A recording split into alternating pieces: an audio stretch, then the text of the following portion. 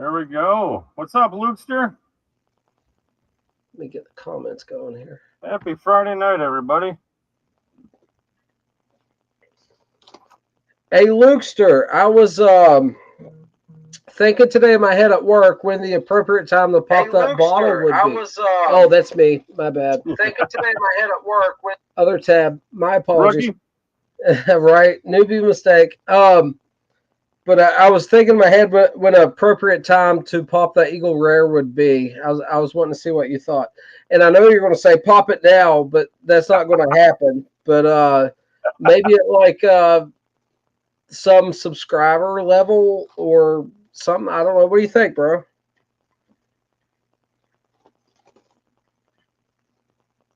All right, Chris, let's take care of some housekeeping, brother. What you got?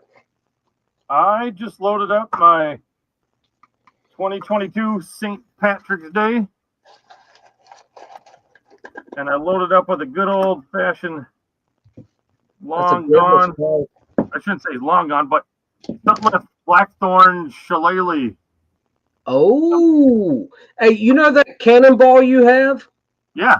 Did you see the one that the Ben's got the Morta? The Morta, my goodness. Yeah. It is as the growth rings are perfectly like dude, concentric was the words I was thinking of. Just beautiful. Redeemed Pipes, Ben. I'm sorry, the name escaped me. He has a Morta I've never seen before. Lukester says I'll bring you one every year at Muletown, so don't baby it. Oh, League, you're here. I don't have to check in on League. He made it. League of the Keepers of the Briar. I'm glad you saw that, Crystal. I thought that was one of the coolest mortars I've seen in a minute, man. And I did see some cool mortars at the show. Haunted Bookshop in a Phil Riviera, Dublin.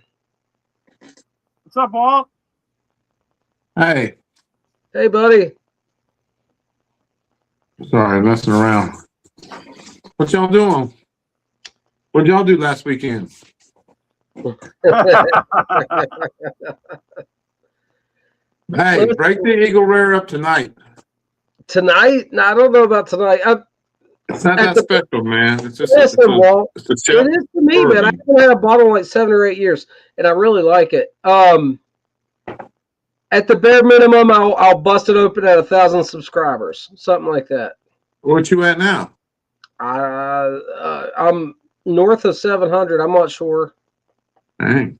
If I keep talking about, hey, if I keep talking about meeting Hitler at Muletown, dude, those subs will just keep skyrocketing up.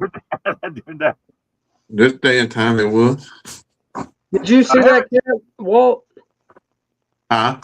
Did you see that cat? Yeah, I saw him. Okay. I just saw his mustache, though. I didn't see the whole attire. He had like a biker vest on or something, but I didn't see him dressed up as Hitler.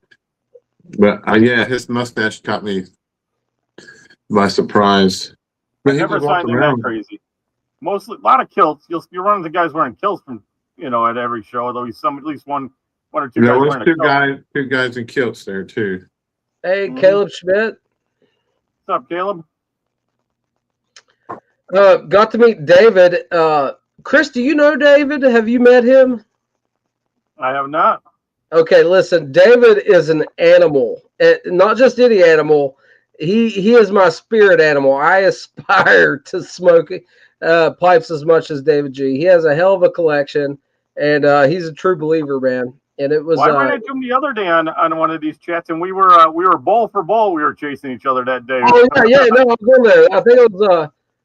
Oh hell, I don't remember whose it was, but I was on there. Oh, that was Old Man Coppers. That's what it was. Yeah, Old Man Coppers. Yeah, listen. When we got to the show, I had 3 or 4 bowls smoked through that Bones. David had north of 50 smoked through his.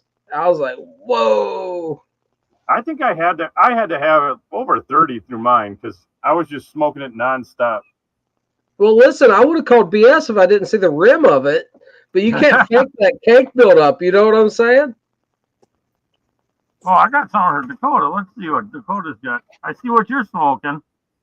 Yeah, I'll show this off. You got this in the smooth, you said? Oh, that's way different than Johnny's. See, Johnny's got one in smooth too. Yeah. But his looks great, but yours is like the contrast makes it look marble. This one they call dark contrast.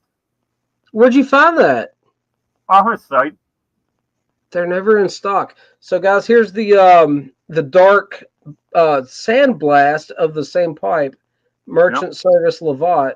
Yeah. Chris, that high gloss and the contrast, it looks like marble, dude. Yeah, it's awesome. It doesn't do it justice on this screen, but it's yeah. It's really you got some pictures of that? I can send them to you. Man, that's a gorgeous pipe, which I really like mine, but I mean, they're kind of two different animals at that point. I like yours, and he does I was gonna get it, but it's like you said, his stuff's never in stock, so I went and got the Warobic Bing instead. But he does that Bing Merchant Service Bing where it is the rusticated bowl with the smooth shank, and I really like that. That's sharp. That's sharp. Hey, Walt. Yeah. By the way, that M4 Kentucky is delicious, man. I told you.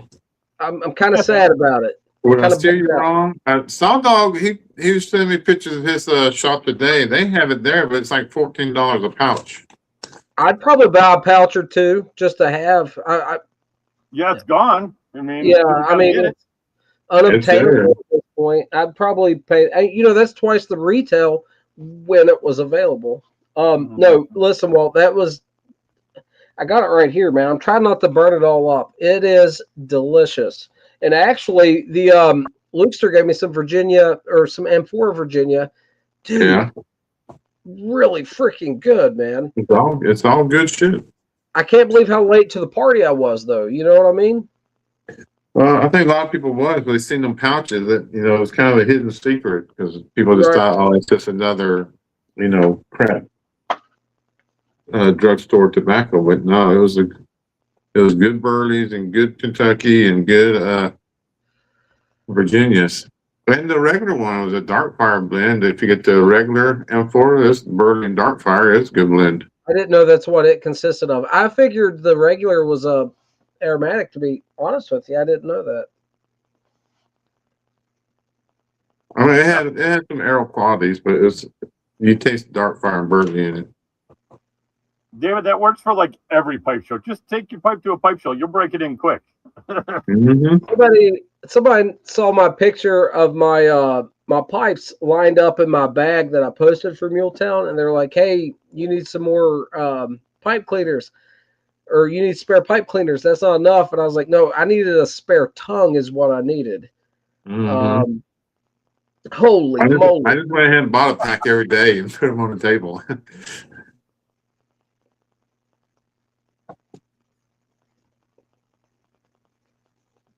Am I still here?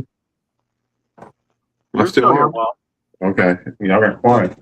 Walt, you tried the Muletown blend, right? Yeah, I just never got to buy a 10 of it. I didn't know that while we were there. Lukester didn't even try it. I didn't know that. He did get a purchase one, but he didn't try it while I was there. I had that open tin for everybody to try. Yeah, I should have told you guys like on Friday. That should have been like one of the things you did grabbed right away on Friday. I got my limited. It wasn't available when we first got there, and then they only put some of it out. Yeah, I got my Friday, Chris, and then Saturday I couldn't get into the room, dude. I wasn't going with what it would have took Saturday to get in there. That's the beauty of Chicago is it's like in a massive like convention hall at the hotel. So while it's like massively larger than what Muletown is, you still have so much more room to work with.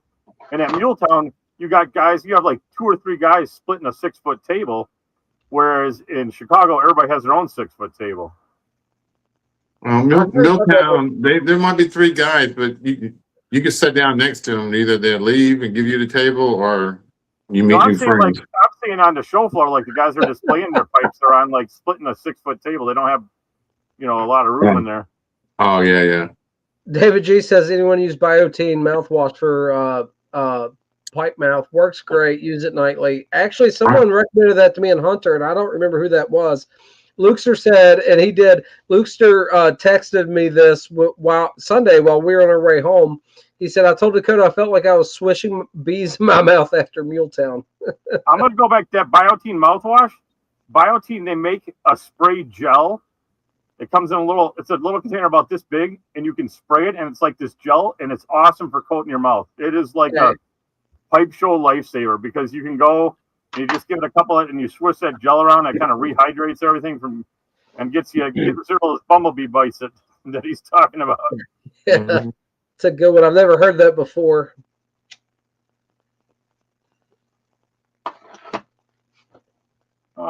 Keep hitting the button.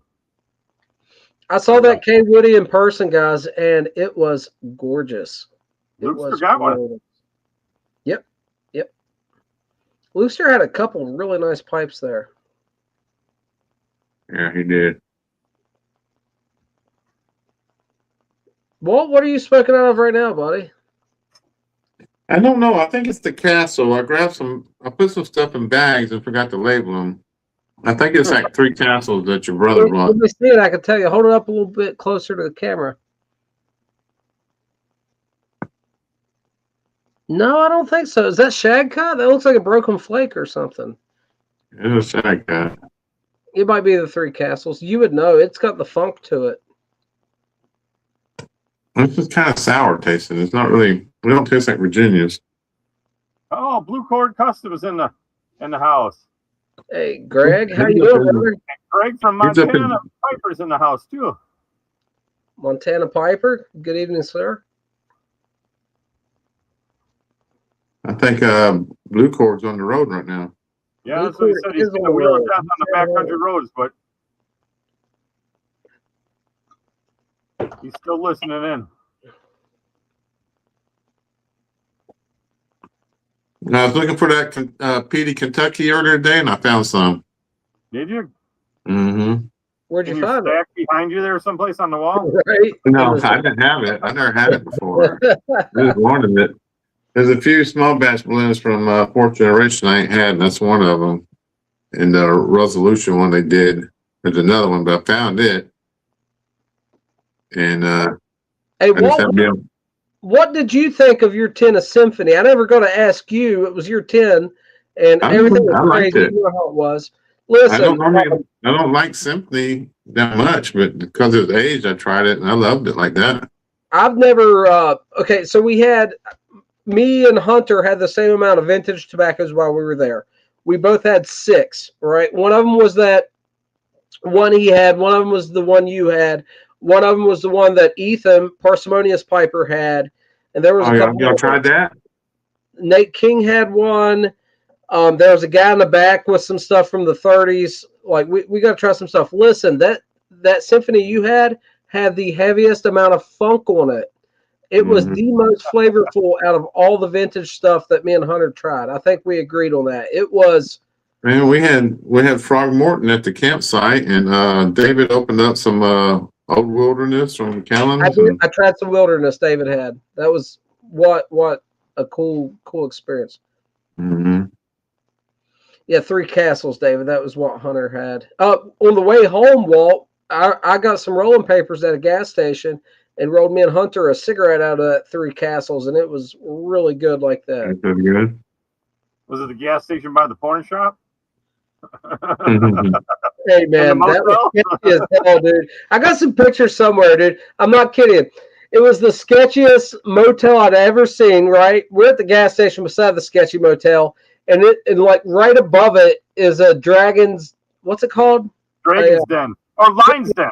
Sex shop. Oh, it's a Lion's Den. Lion's Den. That's it. Lion's Den sex shop right there above the sketchy motel. It was hilarious, dude. That really happened. He's pretending he don't know what the name was. Look on your receipt. And then Hunter gets fish from the gas station on top of it all. Hey, Hunter ordered and ate fish from that gas station, dude. We got on the road, and he was talking to his wife, and I let her know that he just ate fish from a gas station, and she was floored. It was hilarious. She's like, "What is the matter with you?" Oh, yeah. He's like, "It's not like it was gas station sushi." Right. That's too funny. Ooh, hey, Luke's, whenever you get a chance, man, look up that Three Castles and then try it, dude. Very special shag cut, a lot of age on it. I really enjoyed it. when we get closer, I'm gonna have to get a list. I know Lee's going to Chicago. When is it? I'm trying to go. End of April, I believe. Go. David, did you say? I don't know if David said he was going to Chicago. Dang. I think Johnny's going to Chicago now. Oh, really? Yeah. How about Jeff? I know he's been the one before. Lukester, I heard the story about Bucky's, I guess. See, the league is in. We'll have to get Lukester up there now.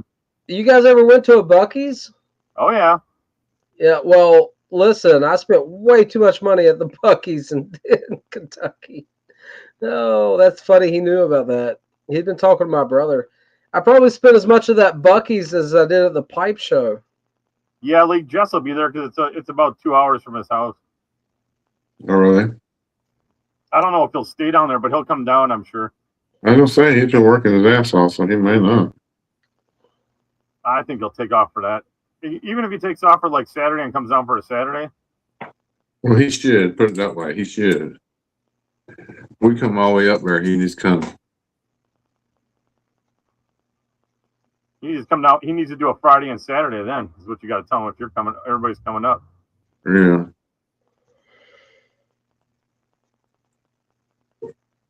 Yeah, I'm ready for hang out in the smoking. I mean, that smoking tent fits just as many people as like everybody that went to this Muletown show fits in the smoking tent there in Chicago. That's how big that smoking tent is. Hey, listen, Muletown was incredible, but last year they had 650 in attendance, and we heard how crowded it was. This year the head count was 740, and if I was a guessing man, I know they want to hold on to their location because they have it for as long as they can. I don't think it's sustainable, man. I would almost bet money they won't try it there next year. They're gonna have to figure out something, yeah. It was insane. I'm not going to lie. I had the best time in the world. It was the time of my life. But as far as the venue and the amount of people, it was not compatible. Although, Walt, you went back on Sunday, right, Walt? Yeah. And it was kind of like a ghost town on Sunday, I bet, compared to Saturday. No, there's still a good bit of people there. But I mean, it wasn't 700, but it's probably still about 300 or 400 there.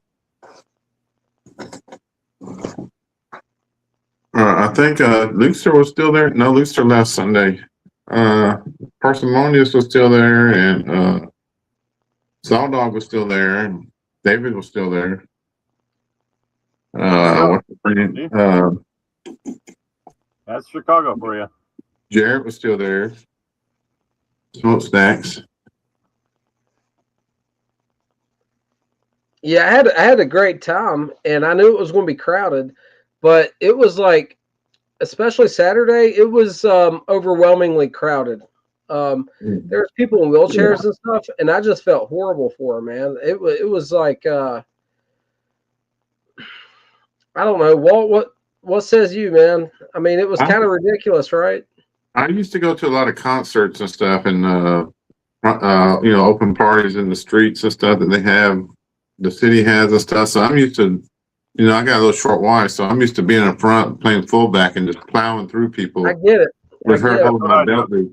I just used Lukester, you know what I'm saying? I knocked a few wheelchairs over to get in there. You just stand behind Lukester and you send him on the way, and you stay in his wake. And there's like a nice big opening behind him. Oh, there's a lot of tall dudes at that place. I tried to get Lukester to give me a piggyback ride. I'm really short. There's some 7-footer and 8-footer guys in there. Himself. I was serious too. I was like, "Hey, dude, give me a piggyback ride," and he just laughed at me. That's too funny.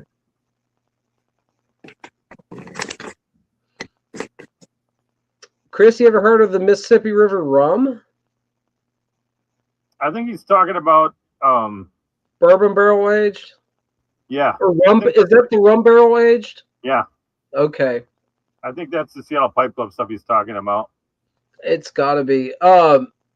Blue Cord, love that blend. And I've had Their other, what's the other one that's the bourbon barrel aged, Chris? Help me out here. They do the Mississippi River is the rum. Yep. And then they do plum pudding in the bourbon one. Yeah. So I had the plum pudding bourbon barrel aged, and as compared to regular plum pudding, it was good. I like the regular Mississippi River. I haven't had the rum barrel aged, but if it's any indication, it's probably a really good blend. I'd give it a go.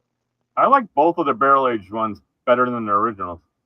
I don't know if I like it better, the plum pudding anyway, but it's good, solid. Hey, Smokestacks had a original Sutliff of original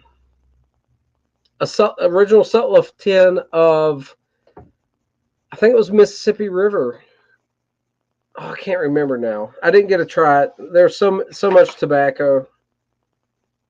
A plum pudding, I think. Somebody gave me one. I think it was him. That's right, Lukester. Lukester, how tall are you that this guy? I mean, I know he's super short, so all of us look like Jolly Green Giant next to Dakota and Hunter, but Hunter's actually got a couple inches on me. I can say pipe philosophy is like eye to eye with me, though. Yeah, yeah. You are twins. Yeah, I saw that. You got the pictures. I was like, oh, Chris and Dakota are. Chris is a man. Like Dakota. He's a little dude too. In the chat, what is going on? Who's on ya? You know, David brings up a good point. If the fire marshal was in the county when that show was going on, had he stopped by, dude, it would have been so much over capacity. There's no way that was like lawful in every way. I think the garage doors can come out. Luster's 6'4", so he's got a good 2 inches on me, easy. Yeah, we were standing in line to go in before they opened and the line was building. I was on like the down ramp and he was like on the level, so I'm already like below him and he's like trying to talk to me and I'm like this and I'm like, man, you're gonna have to like switch me spots or something. This is hurting my neck. Lukester's as tall as my brother. Yeah. Lukester was raised on that cornbread. You know what I'm saying? He was the kind of American that the Italians were shocked when they seen him in World War II. You know what I mean? Mm-hmm. The Japanese were really shocked. They're still shocked. Anybody interested in a Lusa 8320 EX? What? Oh, Rossi 8320. Yeah. I got one, and it's a smoker, man. It just doesn't clinch well. I don't care for it. I'm really traded for something I like. What part about it do you not like, Walt? I just don't like the whole thing, really. Nothing about it. I like my 320s, and I used to get like, I was like, all right, that's going to be my Christmas pipe. It's going to be a 320. And I got one this year, and I had one from last year, and I was like, all right, I like these, but I don't want to start collecting 320s. I don't need like, I've got about 4 320s. I'm like, I don't need any more than that. You've got one of the Gucci ones, right? With the saddle bit and the military mount? No, I don't have one of those. Well, Johnny's got one of those. I think that would be my solution to him because I like the bowl dimensions. Yeah. Hey, Walt, did you try this while we were there? I know you told me you've had it before. I didn't try yours, no, but yeah, I got some. It's a good one, man. I'm gonna smoke this next. This is that's my favorite. It's a dandy. Chris, this Freiberg and Trayer cut blended plug. Yeah. For a straight Virginia man, this is it's like rich, but I don't. It's a really good one. You probably got that from the same place I got mine from. Milltown? Smoking Bay? No, I bought that at Briarworks. Oh, when we walked in, I wanted to buy something, you know, right from the rip. They actually didn't have that much pipe tobacco there, dude. It is, I guess it's a manufacturing facility more than anything else. It's like a bar, and they probably use it for storage when the pipe show's not going on. But as far they as do a lot of cigars, man. They do a lot of cigars out of it. The rinky-dink humidor, bro. But they do a lot of cigars there. Compared to places around here, it's average for our humidors around here. Even big cigar bars. The selection was just nominal, to be frank with you. My buddy goes in there. He says every time he goes in there, they're always just smoking cigars. Well, I mean, there were cigars, and they had a couple things I was looking for. They had the J.C. Newman Julius Caesar that I'd been looking for. Like, they had a couple, like, hard-to-find cigars. They had the Liga stuff. They had some Padron stuff. I'm not saying they didn't have any selection, but overall, like, it was fairly minimal for the amount of facings in that closet. Well, now if you need cigars, there's only one place you need to go. You can order them out of Texas and get them from Tyler because he's bought himself a cigar shop. Who? Tyler. David, it's a different blend from Skip with Romacraft and all that stuff. Big Tyler. Jeffrey. Okay, gotcha. Jeffrey. Yeah, he did. He bought, and it's got a pipe name in it, and they don't. It's called Pipe something. That's right, Tyler Jeffrey. I really like him, by the way. He's a really. I know. I told Tyler, I'm like, dude, if you decide you want to work on your pipe side of stuff there, let me know. That's an old shop too. I can't remember the dates, but it's been around a long time. Yeah. It took me a minute to click. I'm sorry about that, Chris. Right. David G asks, how does it compare with Salty Dogs? I haven't had Salty Dogs. My understanding of Salty Dogs is a vapor and a plug. Yeah. I need to try it. That's one on my list, guys. That one's that's a straight Virginia. It may have a casing on it. Most of them has a casing on it, but all their Virginia blends are awesome. This one is actually close to a Sam Galwith for a full Virginia flake, to be honest with you. It is pretty rich to be a straight Virginia. I like it a lot. Did you see my new pipe? Yeah. Got a little weeby radiator. Yeah, it's little. Is that for St. Patrick's Day, the gold plating? No, it's just some asshole painted it gold. I'm gonna sand it down and paint it a different color. Chris, is that a Bones bowl that he painted gold? Is that the Bones Probably. stack? It looks like it was. Everyone I've seen, the people painted the bowl themselves. Yeah.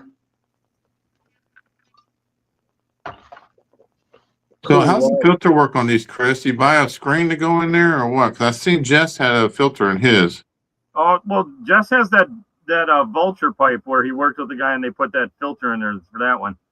You don't put any filter in it. It just collects all the moisture down there. You just swab it out with a paper towel or a Q-tip. Oh, okay. You can make a ring, though. You can make a paper towel or a pipe cleaner ring in the bottom like you do a Falcon. You could, but there's no bottom in it like that. The draft hole's above where all the moisture collects anyway, so you really don't run into a problem. It's basically like a well down there. Yeah. Okay. I was just curious. The Lukester does a gold member quote. Gold. No, my favorite is when he picks the dry skin off and he's like,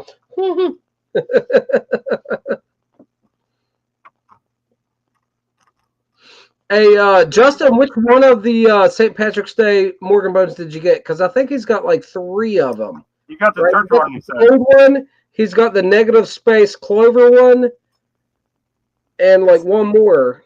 Yeah, he got the church warden one. He only did one with the church warden. Which one was the church warden? Which finish? I mean, I have to look that up. It wasn't the clover. I have to look. The green clover. Okay, green clover. He said. Okay. Yeah. No, I really like that. And I talked to Chris about that. That actually took a fair amount of effort to pull that off. He was telling me about that, and it sounded pretty interesting.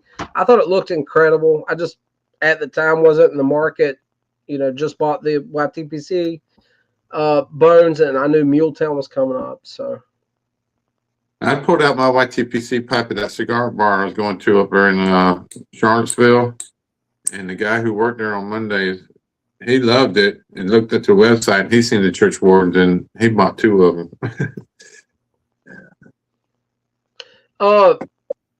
Montana got one. That's right. I seen that. Chris, did you get one in one of his grab bags or something? In his grab bag, I got a Chris Morgan special pipe. his own like a. So it was Montana Piper that got that St. Patrick's Day one in a giveaway. Then I remember seeing that though. What were you saying about the YTPC at a cigar bar? One of the guys that worked there that broke his pipe out every time I came, seen me smoking it and liked the way it looked and stuff, and he went to the website and seen the church wardens and bought 2 of them. Oh wow! Yeah. I don't have a church warden. I've never smoked one. I got one Salvinelli one. I probably got like 3 or 4. I don't smoke them that much. I don't either. You know, a Bing's is kind of a semi, like a demi warden. Yeah, I would smoke one of them more if I had one. I like the church ones when I do smoke them. It's just they don't, they don't travel right, and I don't take them anywhere. They're just kind of just in the basement. Yeah. I'll bring them up every once in a while and smoke them, but. Walt, did you smoke that meerschaum you gave me? Yeah. Yeah. All right, man. It smokes fine, dude. You were talking about needing it. It needs to be cleaned up. I thought it smoked. I think because I smoked it, I didn't clean it because I brought some for Tom wanted one too. He never did pick one out, but I think I ran some cleaner through it, Walt, and it smoked great, man. Okay. Yeah, that's a great smoker. I'm still learning about it. I know you're not supposed to let cake build up, but how do you prevent cake from building up in it? You know, you rub it out with a paper towel after each time. Yeah. Okay, I did see that. And give it a twist. Yep. And that will prevent it? Yeah. Mm-hmm. Okay. And if you get just real light grit sandpaper, and you can just kind of sand it out. Okay. Tom's in the chat. I believe Tom's still in the men, man. Tom's like me. He's still recovering from Muletown. It's been almost a damned week. I haven't had more than 6 hours of sleep in 2 weeks myself. Old Tom, buddy, the showstopper, old rock star Tom there, buddy. We had a blast. My goodness, did we ever have a blast? Montana Piper says they're tossing it in the dishwasher like a job pipe. Yeah, that radiator that he's talking about. He's talking about Walt's radiator pipe. Oh, okay. Don't put your meerschaum in a dishwasher. That would not be good. Yeah, you can. I don't know. Is it metal or is it plastic? That's all metal, except for the this little stem bit. The job is titanium. No, I meant this one. Not the job. Oh, radiator. I'm not sure what it's constructed of. It's aluminum. Aluminum. Aluminum with a steel stem. Yeah, stainless steel. It's basically anodized aluminum, and then the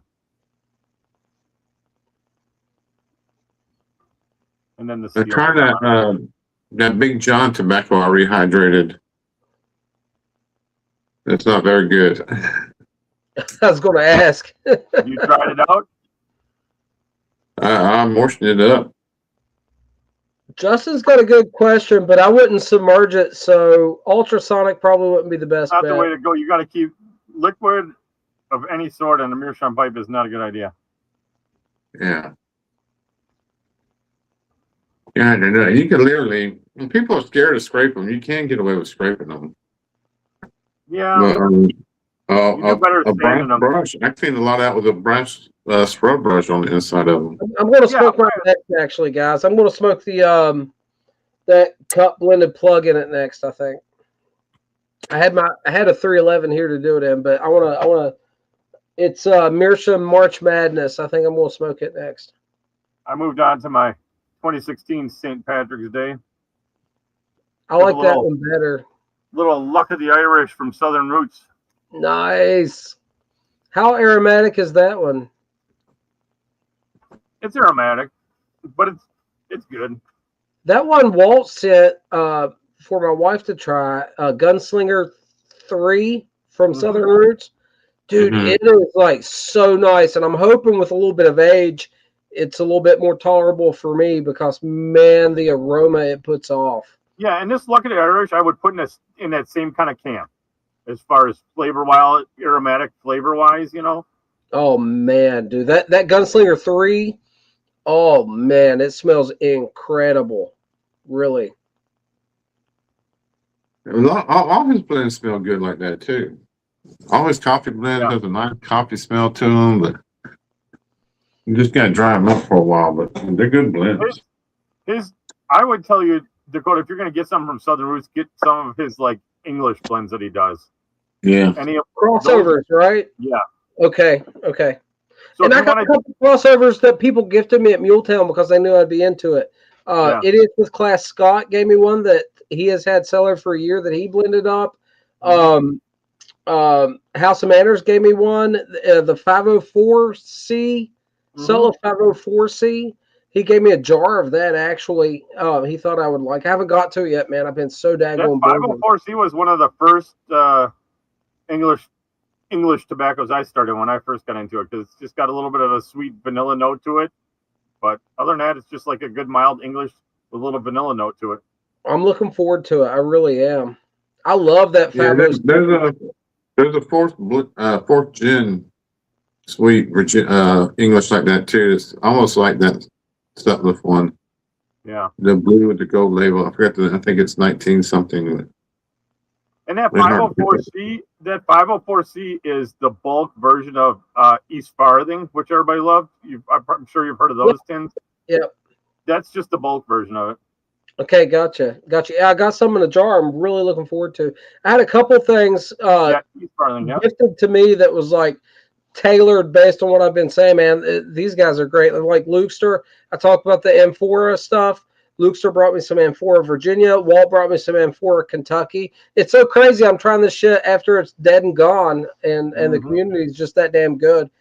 It sucks that I was so late to the damn party, man. I just keep kicking myself in the ass because like it was available for so daggone long, and I just.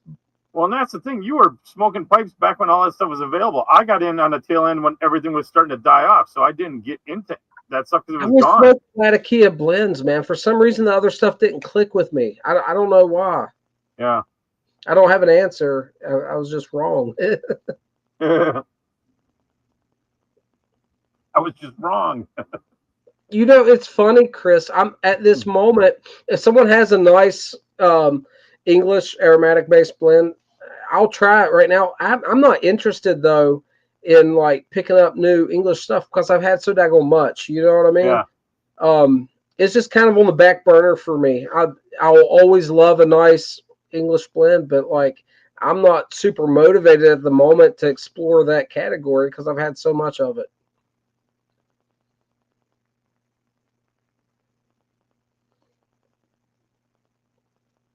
But yeah, that's why I stocked up in that 504C because when I knew that was going out, I stocked up on that bulk. So I bought in on that. Well, I did bulk up on the 507C, the Virginia slices. I did that and too. I still have plenty of that. I really like that, man. That's a really just basic, straight Virginia flake. It really does a lot for me. Yeah, I like that one a lot too. It's not actually that bad. In second thought, it's kind of a very woody tasting. And you rehydrated that? Mm-hmm. Okay, gotcha. I thought it'd have a topping in it, but maybe it lost the topping. What blend? Do you know what blend that was, Walt? It's called Big John. Oh. Big John. Oh, no. Okay. Oh, an old one. Yeah, the very old one. Big John. Mm-hmm. Big Bad John. The next thing, I got some, the next one's going to be some Union Jack. I'm going to hydrate next and try it. You guys remember this from 2017, Father of the Flame? Did you watch that documentary? Oh, sure. Yeah. It is extremely bulged. This was gifted to me and Hunter. We're going to pop it at some point. Maybe at the 10-year mark. It was April 5th of 17, so just slightly over a year from now will be a decade. But it is uber bulged. I met him in Chicago last year. Which guy? Lee. The guy that's Father of the Flame. Nice. Yeah.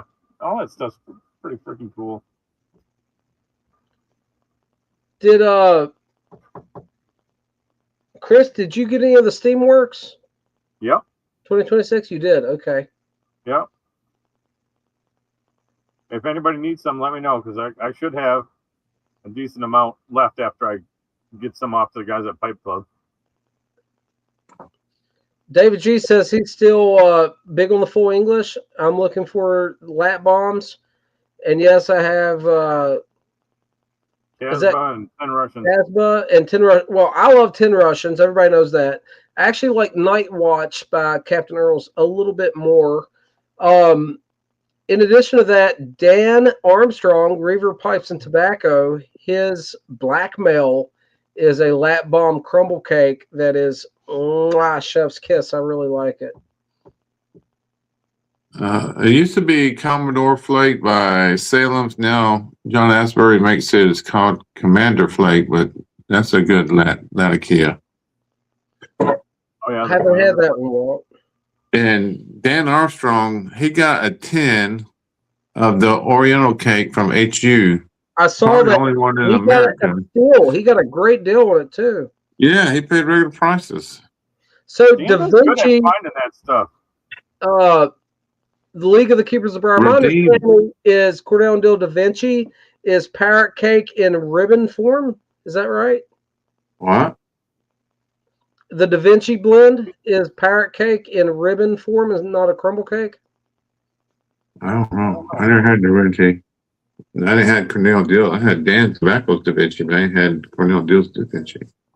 If I'm not mistaken, it's parrot cake in ribbon, or it's one of their lap bombs in ribbon, but the same blend. If I'm not mistaken, Parrot cake's a good lap bomb.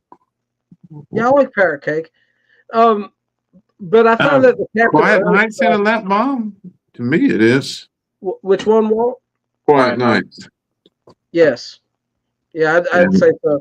It's balanced. It's rich. It's really, really, really good. So David G says he mixed some brown Irish twist with Steamworks to up the vitamin in a bit. I love brown Irish X, man. I didn't like the black, but the brown is incredible. Big fan of that. David G, by the way, I sent you an email, my friend. I don't know if I sent it to the right place or not. It was the email you gave me. So Doc. Check that out sometime.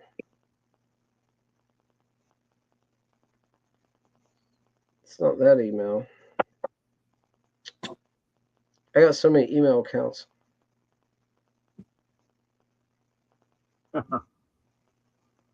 David, you didn't like the Passe Canoe Latakia 40? 40? 20 and 40 or 20 and 60? 20 and 40. Yeah, Pirate Cake is 60% Latakia. Engine 99 is, I think, 60% Latakia. That's going to be about as big as a bomb you get on Latakia. Yeah. Dakota, did you try the Steamworks from this year yet?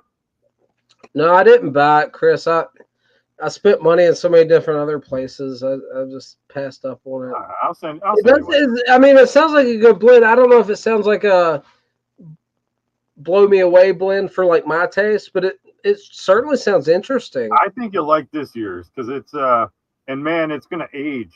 I'll send you one. Everyone talks about the aging potential of that one. I'll send you one, and you and Hunter can do one for a podcast on it. Man, you don't have to, man. But I mean, if you want to, thank you. But it's not necessary. I think you guys will like, especially since you're kind of getting more into Virginias. You know what I mean? I'm really liking Virginias. As a matter of fact, I'm gonna pack some of this right here. It's not aging potential. The age has been proven already because it's such the 2022 year because of the mold. That's over with. They fixed that problem. So bad, it really sucks. Tom, that was the one tobacco they probably had the most of there, man, was the Steamworks at the Briarworks.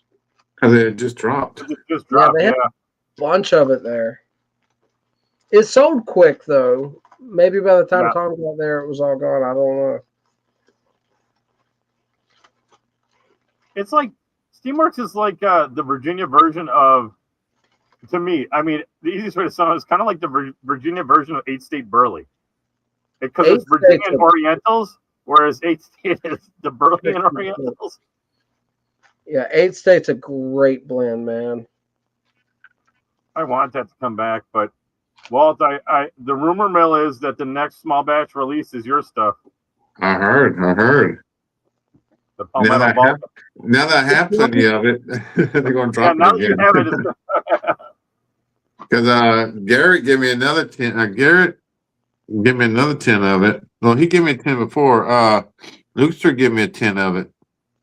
Which blend? Palmetto Balkan. See, I've never had that one. And Tony, he has he gave me some a while back. So I've had plenty for a while. It's just like the steam words. Here's one for you, Dakota. It's going to make it hard that you're not coming to Chicago. This year they're going to have on the show floor. We're going to have a bar on the show floor. So on the show floor is going to be an actual bar. You don't have to go out to the smoking tent to the bar out there. But bar, seating area. They're also going to have a podcast corner set up. That's cool. So you can literally just do a podcast right from the show floor. There's also like extra rooms available for free. So you could have like, now you can't smoke in it, but you could still have a gathering and everyone could bring their drinks and you could have like a room set aside to do like a meeting, a YTPC meeting in a room for, an hour and a half instead of for free. They don't even charge for that. Muletown didn't have seating for most of the attendance, let alone a podcast area. Yep. Yeah. So, yeah, big difference there. Yeah, Greg, that bar on the show floor will definitely help with sales. And the hotel's going to like it because they're going to get, their extra. It puts us in good with the hotel, the venue, too, because they're going to get extra sales from having that bar in there, too. Also, Greg, I don't know if you heard that the bar now will be right, instead of having to go inside from the smoking tent, they're going to have a smaller tent set up with a bar right outside the smoking tent. So you don't have to go all the way back in the hotel for the bar.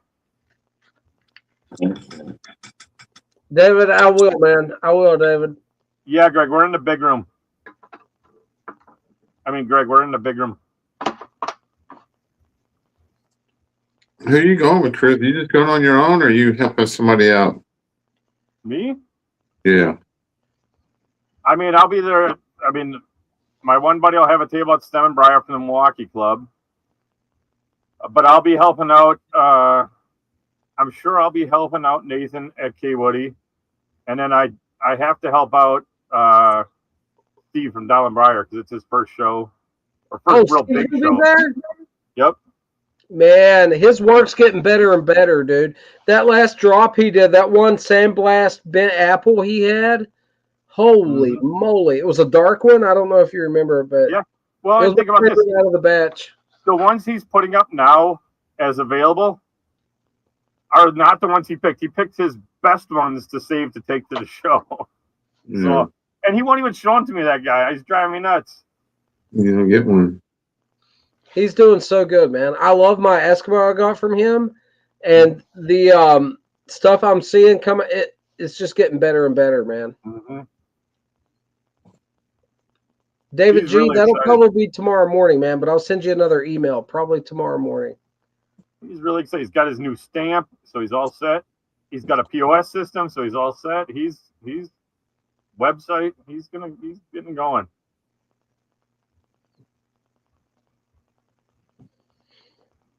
If he doesn't get in with Yeti this spring, he's talking about trying to get in with Nate King. So he's going to be to work with, to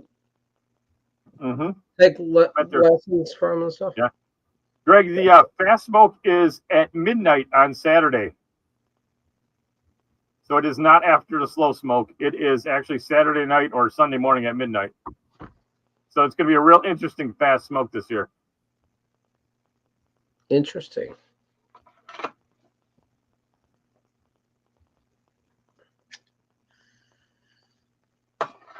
Chris, I took that LJ Peretti blend with me. I couldn't give the stuff away. Oh, not even a bowl worth. I I really? told someone, I was like, pack a bowl and try it, and they're like, oh, I'll try it. Like someone was like really interested. I don't even remember who it was. Someone I know, but I was like, yeah, I'm trying to maybe trade a little bit of this off so I get something back out of it. I was like, I bought a half a pound of it. I got $60 wrapped up in it. If I could just like, excuse me, I was like, if I could get a 10 of something I like, maybe I'd trade it all off. And someone was like, there's Carrie. It was the Enigma flake, the plum topped burley flake. Beautiful flake, by the way. Carrie might like that stuff. She might like that. Listen, I popped the 10, and whoever it was thought they wanted it, smelled it, looked at it, was like, oh, I'll try it later. They smelled it and walked away. It smells like man. It smells like shampoo. Yeah, Enigma. Enigma flake. It was for International Pipe Smoking Day. Yeah. Cigar Vice is in the house. We got to see him at Muletown. Very nice seeing him. Bluecord says he's not a fan of the Steamworks. It's a different blend. It's not something that you can chooch away at. It's really more of a nuance. You got to kind of take your time with it. You don't want to heat it up. Is it a ribbon cut? It's that C&D flake. Right. Loose flake. Yeah. Not heat pressed, soft. The first tin I opened up, or the tin I opened up, but the first one I cracked out of mine was about half of that loose flake, and the rest was like just broken up. You can't call it ready rub because once it delaminates, it's just ribbon. And that's pretty much what half of it was, And if you're honest about it, the Cornell and Dill fanboys get really pissed. Like you have no way of describing that without like some of the diehards just getting upset about it. And I'm like, guys, I'm not saying it's not a real flake. What I'm saying is it's their own style interpretation, and then you'll get people like going off ad nauseum saying, "Well, it's because they don't case their tobacco. They're not able to." And I'm like, guys, chill out, man.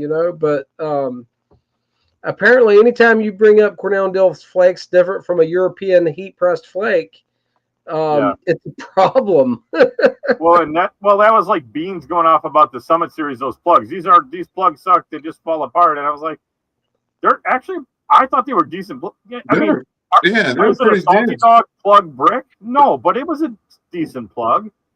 Yeah, they weren't. Cut them, and it was just like cutting a plug. Tyler's plug I've seen by Cornell Dill summed it up. He said crumble flake. Yep. That kind of sums it up. I mean, he's not wrong. Yeah, Carrie, Steamworks has aged Virginia in it, but it's also steam, so it's kind of Cavendish. Carrie, I actually like Thanksgiving Day. What we had was a sample that had a couple of years on it.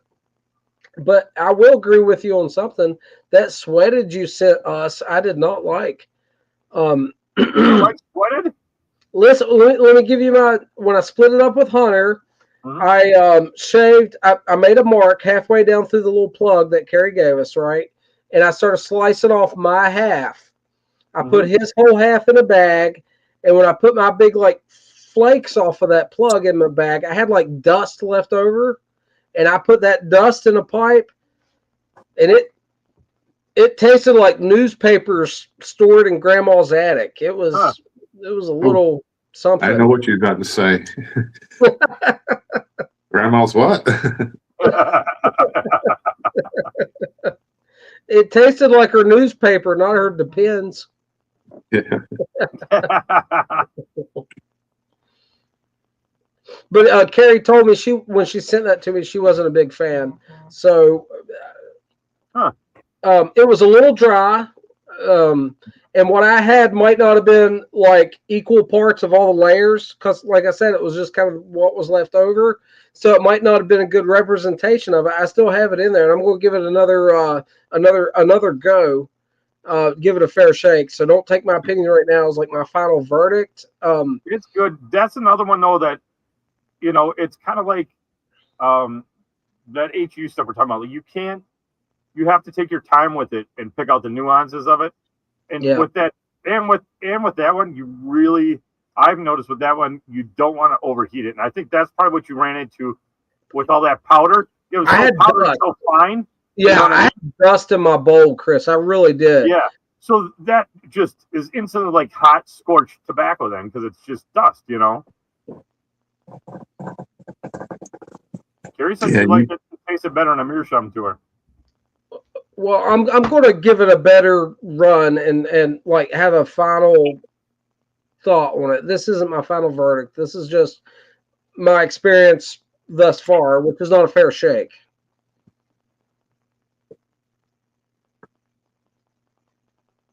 There you go, Walt. I don't know if you can see the chat or not, so I just popped it up on the screen there for you. Since it's directly to you. I think I have. I don't remember it, but I'll go back and try it again because I am going through some Balkans right now. I got to remember to pop this stuff up so Walt can see some of the chat. Because, Walt, you can't see the chat, can you? You're on your phone, eh? Yeah. All right. But yeah, I've heard it's good. I have tried. I didn't like the Star of the East. I did like the Star of the East Gold. I love Star of the East. I'm looking forward to trying the Flake, Walt. You've had that one, right? Everybody, I haven't had it, but everybody says you got to get it in the Flake. That's where it's at. Star of the East Flake. The bulk is great, man. I'll be honest. Star of the East bulk is really good just by itself. Peterson Balkan, Walt. Oh, I have tried that one. I like that one. But the Peterson Balkan is not technically a Balkan. It's like a it's like a Burley and Perique, I think. I have to look at it again, but it's been a while. Yeah, I used to smoke that one a lot. That's like that Peterson Perfect Plug with the color of the tin and the description. You think it's going to be heavily fruit topped? No, man. It's in the house. The Urban Hermit. What's going on, man? That one's on my list. I want to try it. Yeah, people love Star of the East, and they love Skiff Mixture, but I can't like Skiff Mixture for some reason, and Squadron Leader and stuff like that. For some reason, I just don't agree with them. Right? Well, you like the Star of the East Gold, though. That was the one you liked. Yeah, I like that one. Hunter had bite from Skiff Mixture. That's one that really bit him, man, real bad. Yeah, it bites me too. Carrie says that Peterson Perfect Plug sounded good to her. Walt recommended it to me. I thought it was going to be way more topped and fruity by the description and kind of the visuals that Peterson advertised it with.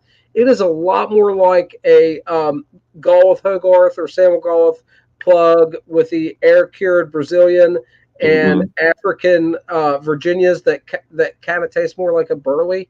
It's a very robust plug from Peterson that gives you those earth tones, kind of the cigar quality, and it's not as strong as some of the Hogarth stuff, but it's still like flavor wise in that wheelhouse, way more than what the description makes it sound like. I could perceive the topping on it, but at no time could I like point my finger on the topping and say, hey, it tastes like this. It was very lightly topped and much more akin to some of the Samuel Gauloth natural plug stuff with the air cured African and Brazilian leaf. It was really, really good. Have you had that one, Chris? What's that? The Peterson Perfect Plug? I have it. I haven't cracked it open though. No. I held on to mine too long. I'll put it that way. I should have cracked my tin open a long time before I did. And I'll be honest, it's not going to be everyone's cup of tea, but for me, it was way more aligned with my likes than I thought it would be, and I wish I would have tried it earlier. Really, really, really pleasant smoke. It sounds good. It does sound like it'd be in my wheelhouse. Try it sometime. Let me know what you think, man. And it's affordable. That 1.75 ounce plug is like $14. I mean, it comes in a giant tin for some reason. You open up that giant tin, and you get this cute little plug in there. You know what I mean? Well, that's like all those. Big Baron. No, those what the heck are names? The McBaron plagues kind of like that too. Not the Summit Series, the other one, the campsite Cascadia? ones. Cascadia ones. Those are the same thing. It's a giant tin, but a little Vertical Limit's another good one, but it does have the nicotine. Vertical Limit will kick your arse if you're not careful. It's really good, but it'll grab you. And I got another one I haven't tried, Chris, from Cascadia. I think it's called Downwind. I have it in the cellar. I haven't tried it yet. I've got all of them because they were so cheap to get, like off a CBID, that I probably have like at least like 3 of each one of those because it was just such a, I couldn't pass on it. Yeah. Oh, Montana, my black patch is touring the state of Wisconsin here for some reason. It made it to my local distribution center here. We have a USPS distribution center in my city here outside of Milwaukee. And then instead of going like the 2 miles to my post office, it went to another town here about 45 minutes away. And it's been sitting there for 2 days in some small town in Wisconsin here, waiting to make its way back to me. What's the black patch? That's that. It's a microbrew from Appalachian Customs. Mm-hmm. Okay. He uses whole leaf, which I'm interested in. Yeah, I was finally able to get some. Actually, I think he actually reached out to me. Finally, huh? I figured out he reached out to me, and I didn't message him back, and I didn't realize it.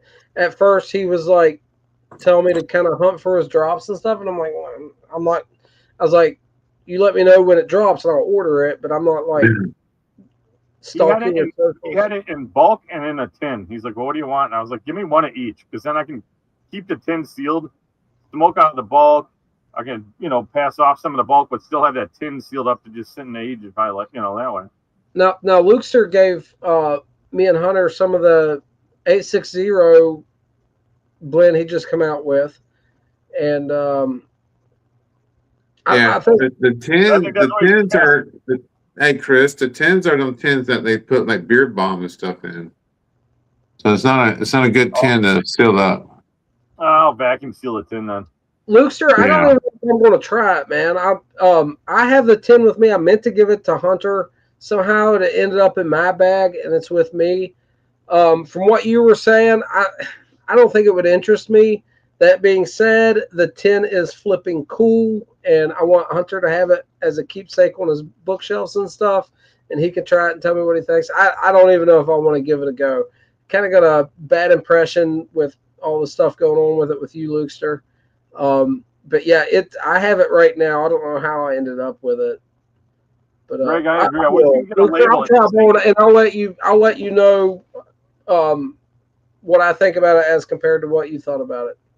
It's the same thing, Greg. I wish that James at Ravens would do the same thing. All his bulk, I wish he would send, a sticker that's like that awesome tin art that he has on his tins. I wish when you bought bulk, he would send you at least one jar label to go with it. Yeah. Because his artwork on his tins are so cool. But I do like being able to get 4 ounces of bulk if I want it. But you don't get any of the art, a jar label, and it kind of sucks. Yeah. Hey, Walt Bluecord's asking, are you a filter or non-filter kind of guy? Both. I do both. I smoke Virginias a lot with filters, and some aromatics with filters.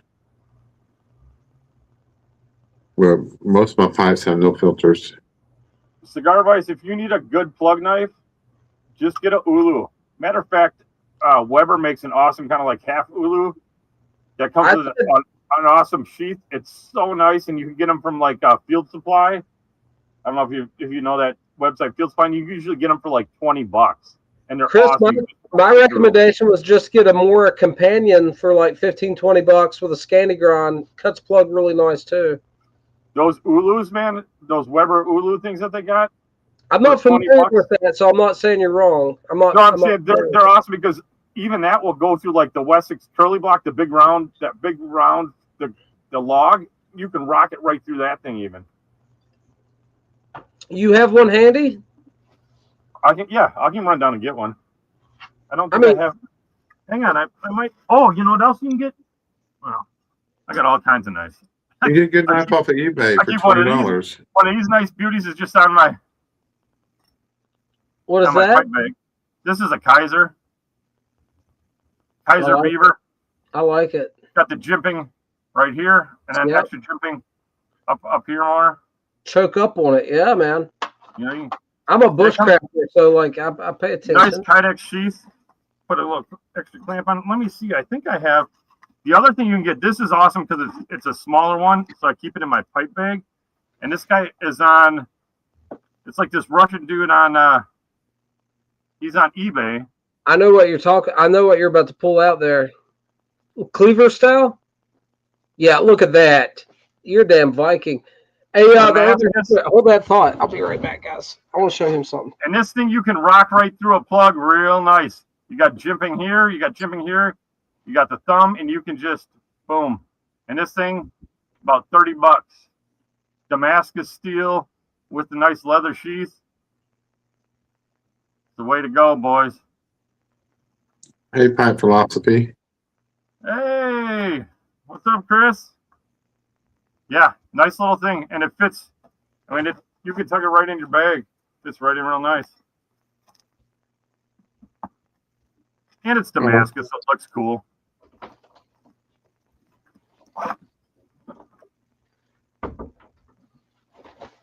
Looks sure you could shave them Bosma filters down a little bit too. They're normally pretty good if you don't get them wet, but once they get wet, they just expand and shut off all your airflow. So the Urban Hermit mentioned the Opinel knives. These are made at the foothills. Oh, Opinel, yeah, those are nice cheap ones too.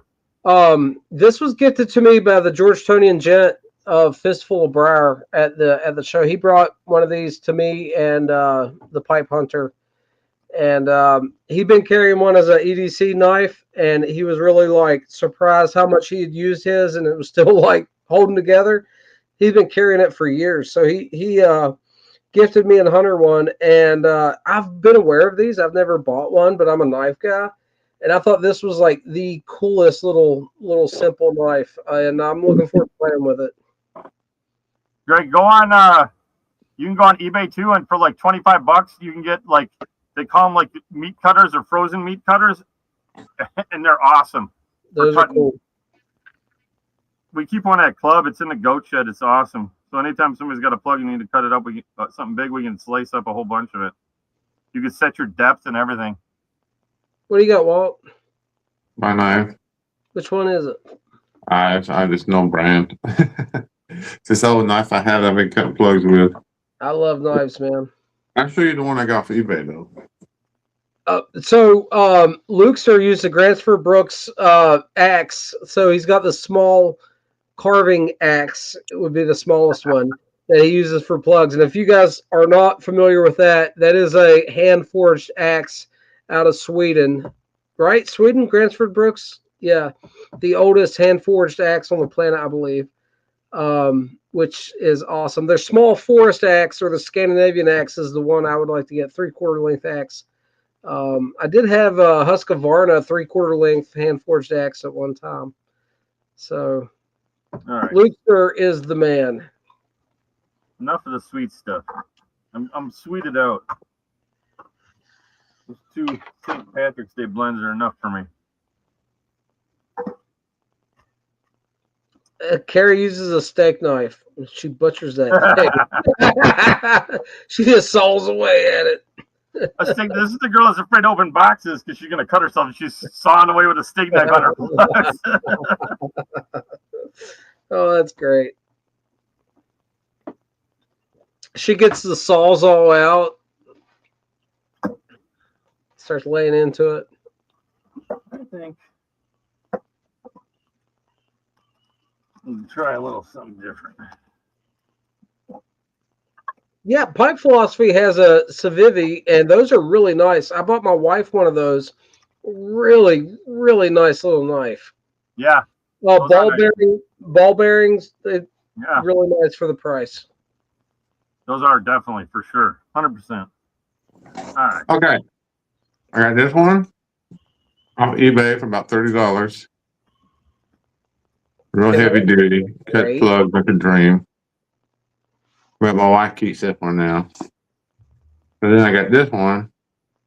Same price, about $30. I think Kalon Painted Piper has one like this. Yeah, it's a big one. And I don't cut big plugs like Salty Dog with it, but the plugs like I make or anything I press is easy to cut them thinner plugs with. Yeah, maybe Chinese. I don't know, but it's got a brand on it. You know what I do? I'm gonna take a little break. I'm just gonna go. I'm gonna get the meerschaum out. Why not? It's March, right? The Urban Hermit uses his Spyderco Tenacious. I have 2 Spyderco Tenaciouses in there, and the all the hardware's loosened up on it and won't hold anymore. Yeah, David, we're running the gambit for weather this weekend. Yeah, us too. It was windy. Greg sent me all the wind from Montana, so today was windy as all get outs. It's gonna be windy. Tomorrow morning and through midday, it's gonna be a high of 50, and we could have thunderstorms, severe thunderstorms. Then by about 4 o'clock on Sunday tomorrow's gonna snow a little bit. Sunday gets up to 50 with some storms. Then by 4 p.m. it's gonna freeze, and we'll have freezing rain. And then Sunday night through midday, Monday evening, it's gonna be blowing like a blizzard and snowing, and we're gonna get a crap ton of snow. Mm-hmm. Montana State. They probably won't have school on Monday. League, I use a cheese grater for my salty dog, and just scrape some off of it. Walt, did you try that Smog's Breath from Ravenswood? The Frog Morton's Smog's Breath? No, I didn't order it. I didn't order that one. I wouldn't. You like it? Huh? You like it? Is it good? Of course, because I didn't order it. It's going to be the best one. I got his old. I'll put some in your box. Okay. It's just like his Frog Martin Shelley, which I know you said you weren't like totally in love with. Mm-hmm. But it's a reformulated version of it. It's got more latakia. It's a little smokier. Yeah. But it's still got the little bit of sweetness to it, but not as it's pretty good. Okay, good. Yeah, I knew if I didn't buy it, it'd be the best one they put out.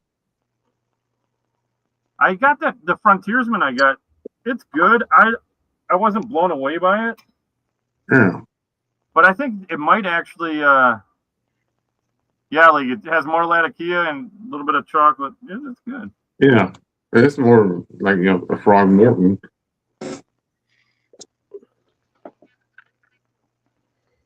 But that Frontiersman, I think that'll age up decent. I think it just needs a little time to sit and do its thing. I mean, it wasn't supposed to be anything fancy either. It is. No. Yeah. Yeah, I think they keep bragged about it and teased the release and all that. So it's like, here, I got a new blend. If you want it, here it is. Yeah. He wasn't at the Milltown show, was he? Don't ask me. I wasn't there. I know. You're in the know. Who? James Ravenwoods. No, I don't think he was. Okay. I mean, he'll be in Chicago, Walt. You can see him there. Yeah, I will see him there. I won't see everybody there. I won't see Kim Byron's there. Is Kim Byron coming there too? I didn't see him last year. Tell him I'm coming. See if he comes. We'll have to see if Squire was there. You know what I've been smoking a lot this week was Milan's Carter Hall match. And I've been enjoying that actually. I've been wondering. I was on their website and I seen they have a match I was interested in. Revelation. I think they got a Revelation match. I don't think I had that, but I have some of the Milan stuff that you said you didn't have tucked away for you in your box of stuff to send. So I do have some of their blends. Because I know we talked about them and you had some. Which Carter Hall match was it Porch Piper Tom smoked? Do you guys remember? I sent the one from Pipe and Tobacco a while back. I don't think he cared for it. He never admitted it, but I don't think he cared for it. He was real polite about it. I remember that, Walt. He's like, it's good. I used to like that one. And I actually smoked that one because I had a new pipe to break in earlier this week. And so I smoked that one for the HH, the Hearth and Homes match one. And then I smoked the one from Milan's, and the one from Milan's blew it out of the water. Really?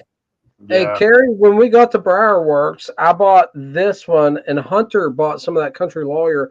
That was the first bowl I sparked up there, and I really enjoyed it. I only had one bowl, and I was a little overwhelmed, but as far as my memory goes, it was good. The Country Lawyer by Briarworks. Somebody bought the Smokehouse. Tom or somebody bought Smokehouse too. I love Smokehouse. That's Greg Malone does have a lot of codger matches. But they have to rework a lot of their stuff too, because once they run out, it's all subtlety based. I looked today, and there was yesterday. There was only Prince Albert, Carter Hall, and the one I was talking about, the London one or whatever. Maybe our London something mixture. Porch Piper Tom said they were out of it. I should have got those on Friday night when they were right behind us.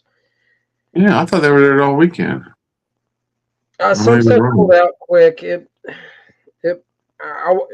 I wasn't able to keep up with everything that was still in stock, but I know some stuff like that. Steamworks was there. It was there, like a lot of it, and then it was just gone. Mm-hmm. You know what I mean? So I imagine some other stuff was in that same. Yeah, part Saturday when the big crowd came in. Yeah, probably. Yeah, Cigar Voices Smokehouse. Look it up and listen to everyone's like flavor notes on it, because it's a bold, distinct blend, and I guarantee you it's not going to be for everyone. But if it sounds interesting to you, I would highly recommend trying the Smokehouse. I've been into dark-fired Kentucky and Latakia and stuff like this for nearly 20 years, and that one was an interesting take that was different than everything else I've had, and I really like that one. It's bold though. It's not an all-day smoke by any means. That's what I was at. I like it. I enjoy that blend a lot, but I have to be in the mood for it. Like you said, and you have to have a time set aside. This is not a stuff and puff blend. This is not you're going down the road and doing other stuff. This is one of those evening blends that you're sitting down and you're relaxing and focusing on the blend, because there's a lot going on, and it is rich and bold. It's not all that strong as far as nicotine goes or anything, but like there's a lot going on, and it's a shit ton of flavor. I mean, a lot of flavor. And it's one of those that if you don't pay attention, you just start chooching away on it, then it gets just kind of like charcoaly, smoky flavor, and you lose all the nuances out of it. Yeah, and there's a lot more nuance in that charcoal smoky. If you were in a hurry or you weren't respecting the blend, you were just shooting on it, you're just going to get that. But you sit down and you start to pick it apart, you're going to get umami, that like umami essences. You're going to get almost like fatty meat essences. Like there's actually a lot going on there that you can pick apart. Yeah, if you take your time with it, pay attention, you get all that. If you don't, you're kind of you lean more towards that Kingsford briquette that you're kind of getting that flavor mostly out of it. Yeah, but there is more than that going on. You know what I mean? Mm-hmm. Oh yeah, in the blend for sure, 100%. Yeah, but you're right. If you were in a hurry and like, let's say you stuffed it in a pipe and you had to go do something, you're just going to taste smoke. You know what I mean? It's going to be a smoky blend, and but there's a lot more going on to it than that. The Urban Hermit says, Dakota, you need to try Robert McConnell Latakia Flake. Latakia Dark Fired Kentucky and Black Cavendish. It's mighty good. I have some. I have some Scottish Flake in the cellar. I need to pop. I haven't done yet. The Scottish Flake from Robert McConnell is good. That's going to be a vapor. Right. With a little bit of burley, right? It's like a vapor with a little bit of burley added. Okay. It's good, but it's so crazy because you see Scottish Flake and Scottish cake, and you think, oh, it's a Scottish blend, but it's not. Well, but that blend's been available to them for so long that maybe that actually is the original Scottish blend. They're good. I've had the cake. I haven't cracked open a flake yet because I want to compare them, but I wanted to.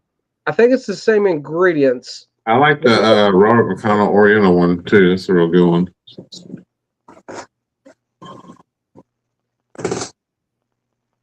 I hear a lot about that Tom Bigby. Who else had that? Walt, Chris? I've had that. You've had that. What do you think of that? I hear a lot about it. It's an arrow. You wouldn't like it. It's too sweet. Yeah, you definitely wouldn't like that. Your wife might like it. Arrows, though. You have to understand, I'm not some pompous ass that's like looking down my nose and aromatic. I understand that. But it's like a goofy. You need to work your way from the crossovers back into the arrows to start appreciating or liking some of them. Some of the crossovers, man, have not been bad. Walt gifted me a sample of that None of Your Business from Watch City. I like that. I thought that was pleasant. I did. Your wife would like Tom Bigby for sure. Yeah, it's a goopy one. Mm-hmm. It's more like the Gunslinger. Yeah, well, the Gunslinger's nice. What do you guys do with a goopy aromatic? You let it sit out and dry a whole lot before you give it a whirl, or what? You got to let it dry a little bit, and then you got to pack it really loose. Okay. I do have some of the Dan Tobacco Devil's Holiday I picked up at Muletown, and we popped it. My wife smelled it. I thought it smelled nice. So maybe I'll get me a bowl worth of that tomorrow and sit it out to dry. I bet that's what I was smoking earlier, man. Because remember that dude, you went there Sunday. We met a weird dude. No, he wasn't a weird dude. He just dressed weird. But did you have a mustache? He gave me a sample of the Devil's Holiday. That's probably what I thought. That's probably what I was smoking earlier. I haven't smoked it yet, Walt, but I did buy a 10. And listen, the 10 price is really good because even online, I think it's more expensive. I paid $20 for the 10 at the show, and it's got like a couple years of age on it, so it might have mellowed a little bit. But that FU STG is good stuff. It's really nutty and earthy. I've heard good stuff about that, actually, guys. I've heard really good stuff about that. David G orders some Carter Hall. That's interesting. David G's an animal. If anyone's never met him, he is a nicotine. I think he said the other day he's got stage 4 PAD as well. But there you go, Dakota. You can try that when you're getting into your wet arrows. What's going? I like that idea. Give it some body, give it some nicotine. She said mix some Five Brothers with some aromatics to give them a go. I've thought about that. Another thing David G mentioned in the comment yesterday, I might do a video on this tomorrow. He was talking about the Five Brothers reviews on tobaccoreviews.com. Apparently there's some really funny ones. I thought it would be maybe a good video to read some of tobaccoreviews.com, Five Brothers reviews, the funny ones. Oh, my buddy just sent me a message today where he said, he's had his Five Brothers and he had a bunch of pouches, so he had it jarred up. So it was sitting in a jar for a while, right? He's like, okay. He's like, I cracked a fresh pouch open today. He's like, and that old son of a bitch punched me right in the face. Stole my clothes. It was like hilarious. There's this big long list of whatever. He's like, whereas the one I had in my jar, at least he talked to me and whispered in my ear a little bit before he kicked me in the nuts. Did y'all try my toasted Five Brothers? I haven't yet. I'm excited to try that. I don't even know what you're talking about. Okay. You gotta read through his list of numbers on that piece of paper. I need to find a new list of people and stuff too, because y'all kind of let me down. Well, I smoked through like 4 or 5 and gave you instant review. What are you yelling at me for? I tried the one that seemed non-aromatic and then that I would like, and I gave you honest feedback on it. I'm sorry, buddy. Yeah, it is, Carrie. I'll send it to you next time. Blue Cord's smoking a little bit of Mountain Man. Well, what were you thinking? Sending me anything? What honest feedback? Good Lord. To send to your brother, really. He's got them all now, Walt. No. Yeah, I got them to him. He actually does reviews and stuff, guys. I'm just a caveman. I put the stuff in the thing and I put the fire to it and it tastes good, and that's what I do. You want everybody's opinion. You want the caveman and the man who's doing the wheel. Fair enough, Walt. That's what I told Walt when he said, I'm like, Walt, I can't pick apart tobacco like you, but I can tell you it's good or no. something. And he's like, that's all I want. Yeah, I was just kidding. I didn't expect that, but I just want to know if somebody likes it or not. And although I thought it good, when I told Walt what I thought of it, he's like, yeah, that's kind of what I was thinking too. And I was like, I'm doing good. Which one did I give you a little feedback on, Walt? The toasted Five Brothers. Is that the one I had? Huh? No, I had one of yours that you sent, and I gave you feedback, and I said it tasted great. I felt like it could have melted a little bit longer. I liked it a lot. I toasted for 3 hours at, I think, 190, Carrie. But, wrapped up tight in aluminum foil with salt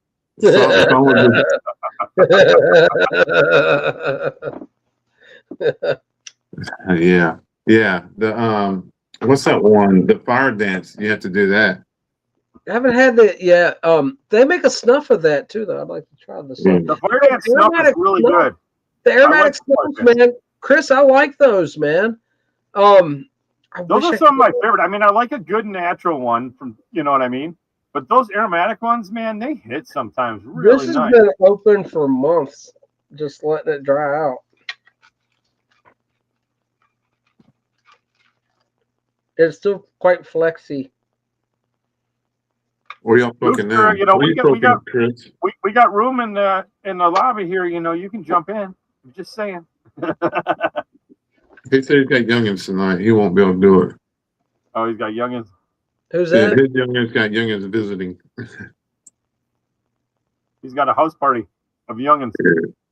Urban Hermit's got a good blend going in the Friday 7 LA. He's smoking Pegasus. Lukester has family over. Gotcha. Yeah, he was hanging with us anyways. To meet Lukester, man. Lukester and his lovely wife, they were incredible. I didn't know he would be 7 foot tall, but awesome hanging out with Lukester. Yeah. He said with his boots on, he's only 6'6".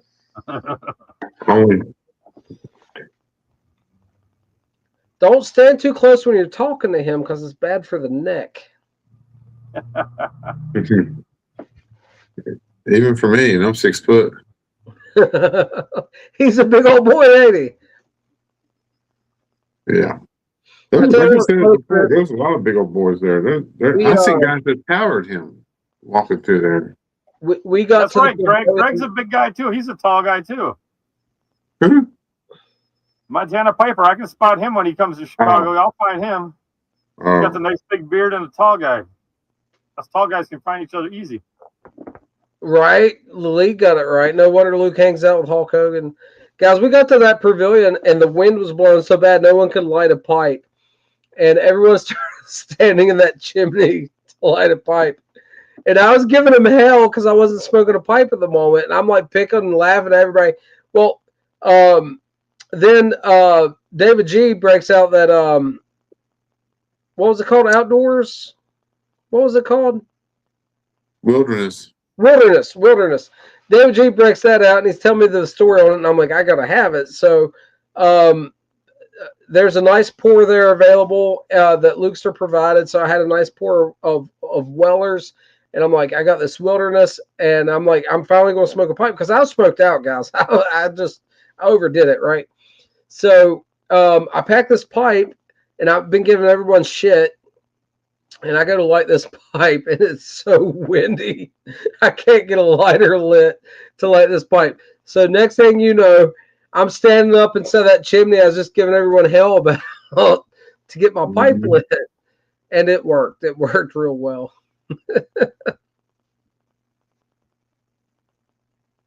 Lukester, I feel that, brother. Lukester, that's not what I was talking about when I said you're a big old boy, man. I just meant you're a big old boy. I didn't mean like that, brother. Wasn't calling you fat or nothing, man. I just meant you're a big guy.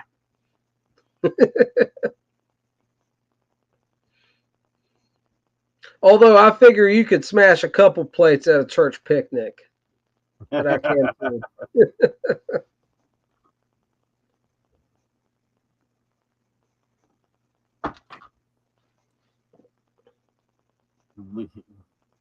What are you smoking, Chris?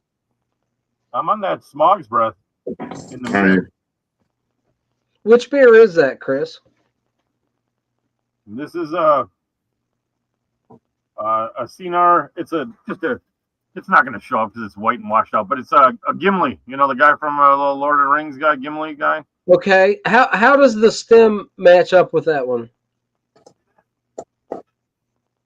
It's a Delrin tenon, just a push pull, but it's a nice one.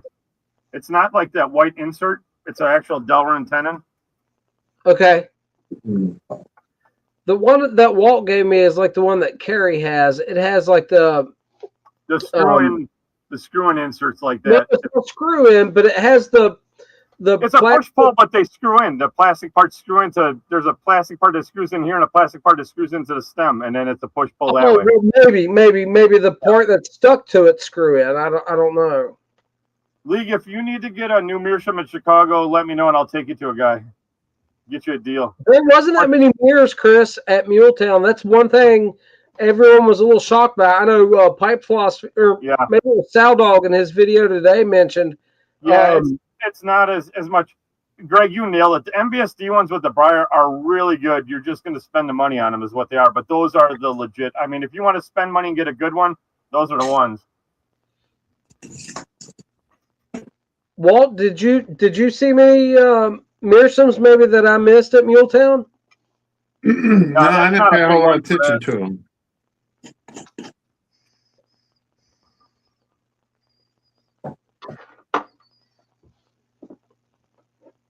Yeah, Tom said he didn't really see any mirrors at the show either. I like the one that Walt gave me. It's like a bent billiard with a lattice. What do they call that? A lattice. Yeah, that's a nice one. Yeah, I like it a lot. Corey wanted that one, and I forgot to send it to him. Well, it depends. Like, if you want like a crazy carved mirror or a figural mirror, I know the guys in Chicago to go see for that. And they love haggling, so we can haggle with them. I can give them a hard time because I bought a mirror off them before, and I see them at Vegas and all that kind of stuff. So, Luxor says he almost bought an MBSD mirror today. Did anybody see the 1935 Dunhill on MBSD today? It was a bent bulldog. It looked exactly shape-wise as a Peterson ADS. Holy smokes, that was one of the best looking pipes I've ever seen. Yeah, Greg, there's always a couple of huge tables at Chicago meerschaum.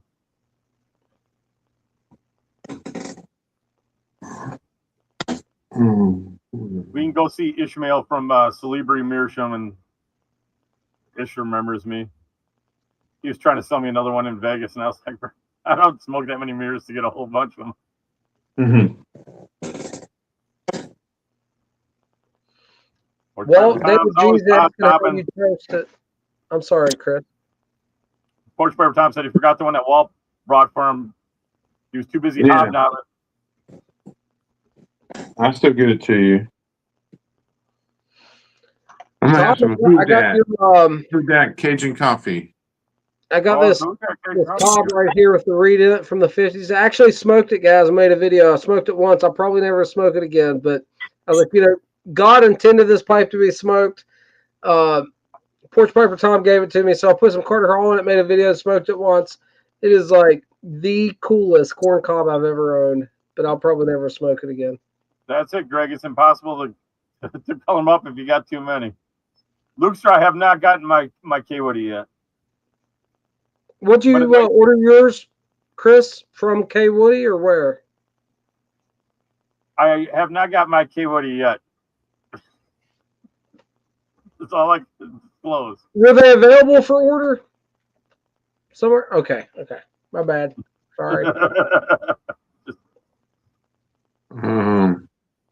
But no, I can't jump the shark on other stuff. There's some fun stuff. Keep your eyes on the K Woody socials. Tom, don't send me anything, buddy. You told me to get 2, and I only got 1 so that someone else would have a chance to get more. Don't send me anything, brother. You've been too good to me as it is. Thank you. Yeah, Lucier said, Chris. Yeah, sorry, my bad. That's all right. My who dat pipe. I don't have that many subscribers yet, so we're okay. Look at there, dude. That is awesome. Eagle Globe and Anchor. Yeah. Eric, the Leatherneck Piper, had that made for me. Is that who did that? He hasn't been, has he? I haven't seen him. He's been on a while. Yeah.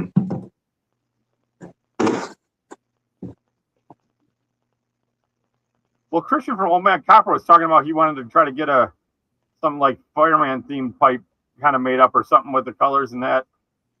But he was talking about Grant Bastion, and I don't know if he's looked at how much Grant's pipes cost. I don't think he realizes what that is. That's going to be like.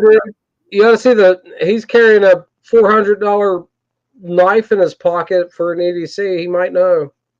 Yeah, but he doesn't spend a lot of money on his pipes. He's just getting into pipes, so it's different. That's true. That's true. You spend money on some of the tools you're used to and you've been accustomed with, and you spend time with, and you know them more. When you're fresh into stuff, it's harder to bite that bullet and drop $1,200 on a pipe. It is.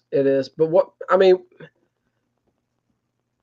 I got mixed feelings about it all, but I really appreciate that high-end artisan level stuff. It might be out of my budget, but I appreciate seeing it, man. It is so cool. That's like, I really want a Nate King pipe.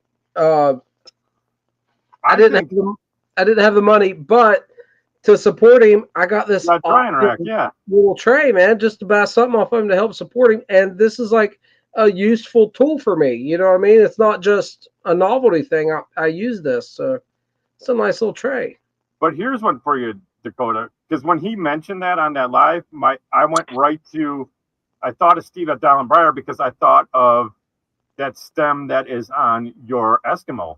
And if he gets a pipe with a red line stem in it, I mean, come on, dude. Firefighter, red line stem.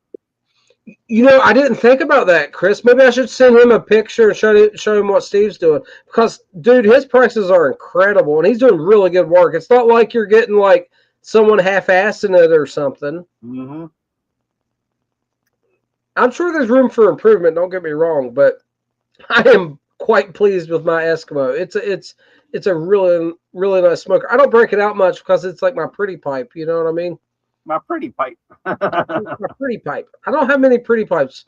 I mean, this is a good looking pipe, but I smoke. You know what I mean? Tom, I hadn't seen him in a while either because I don't think he's made any videos, but I have emailed him on and off, and he's doing all right. He just says he's busy all the time. He's doing the whole homesteading thing, so he's planting stuff and building stuff, and I think his wife gives him a big honey-do list, and he's pretty busy. But I message him at least once a month and check on him. Good. I mean, that spigot's a fancy pipe. That's not a cheap date to get a Peterson spigot. I want a Peterson spigot. I want the 150. Man. The 150 spigot. I like a lot. Oh, the Bulldog spigot, the Bulldog? Mm-hmm. Bulldog, with the diamond stem. He got this one, guys, for $120. So he stole that then. Yep. Actually, he set me up, man. I went to try to buy it, and he already bought it. And then he messaged me when he got home, and he's like, "You bought that, didn't you?" Yeah. I was like, "Well, it was gone." You know what I mean? I was like, "I didn't get a chance." And he's like, "Oh, that sucks. I'm sorry." Then lo and behold, a few weeks later, he gave it to me. I'm like, "You dick." Yeah, it's kind of like an arm mount, but it's got the metal instead of being. Yeah, it's an Army mount, but the socket and the male and female parts are metal line instead of. The male part's got the metal wrap on it, whereas the Army mount, it's not metal like that. Otherwise, the base is pretty much the same. The female's the same. Right. It is. I had to look. I didn't know the difference. I was just saying, I thought they were both the same thing. Yeah. It's sharp though. It looks good, and it's a functional. I'm not going to say it's like more functional than a regular Army mount, but it is like value added to have that wrapped in metal on the male part, on the socket part. Yeah, it's basically a spigot is a dressier Army mount. It's a showier Army mount. It's really what it is. I do think it's probably more robust though, wouldn't you say? It's about a horse apiece, because that stem doesn't really wear down either, like on an Army mount. I'm thinking about torque, pressure and stuff, you know what I mean? But yeah. But you got that Army mount's all one piece, so it's not like that tenon is, you know what I mean? So right. And guys, if no one knows, the reason it's called an Army mount is because one, you can take it apart safely while it's hot. 2, you can store this in a uniform shirt pocket without having this extended and having a lever where you could bend and break it. You could roll over on this in a shirt pocket, disassembled, much more safe than if it was a put together pipe. Indeed. Well, Vice, they're both cheap, so you just get one of each. I kind of like what Chris is saying here.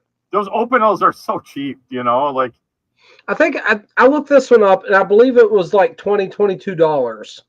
For $50, you can get one of each, under $50. I've known about these my whole life, and I've never bought one. It was so cool to get gifted one of these. Or a Mora. The other option is get a Mora. Just get a Mora. Mora Companion is like they've went up in price. Actually, Carrie messaged me on Instagram because I was recommending it on the podcast as a fixed blade. And the good thing about a Mora is not only is it a well-known fixed blade knife, with it being a Scandinavian grind, anyone can sharpen it well, right? And they're tanks. They're just tanks, dude. Those Mora knives. They're so big. To not be full tang, they're incredibly durable.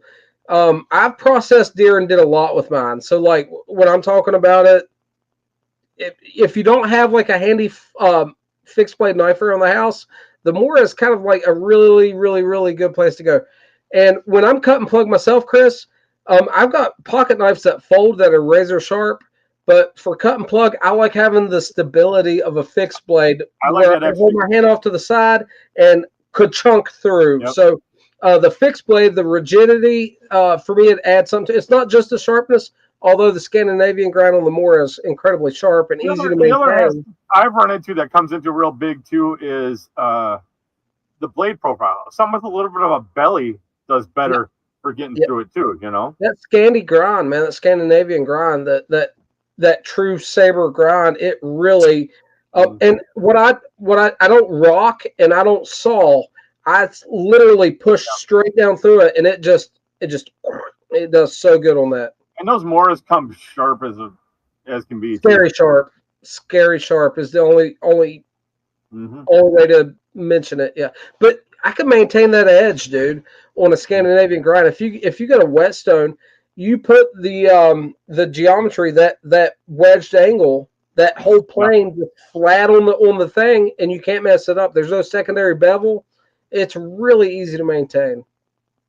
We just had another nice devices too to look at. Now he's got a third one, the Moras. The Mora Companion is probably, in my opinion, the best bang for the buck, just for a fixed blade knife on the planet. It's not perfect. There's some stuff I could tell you that are shortcomings of it.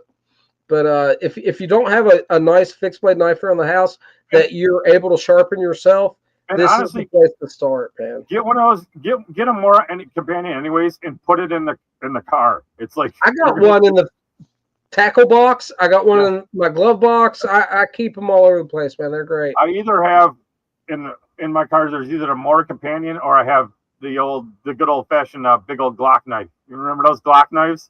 They're still making them, and they're still doing good, man. And if you look at knife destruction test, the Glock field knife, that's the one we're probably talking about. There's a couple of them. The Glock field knife still does really well for the money, and it's so funny because they never advertised them. It's like just kind of no one knows about them, and they do really well. I got at least 3 of them laying around the house. I think they're great, but I kind of fanboy a little bit over Glock. So the League of the Keeper of the Briar says the military mounts came about when using a bullet shell casing to fix a broken pipe in the trenches.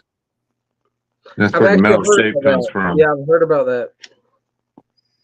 And Cigar Vice said he'll see this in 20 minutes. I guess he's buying knives. He's got to research some more. If you guys see old pictures of Chesty Puller with his little short stubby pipe, the whole mouthpiece was chewed off and gone. He's just like chewing on the stem. Yeah. I mean, the stem's gone. He's just like chewing on the shank. Well, what's that? Yeah.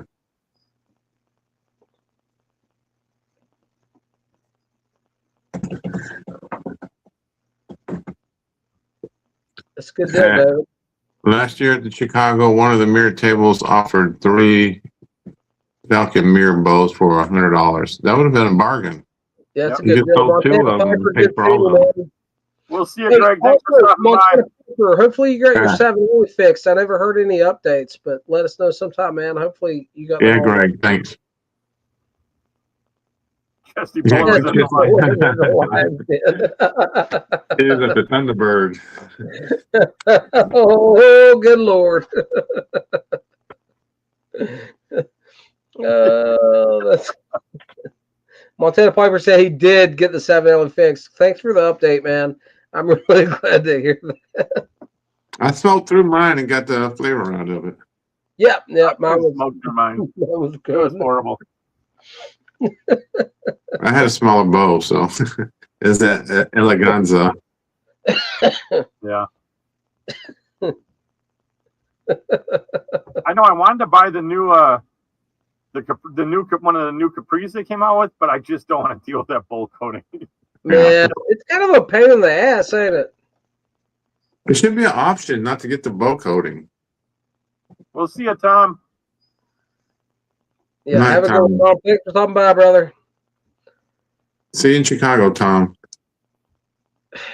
You know, well, I agree with you, but they'll never do it, man. It's such a big umbrella blanket decision when they do these bowl coatings that you're just stuck with whatever decision they make from the top down. But I'm with you. It's the same thing with filters, though. You get unfiltered and filtered pipes. Why not go ahead and make some? I mean, it's one left step. Just send it to the finish line instead of bowl coating it. I'm with you. Save a step in the process. Let me save you some that's exactly what I did too. I used alcohol because that went all the way into the shank, and that's why I was telling everybody. I'm like, you can sand out that bowl, but that coating and that flavor gets into that shank, and you got to clean the whole. Well, I did what you recommended, Chris. I broke it all up with alcohol, and then went through with coarse bristle brushes. What do you call those? The nylon bristle brushes, and then sanded it as well. I did both, and it cleaned it up really nice. Luxor, that's the one I was eyeballing, Mr. 673 man. He's only got 11 now. Or everything you want, Luxor has. Yeah, but I got the one that he wants. Oh, okay. Luxor's your candy man. I think it was my only 673. I think Luxor said 9 because I said he's got one for every day of the week and his birthday and Christmas. I was joking with him. I believe that's what he said. Yep. League of the Keepers of the Briar. I agree with you, man. I almost feel like a bowl coating. You're hiding something at that point because if you, but that's how you look at artisan pipers when they bow coat something. You wonder what they're hiding. So just like this. The same thing should be with the factory pipes. Paper towel, shove it in there, twist out your meerschaum. That's how you clean them out so you don't get cake. Do it while it's hot, Chris? Yep. Yep. Okay, man. Appreciate you. I take a 3/4 inch fit and cleaning brush for copper, put it in the end of a drill, and run it through there, in and out, in and out. Well, that's what. When you get an old one and you got to clear out the cake that's in it, that'll work. Yeah. Don't do that with your new ones. I'm tempted. All right. Blue cord, I'm going to suggest a poker. A poker is a geometrically friendly design that kind of stacks all the odds in your favor to have a good result that is desirable and I like. And it gives you flat cylindrical planes to do any carvings or anything. I feel bad because he's driving and he can't see it. He got blue cord pipe. But that's the one he sent me. I didn't know you had one of his. That has he's got a St. Patrick one in there. This is St. Patrick's Day pipe number 1. Oh man! From him, you can't see it. It doesn't do good. It's green up top here. It's got the green glitters on the stem. Did he pour that stem? Is that one of the ones he poured? Yep. That's the one he poured. He's got his stamp on the bottom. St. Patrick's Day 1. Stamped up in here. That's beautiful. green with then the brown rustication all around, and then the clover. He's got. I didn't know he had a laser engraved. He's got a nice laser engraved. And a good guy to boot, guys. If you guys aren't subscribed to Blue Cord Custom Woodworks, go over there and show him some love. He's a veteran, a woodworker. He's doing cool stuff. He's wanting to give back to the community. Please show him some love. I'll tell you what you do. If you're going to make a poker for a fire, you know what to do for a fire department? Try to do your rustication so you can get it like smooth on the top and the bottom looks like flames going up, and they'd love it probably. Oh, you mean two-tone with like flames coming up from the bottom? Or just like he did with this one. He's got smooth up at the top here, and then he did his rustication. You're saying the border, make the border flames? Yeah, instead of doing just the rounded smooth stuff, just kind of make it, try to look like it's like flames lapping up. Yeah, that'd be badass, Chris. That'd be badass. And then do it with like a black and a red or a black and an orange type of tints to it or stains maybe. If you do black and red, you can go with the red stem if you wanted to. That'd be cool, man. All kinds of different options. I'm gonna tell y'all, he just made it again recently, but that Cajun coffee is pretty dang good. It is. It really needs to dry out, but once it dries out, it's really good. Mine's been dry for months, so you're right. It's pretty good now. I like the Cajun coffee. All right. Well, what else you like by him? His swamp thing. Oh, okay. His bow. I mean, a lot of his what stuff. What happened to Cub Bear? He kind of disappeared, didn't he? I see him doing lives on Instagram, but I haven't seen him on Facebook that much. That's because he got booted off like Facebook, and he came back as something else, I think.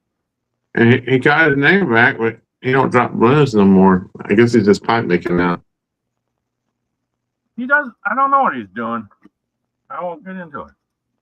I see him doing lives with what's his name, Philip. He does that.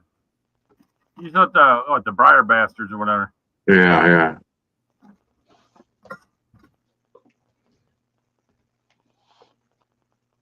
He has to go blends too. I think it's Tires and Fires on a Levy. That's the OG micro blenders. Hey, Dakota, I seen y'all talking to Joe Hampton. What y'all talking about? We talked about things. Huh? Did you give me any free samples? No, I didn't get any free samples. I think he was out by then. He was sick too. No, we had some good talks. It was nice to meet him in person. Like I told him, I really like that Buster's timber. I'll be honest though, and he doesn't want to hear it, but I wish he would word his blends a little bit different. They're respectable blends that stand on their own 2 feet, and when he's trying to do these match comparison things, I think it takes away from it. You know what I mean? We've been telling him that, man. I wish he would pivot and just say, maybe like use the language like this was inspired by this instead of saying Ravenwoods does that, inspired by or dedicated to or something like that. Tribute to. You talk to him, you know you can't tell him nothing. No, you're right. Dude's as hard-headed as I am, maybe. But I like what he's doing. I think he's got a good taste for tobacco. That being said, like let's say he does. if you ask him, yeah, he's got the finest taste. But like, let's say that Buster's Timber, guys, it's a really simple blend. Walt gave me a sample, and then I ordered like either 4 ounces or 6 ounces. I bought a bunch of it, right? And I like it. And it's a simple burley blend with a little bit of sweetener added. But if you ask him about it, he's like, this is as close as you could get the Wessex burley slice. And I'm just like, man, I've had a lot of Wessex burley slice. Better than Wessex. Maybe it's better. That's right. They can't source from. But here's the thing, man. You got a ribbon cut, compared it with a heat pressed burley. Yeah. You can't compare those two. Even if you have the same blend components, you're not going to be able to A/B test those. It really changes stuff. So like right from the get-go, it's kind of a non-starter to be like, this is my Wessex burley slice match. And but he's sold on it. He's set in stone, and like I think he's doing a good job. I just wish he would reposition a little bit. Me and Chris kind of know him, and I can almost guarantee he's never smoked Wessex birdie slice before. He's probably read the ingredients and put the flavor together. He may have smoked it once, but he was never. I mean, he's not a birdie smoker. No, he's not birdie. Then he shouldn't say the things he says. Don't get into fire pit and all them. That being said, I enjoyed talking to him. I really do like that blend, but I wish that blend was just proposed as like, hey, I was inspired by Wessex birdie slice or something like that. But he kind of originally it was cobblestone and Wessex birdie slice, and they can't be two things, so they're two different tobaccos. But right. I understand he understands the profile, and he put something together. And I imagine without tasting it, so he did pretty good on that. But I like the blend, man. I like the blend a lot. Yeah, I do too. But I think when you say I thought about pressing it into a cake and see how it turns out. Well, I'm not against that. Just put it in a noodle press. I bet it'd be cool. But I wish he would just like present that blend. He sent me some samples, but I just forwarded them to someone else, so I can't speak on them. But like that blend, I just wish he put it out on its own 2 feet, because that blend stands on its own. It doesn't need to be like something it's not. You know what I mean? Yeah. It's good though. I really like it. Keeper's Brush is Maltese Cross for the pipe. The firefighter. And Damnation, somebody else said. Yeah, for the firefighter. Damnation pipe. Yeah, he's Keeper said he's a volunteer fireman for years. Okay. Hunter used to be a volunteer fireman as well.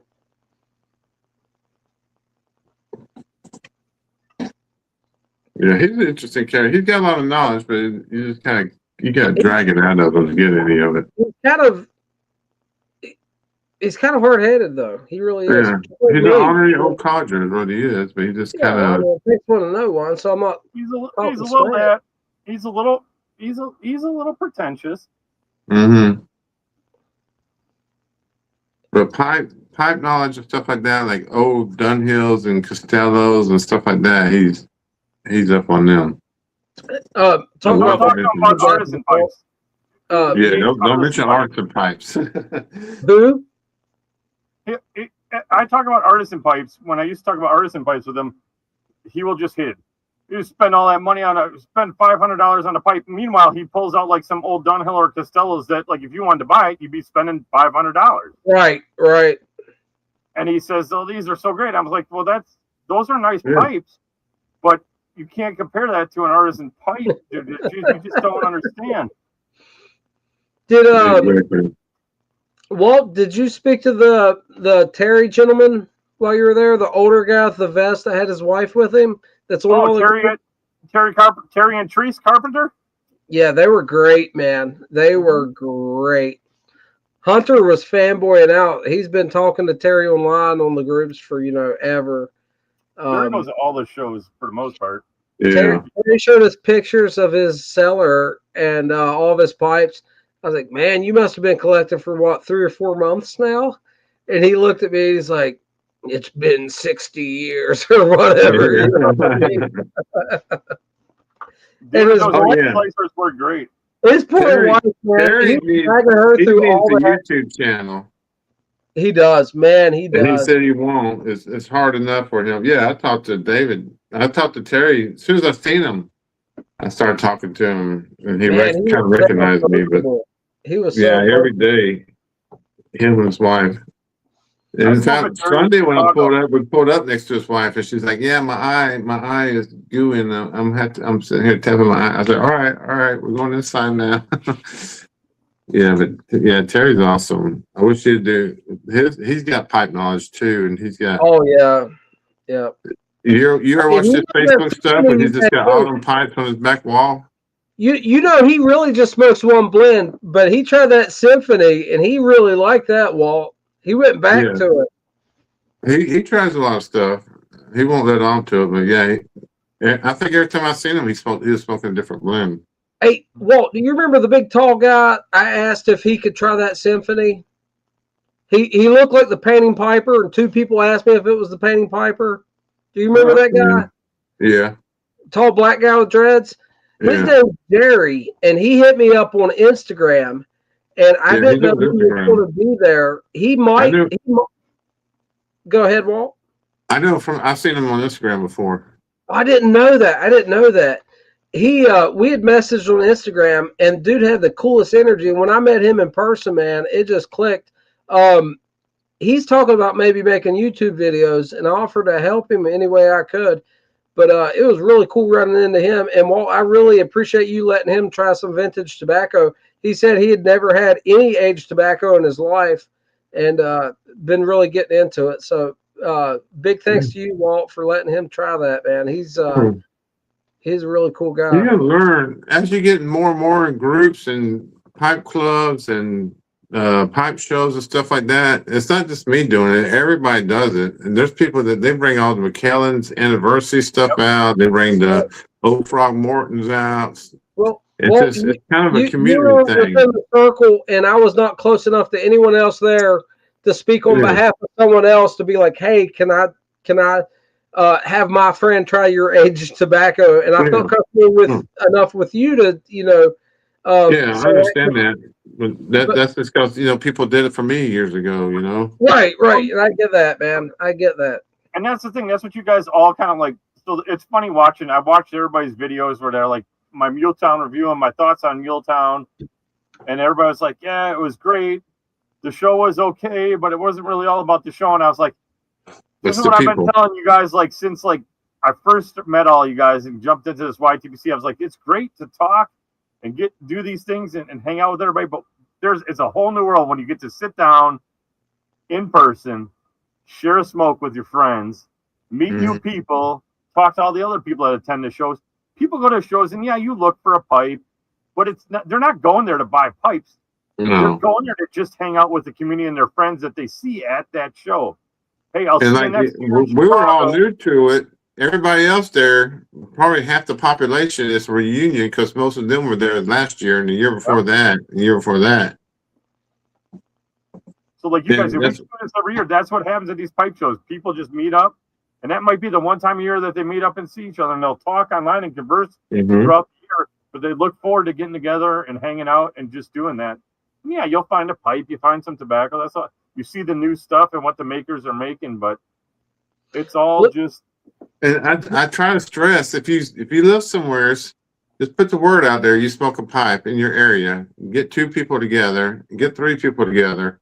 That becomes a thing, and it can grow from there because there's always somebody you don't know they're out there, but there's other pipe smokers in the area, and there's nothing like meeting somebody. When I first went to Smitty's, that pipe thing they did up there, I was able to just walk up to the bar and sit between 2 people and have 2 different conversations. Like I knew them my whole life. This guy, what are you smoking? What kind of pipe is that? And stuff like that. And you go into cigar bars, you pull out a pipe, slowly people start pulling out pipes, and it's just sometimes they're waiting for you to make the first step, or people are starting to get more and more into pipes, but it's this weird thing, like people are scared to put people together. In the pipe group I go to in Charlotte, it started out with 3 guys. And they put together a Facebook page and started drawing. When they went to another pipe group, they seen somebody from North Carolina or Charlotte, they would invite them and reach out to them or whatever. And some people, when they first start smoking a pipe, they're searching for a place to smoke a pipe. So they see if there's a group out there. And there needs to be a new updated list. I know they got that one old website that's got all the pipe groups and stuff on it, but I wish I could put a list together of all the different pipe groups or states and cities and stuff like that. But it's really easy to do. The UPCA has on their website, you can search by state. Now, not everybody's in it because that's only people have signed up to be in the UPCA for clubs, but it's a great starting point. Right. Reach out if you're going to be in an area to a club and see because they'll tell you, hey, you're coming to Tennessee, you should stop by. If you're going to be in this area, there's a good, shop here, a B&M over there, that kind of stuff. You're in West Virginia, so it'd be worth you to drive to the one Beans does, and you probably meet other people who's closer to you that drives out there to meet him once a month or go to his group once a month. Johnny's in the chat. I just talked to Beans about that. It's 3.5 hours away. Yeah, but you do it like once every couple of months. You don't have to go like every time they meet up. And you find out the guys, and you two guys get together one time, and then it builds from there. You might find some other guy that's you know, an hour away from you that you didn't know because he drove out there too. You're not wrong. You know, Beans messaged me back, and he's like, man, we have people coming all the way from Charleston here, and I'm like, yeah, I'm 45 minutes to an hour beyond that, even. You know what I mean? Doc is in the chat. What's up, nerds? I didn't know, like, until I got on here that freaking Jess is right here in Wisconsin. He's like an hour and a half away from me. You know what I mean? That's cool, man. So Jess got my foot in the door, man. That was my start. My foot in the door was he gave me a little shout out and got just a couple eyeballs on me, man. And I'll be eternally thankful. I'm still trying to work on to get him to come up to the Milwaukee area and come on a Sunday to one of our clubs, you know, to come hang out with us at club. Guys, before we lose this comment here, let me go back just for a second if you don't care. Blue Cord Custom says, if you make your own chamber coat, it's ready for use by the ones who don't know how to properly season the bowls. And I want to touch on this. I'll give my opinion, and you guys can give yours real quick, though. He is absolutely right. And I'll give my opinion. Savinelli should know how to do it by now. Well, they've been doing it for years. They should know how to do it by now. Let me get to that. Wrong. My first inclination, and I'm not saying I'm going to die on this hill, but my very first thought about this is you shouldn't have to put training wheels on a high-end pipe. If someone's getting into pipes, they probably don't need to be making a custom handmade pipe or a really high-end factory pipe. They need some estate Grabos. They need some estate K Woodies, some corn cobs to learn about smoking a pipe. It was a big change from breaking in a pipe. I'm not saying years ago, they had all these weird steps you had to go through to break in the pipe. They used to tell you put a half a bow in it, smoke it, put a quarter bow in it, smoke it, then a full bow and smoke it, and slowly break it in. Well, once they started coating them, you can put a whole bow in it and just start smoking them. It does afford you some leeway. A bowl coating can potentially afford you some leeway if someone doesn't know what they're doing. That being said, if someone doesn't know what they're doing, they're not going to need a custom-made pipe or B, a brand new Savinelli or Pete or something like that. You know what I mean? No one's first pipe should be a $150 factory pipe or a custom handmade. I think someone's first pipe should be a $20, $30 K Woody Grabo, something like that. We'll see a blue card. Get some sleep, man. Johnny, I love Grabos, buddy. Don't misinterpret it. That's not hate, that's love. And I'd pick a Grabo guy. Everybody badmouth Grabos, but they got the best bow coating you could get for a brand new pipe. They're probably one of the first ones to do it. Who? Dr. Grabos. That's Meerschaumland. No, I'm saying they were the first ones that did the bow coating. Yeah, no, you're right. But you guys know what I'm saying, though. Yeah. Chris, we lost Phil there. Yeah, I know. It just popped in. Device is not connected, so I think he's working on some stuff. Okay, gotcha. But I just want to hear what y'all thought about his comment because A, he's technically correct, and B, I don't know if that's the best approach. But what Walt said real quick, and I'll let everyone else go. Savinelli is a brand that's been around forever. A bowl coat should be an inner carbon coating that is really hard to mess up. Me and Chris have talked about this. This is like a simple thing you should not screw the pooch on because it's not complicated. But they had it down, changed something for whatever reason, and now it's a shit show. Right, but here's the other thing. Peterson just did this a few years back, and they paid the price for years. Their name was you know what I mean, negatively affected for several years. I'm trying here, Chris. I don't know what's going on in your end, buddy. You're in, but we don't have a camera, and then sometimes it kicks you out. Yeah, can you hear me? We can hear you, brother. Yeah, I don't know what's going on with the camera. I keep clicking on it, trying to get it to bring me up, but it doesn't. So I can go in audio. It's cool. I just roll like that until I get it figured out. Heck yeah, you can. I'm not going to kick you out. Who's that mysterious voice in the chat? The mysterious man. Hello, excuse me. Yes. No, that's one of the rock stars I got to meet at Muletown, guys. Oh, you're too kind. In the flesh. He was somebody you could stand next to and not feel short, right? You could feel absolutely. It helped me a lot. It did help me a lot. I was standing next to Lukester. My neck was hurting, talking to him, looking up at him. And then my buddy Pipe Philosophy showed up, man. I felt a lot more normal after that. You know what I mean? Yeah, I showed up and he's like, 5'10", huh? I was like, I may have, embellished that a little bit, That's why he's got a Ranger, not an F-150. That's right. Yeah. I don't want to have to go around with a ladder in the back of my truck, So. Did you guys see Pipe Philosophy's pipe he picked up? Old K Woody straight bulldog? That is a beautiful pipe. That's nice, wasn't it? Very much so. I'm smoking it right now. Yep. He's smoking a K Woody, I'm smoking a Peterson. How's that working out? Hey, that sounds good. We flipped the script. Amen. Right? We got like my two favorite pipes. So. But there you go. See, now here's this is a 106 Army mount. It's just an Army mount. That's a contrast as well, Chris. Yep. Is it your lighting? Why are they all looking like that tonight? Because I pick out good pipes. No, seriously, the coloration, that looks normal.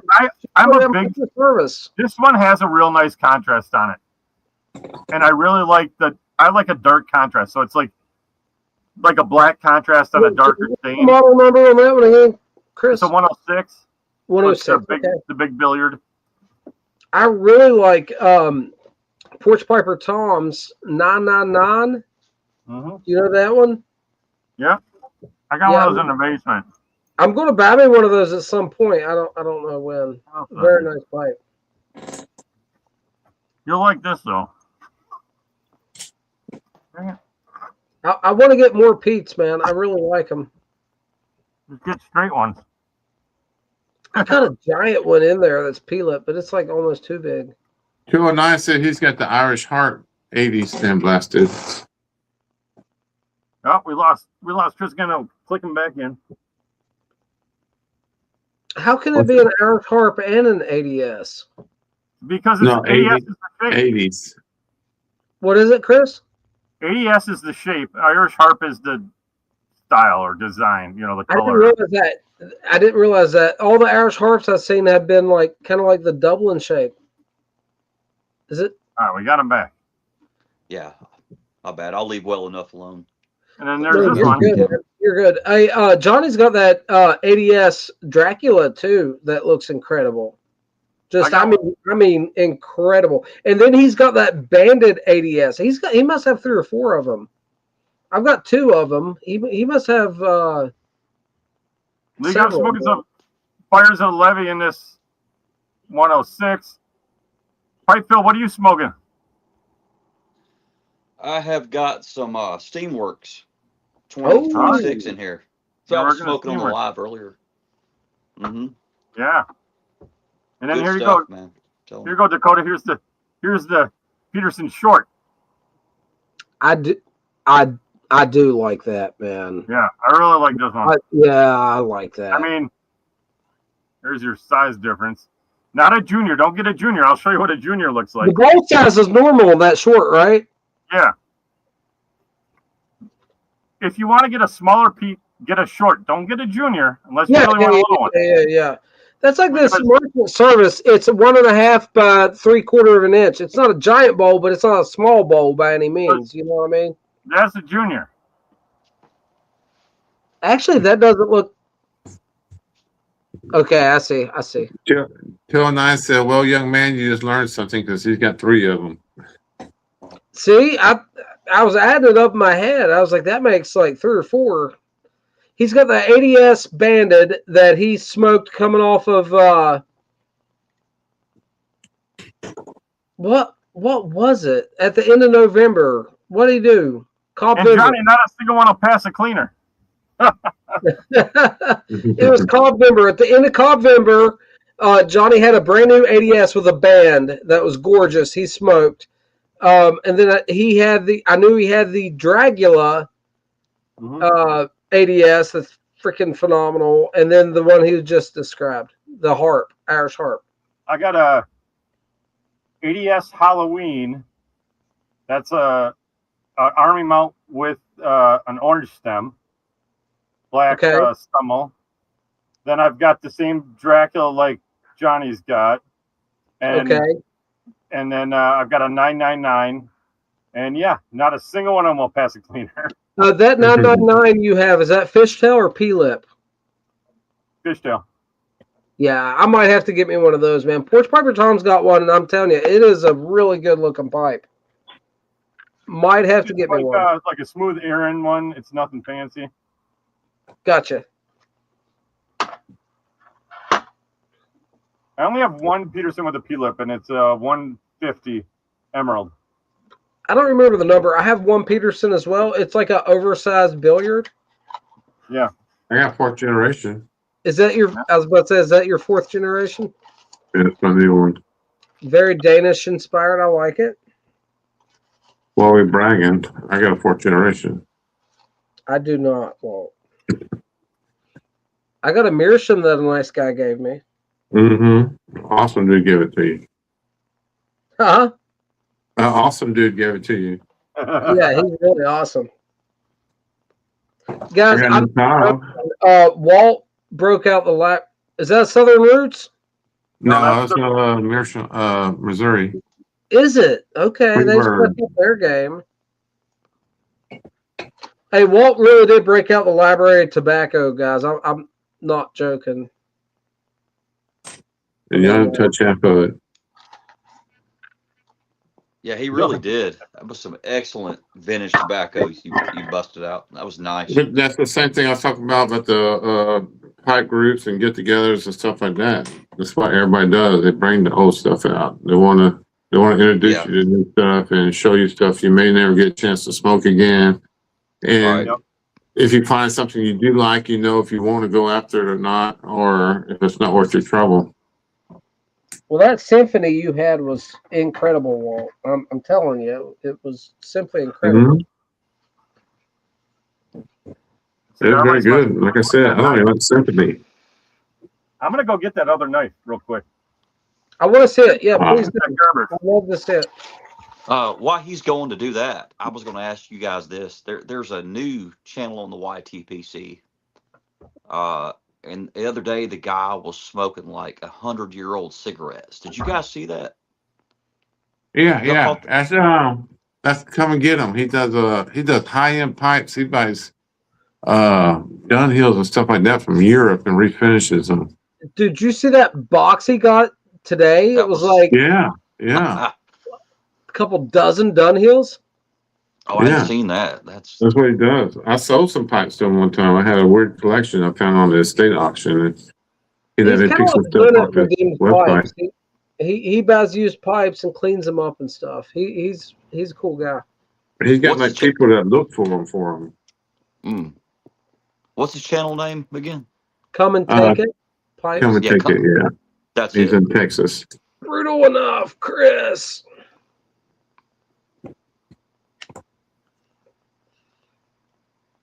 So I don't know if anyone else saw it, but I took that pipe that Brutal customized for me to Muletown and try to get a good picture for him so he could at least be there in spirit. Mm. I know he's. You see the one he made for what's his name? Yeah, that was nice. For Slinger? Nice. Yeah, Slinger. That was nice. Not saying I don't want mine, but that poker was quite nice. Mm-hmm.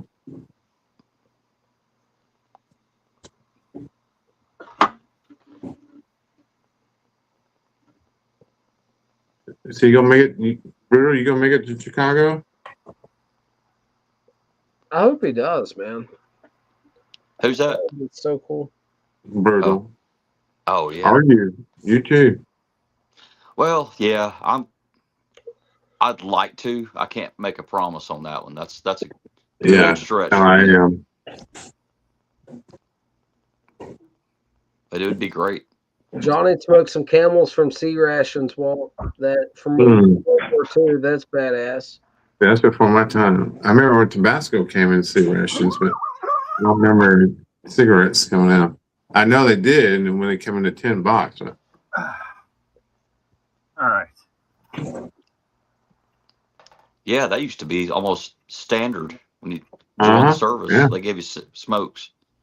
Mm-hmm. Yeah. I remember when my they give you granddaddy talking about that. Your ready-to-eat meals, too, they had a cigarette in a match. That's like Kadura. Mm-hmm. Oh, It's that's got a sick. forward cant to it. Yeah, I like that, man. I like And that. just, or you can go straight down, too. Nice. I've cut a ton of flake with this thing. Plugs. You name it. It goes through it. And they're like $30 or less. What's the brand name again, Chris? It's a Gerber. Oh, that's a Gerber. Okay. Yep. Oh, that's good. Yeah. Pipe Philosophy, David G's calling you out. He said you were hilarious Friday. Initially not coming till Saturday. Then video from car Friday afternoon. Couldn't stand it. On my way now. Yeah, on the road. That was great. I couldn't. After I saw you and Hunter's live stream that morning, I was like, screw it. I'm coming. I'm so glad you came Friday, man. Me too. Oh, I am too. Brutal's in the chat, huh? It was worth it. It was a great time, guys. I'm telling you. Yeah, Brutal. We're all just we're skinning backy nice. So that one, this little guy. Yeah, that is a cool one. And you can't see it, but it's Damascus, so it's really cool looking too. Well, there was a knife maker that had really high-end Damascus there at the Muletown show. I mean, it was all out of my reach, but it was really I saw those were like $1,200 knives and stuff. Yeah, and they looked great. They really did look great.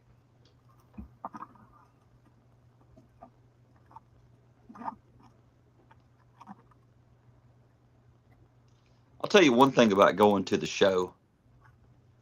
And as far as going into the room with the vendors, like next year I'll have a game plan. I didn't know what to expect, what was there.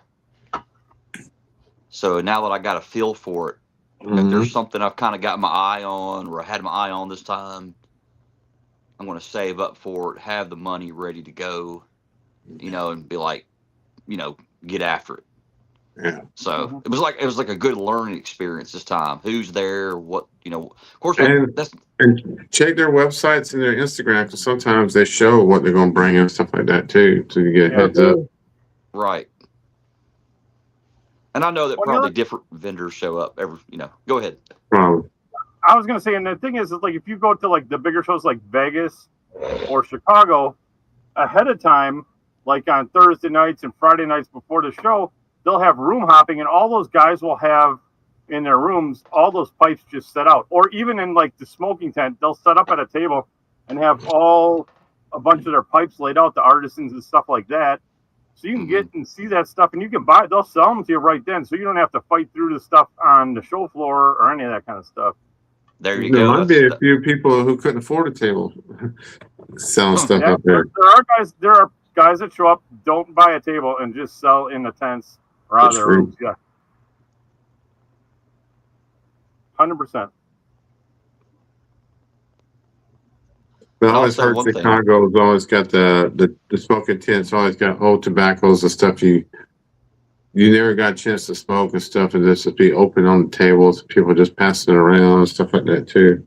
When you go to Chicago, there will be when you come into the smoking tent, there is kind of like a welcome table that's set up that the Chicago guys man. And they set up there, and then right next to that table, there'll be there's generally about 2 6-foot tables, and it's just full of tobacco that's donated for the show, basically by members and stuff like that. And it's just you can go, there's guys that come in and you just go up there and smoke whatever you want off that table free. Don't even bring nothing. You could literally you could show up at that show without tobacco and be perfectly fine. Between that table and whoever you sit down next to, you're gonna get a free bowl from somebody. Yeah, I've heard of that. There was so much stuff available at Muletown. I missed out on stuff I actually wanted to try just because there's so dang much available. Yeah, Carrie said the Instagram was a great way to see what was coming.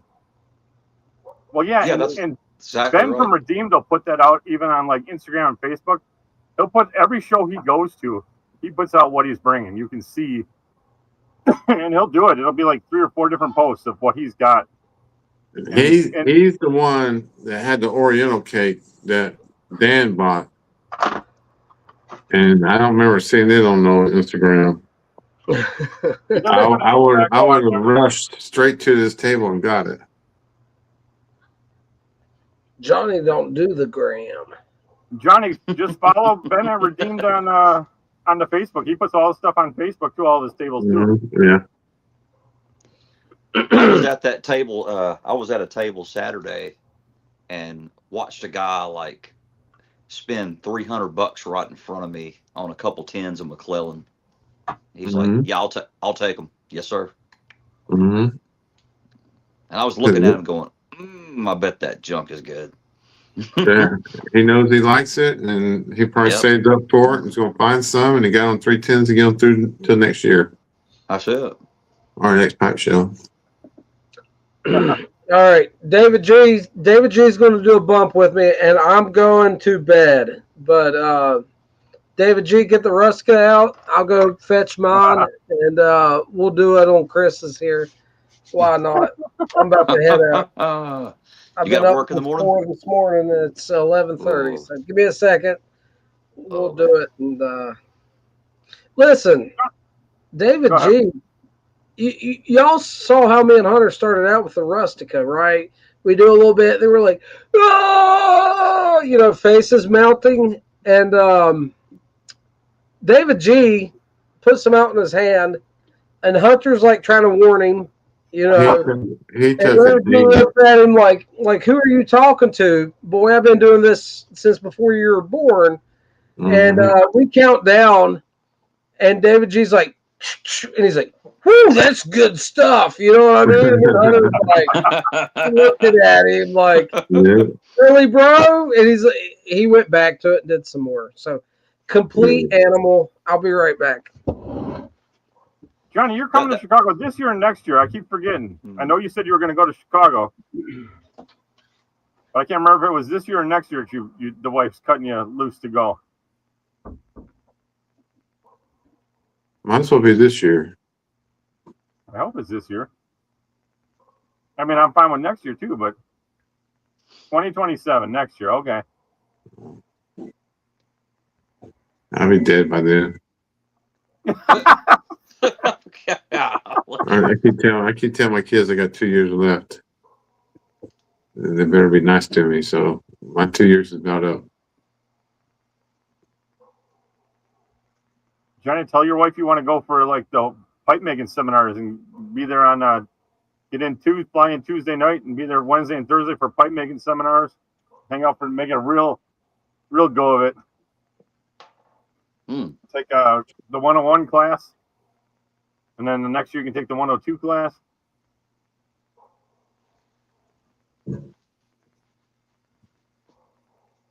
It's like $120, $130, and you walk away with the pipe you made. I might do that. And I mean, you're like this year. Who is it? Nate King's in there. Florov's in there. I mean, that's who's helping you, showing you how to make a pipe. You're learning from these masters. I got you, brother. You don't have to tell her this year. You just tell her next January. Hey, I'm going to Chicago at the end of April. I'll be gone for a week.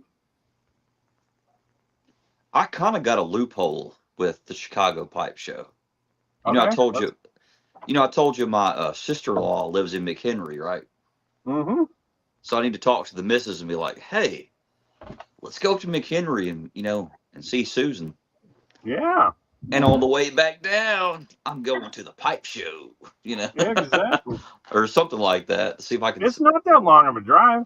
Or while you're there, I can drive down to Chicago and then come back up, and Yeah, but you're just the beauty of that is you're in McHenry, and it's in Rosemont, so it's all on the bypass. You're not even going into the city. You're like way out by the airport.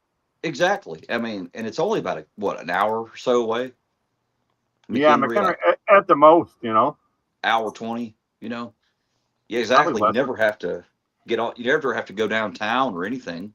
I would say honestly, from McHenry, depending on where in McHenry, but from McHenry to there, probably 45 minutes even. Yeah. Because I remember going up there, and it was a pretty easy drive. I mean, So, all right, gentlemen, I'm about to sign off. I'm going to. Don't you need a bulletproof vest for Chicago? If you go to the south side, yeah, south side of Chicago, over by the lake, stay out of there. I'll tell you what messed me up good though was all them toll booths. I wasn't used to that. I wasn't prepared for that. All right, David, he's ready. Go, boys. All right, you ready? Come on, David. 3, 2, 1.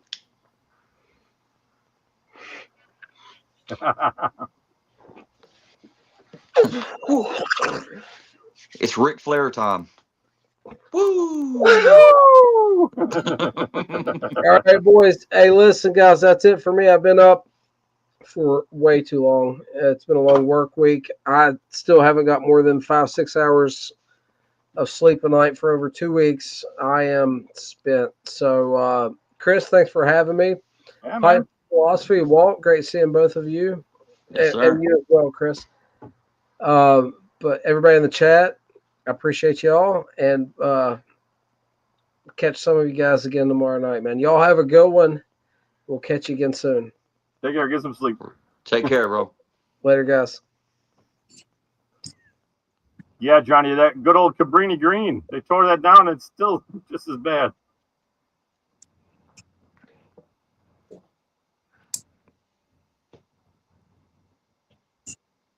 But the Chicago, everybody, they see Chicago.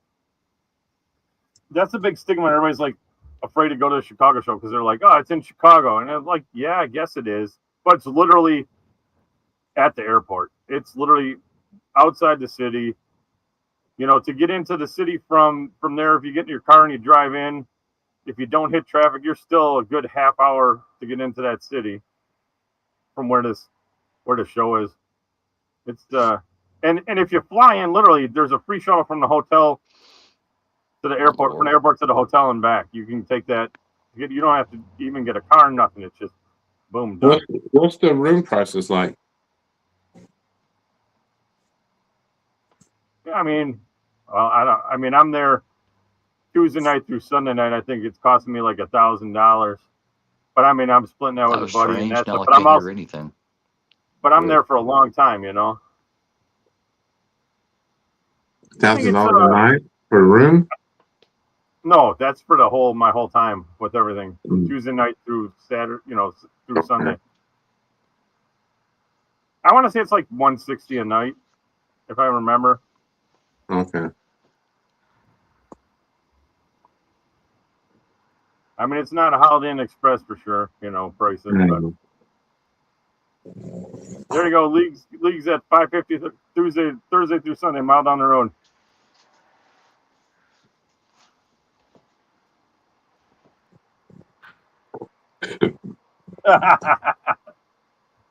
Look at Johnny knows what he's doing.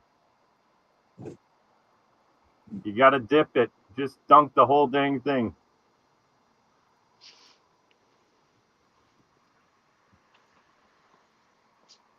League, what was the difference? Did you look to see what? I know they were sold out Thursday, so I guess you couldn't look at Thursday to see what it is to stay there at the instead of staying at the Garden. But I wanted to say for $550, you could have done a Friday and Saturday night back in the day. I think that's what it cost me last year. $550, $600 for those two for a Friday and Saturday night last year when I went.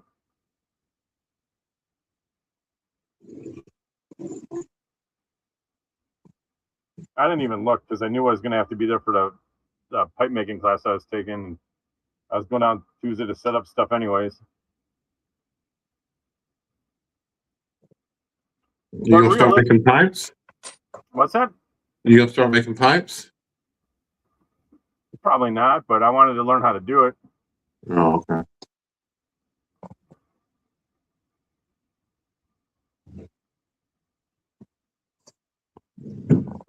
Yeah, David, this year they were booking out like insane.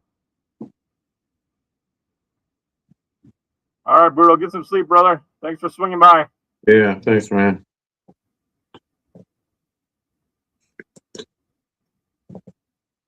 So the rooms already sold out then for the Chicago show? That's what David just said. Hmm. Hilton Rosemont's booked out. You know, there might be some rooms still in the hotel, just not in our block. The block that we have reserved is in like the big main tower. That's like the big central tower that you basically take all the main elevators down and walk over to the show floor. So you're like centralized. If you don't stay there, it's all good, Chris. If you stay outside in some of the other ones, you're going to be walking. I mean, you're going to walk a lot as it is, but you could probably still stay on site. You'd just be doing a lot more walking. Yeah. I can do that or take an Uber or something. It all depends what you want to do. I mean, when you're there, you can take an Uber, but I mean, the tent stays open late. You know, I mean, you're always drinking and partying and whatever. Mm-hmm. But I mean, we got a room last year. There was 3 of us in a room. We had two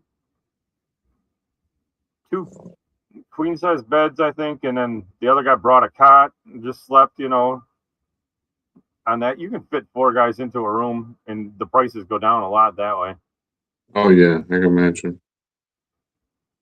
I'll be with my wife. So we'll probably get something down the road and get a cab or Uber or something. Yeah, you'll be able to get Ubers really easy. David's at the Embassy Suites next door. Walt, book at the Embassy Suites. That's where David is. Yeah, look. So David's coming in. Yeah, he's booked at the Embassy Suites next door, and League's someplace else. So try to get into one of those two, and you guys can share Ubers then. Yeah, I can let David drive me. No, David's taking a train in. He can drive a train. You drive I think a train, yeah. I'll take the morning train. You can take Amtrak, but it's going to take you a while to get there. As David knows, I'm not in a hurry to get there in the morning anyways. We like to stop, eat breakfast, chill around the room, then show up. All them guys, they were there bright and early every morning. I had to be there bright and early to be at my table and stuff last year. Oh, really? But there's like a right down in the lobby. There's like a Starbucks and like a little like deli that you can get like breakfast sandwiches and all kinds of stuff like that. So I've never left the hotel. There's a real good restaurant at the hotel that's got real good burgers. Mm. Yeah, parking is $35. Parking is not cheap. Yeah, I won't be driving anyways.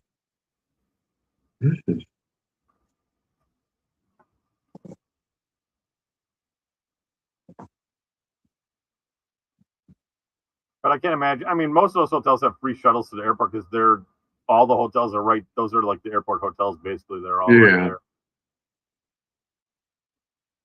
Otherwise, there's a million taxis or Ubers that can get you there.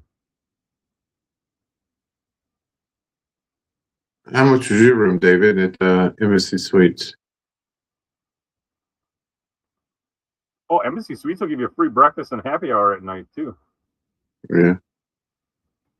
That's the nice thing about Embassy Suites. They get a free hot breakfast. Pancakes, eggs, sausage, bacon, all that good stuff. I got that at Motel 8 at what you call Milltown.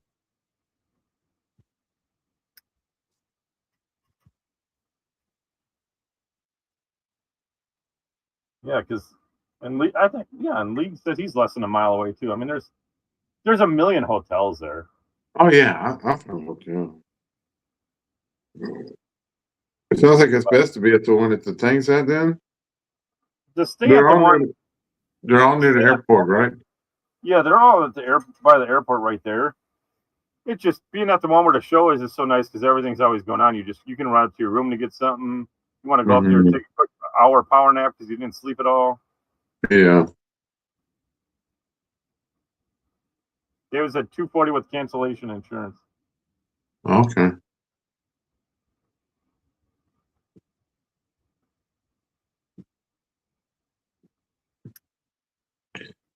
Check it out. Yeah, I want to go. I'm gonna try to go this year. You'll love it, Walt. I mean, it's just such a different world. Yeah, like Milltown. Yeah. Well, Milltown, I think, I know you don't like it that much, but Milltown's a good introduction to people. I wouldn't say I don't like it. I think the reason I said was exactly what everybody did. You walk in and it's overwhelming because you are crammed in, elbow to asshole. You can't really see. It's hard to really see, talk to people like actually on the show floor. You know what I mean? Right. But it was a good introduction for people who've never been around other people real life pipe smoking before. You know what I mean? Mm-hmm. Because especially if you're looking for somebody you want to know that you see them instantly when you walk in. Man, you love it.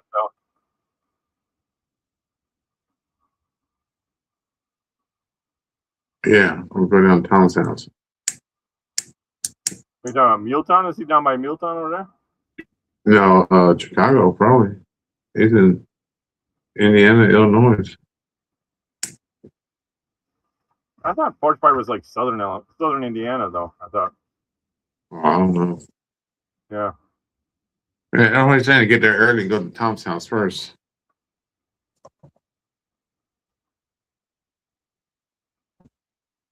Yeah, David, it's a whole different world than Chicago is. 6 hours, yeah. So he's south of Indianapolis and in Indiana someplace. It's 6 hours from.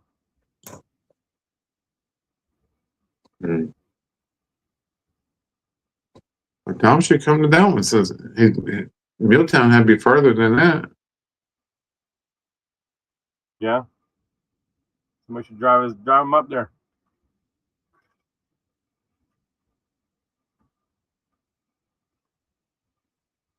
There you go. League CST's rooms walking distance across the street from the Hyatt. 205 a night, still available. Okay.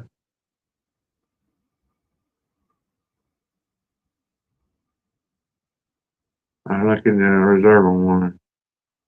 I gotta get my wife to she gotta get her real ID first. Oh, she got time. Oh, hell yeah. All right, ladies and gentlemen. I hope you're all sitting down. It's about to get wild. What? What's up, nerd?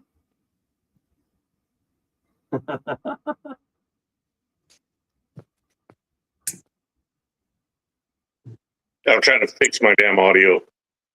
We can hear you, man. Yeah. Yeah, I couldn't hear you guys again. What's happening, kids? Look at that beauty. Look at that MBSD beauty right there. with the old boy, grown old boy. Nice. I'm hooked on this sidecar. I really like this one with this big wheel. It's got a nice big thumb flicker on it.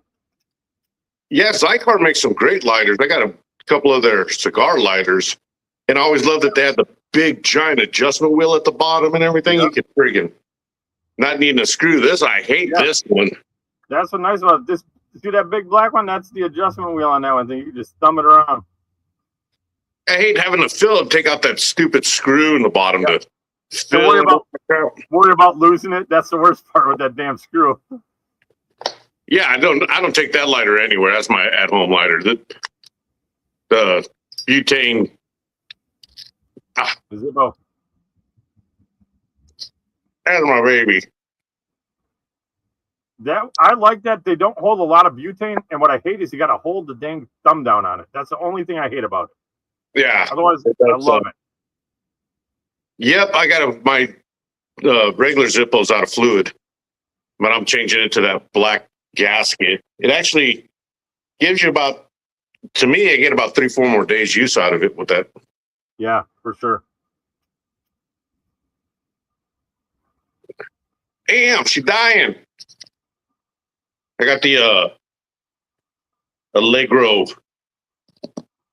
Where the hell is it? Oh, it's holding up my phone. That Toscano Allegro. We'll see you, David. Have a good night. Thanks for stopping by, brother. Later, David. Toscano Allegro. Yeah, it's pretty good, but I'd rather just smoke my St. Bruno. A lot of stuff I'm doing this year is just going through the one-offs that I just were like, yeah, they're okay. I'm just trying to smoke them to get them the hell out of my cellar and take that jar back. Yeah, there you go. Oh, if they suck, I throw it out. I'm not worried about it. If it's not a good blend and I can't even choke it down, I'll try mixing it with some creme brulee or something. But no, it's just like that Father Dempsey. I didn't care for it on its own. And then I mixed it with the creme brulee and I smoked the hell out of it now. Yeah, too much for me either. I got a jar of that just sitting like 2 ounces and I don't. Luke, so you can get those Zippo gaskets right off of like Amazon and stuff. Yeah, I forgot what it was for a 5-pack. I sent Tom a couple. He needed them, and then I got them on 2 of my Zippos that I need to put on my that one that you buy on Amazon with the faux wood striping on it and stuff like that. That comes as a pipe lighter. I've just never bothered doing that until it ran out now. So I'm like, yeah, I guess I could do it now. Well, like Kerry says, that gasket's got a space to like hold the extra flint for you and everything. It's kind of nice. Yeah, but I just freaking on the bottom where you put the tuck it underneath there. Yeah, I just throw like 2 or 3 underneath them that way, but that other one only has space for 1. Mm-hmm.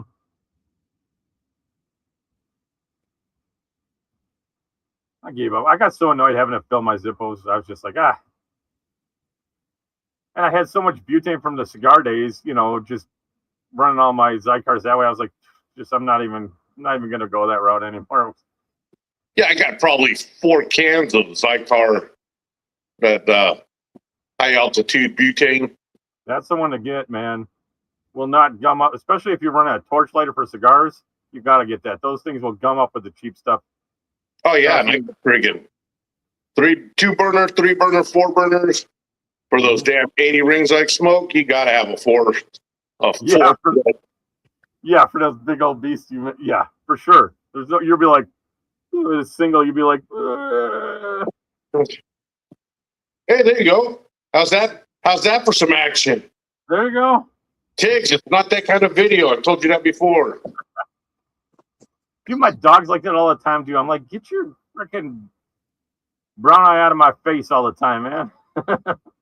I did a video in the backyard by the pool, and then she jumps up, freaking throws her leg up, starts cleaning herself, and I'm like, dude, not that kind of video. It's always that cat, dude. Always him.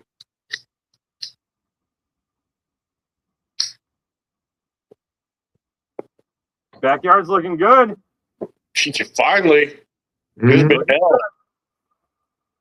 It's green grass. I got to do some of that friggin' front yard, dude. I mowed the orchard all down and friggin' been so nice. It's been like 77.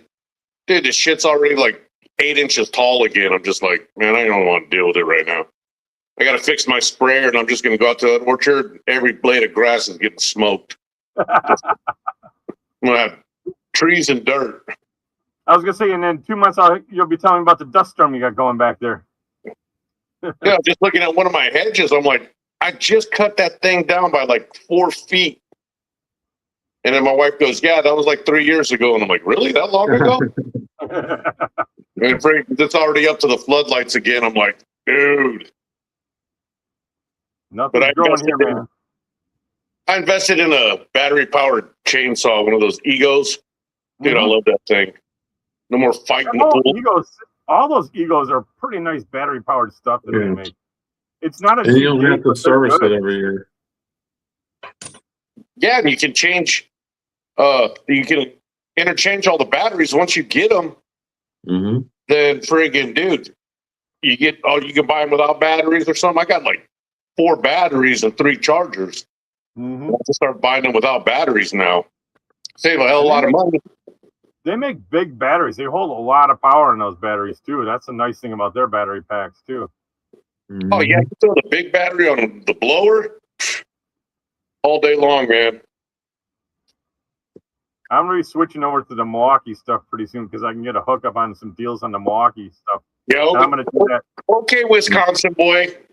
Yeah, oh, Milwaukee. Hey, man, I got all the I'm sick of the cheap Black & Decker ones I've been running for like 20 years here and buying a new battery, and I got to have like yeah, took the weed whacker out. I got to switch a battery out because I get halfway through everything, and I'm still running like the 18 volters because I'm too cheap to want to switch out the leaf blower, the weed whacker, the hedge trimmer, all that kind of stuff. But I'm gonna just bite the bullet and switch over.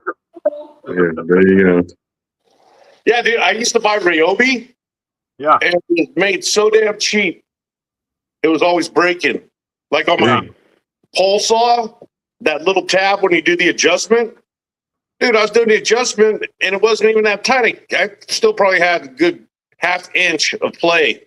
And I'm like, I'm going to go a little tighter and friggin' twisted it. And it just got loose. And I got in there, opened it back up. It folded that thing right over like it was nothing.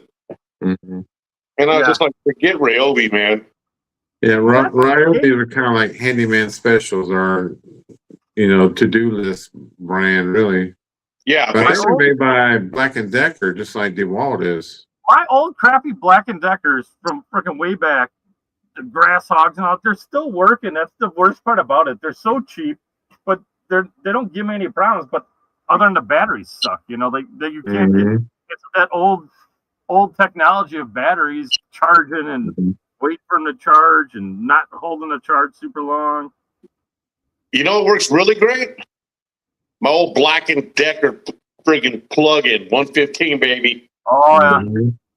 Those are still, I swear, those plug-in edgers are still the best ones for edging around your sidewalk. Those things no Craftsman. Go through everything. Yeah, dude, those old Craftsman. I got a Craftsman. What the hell is that skill saw? Skill 77. That worm drive, dude. I've had that since I got out of the Navy in '98 and was doing framing for a while.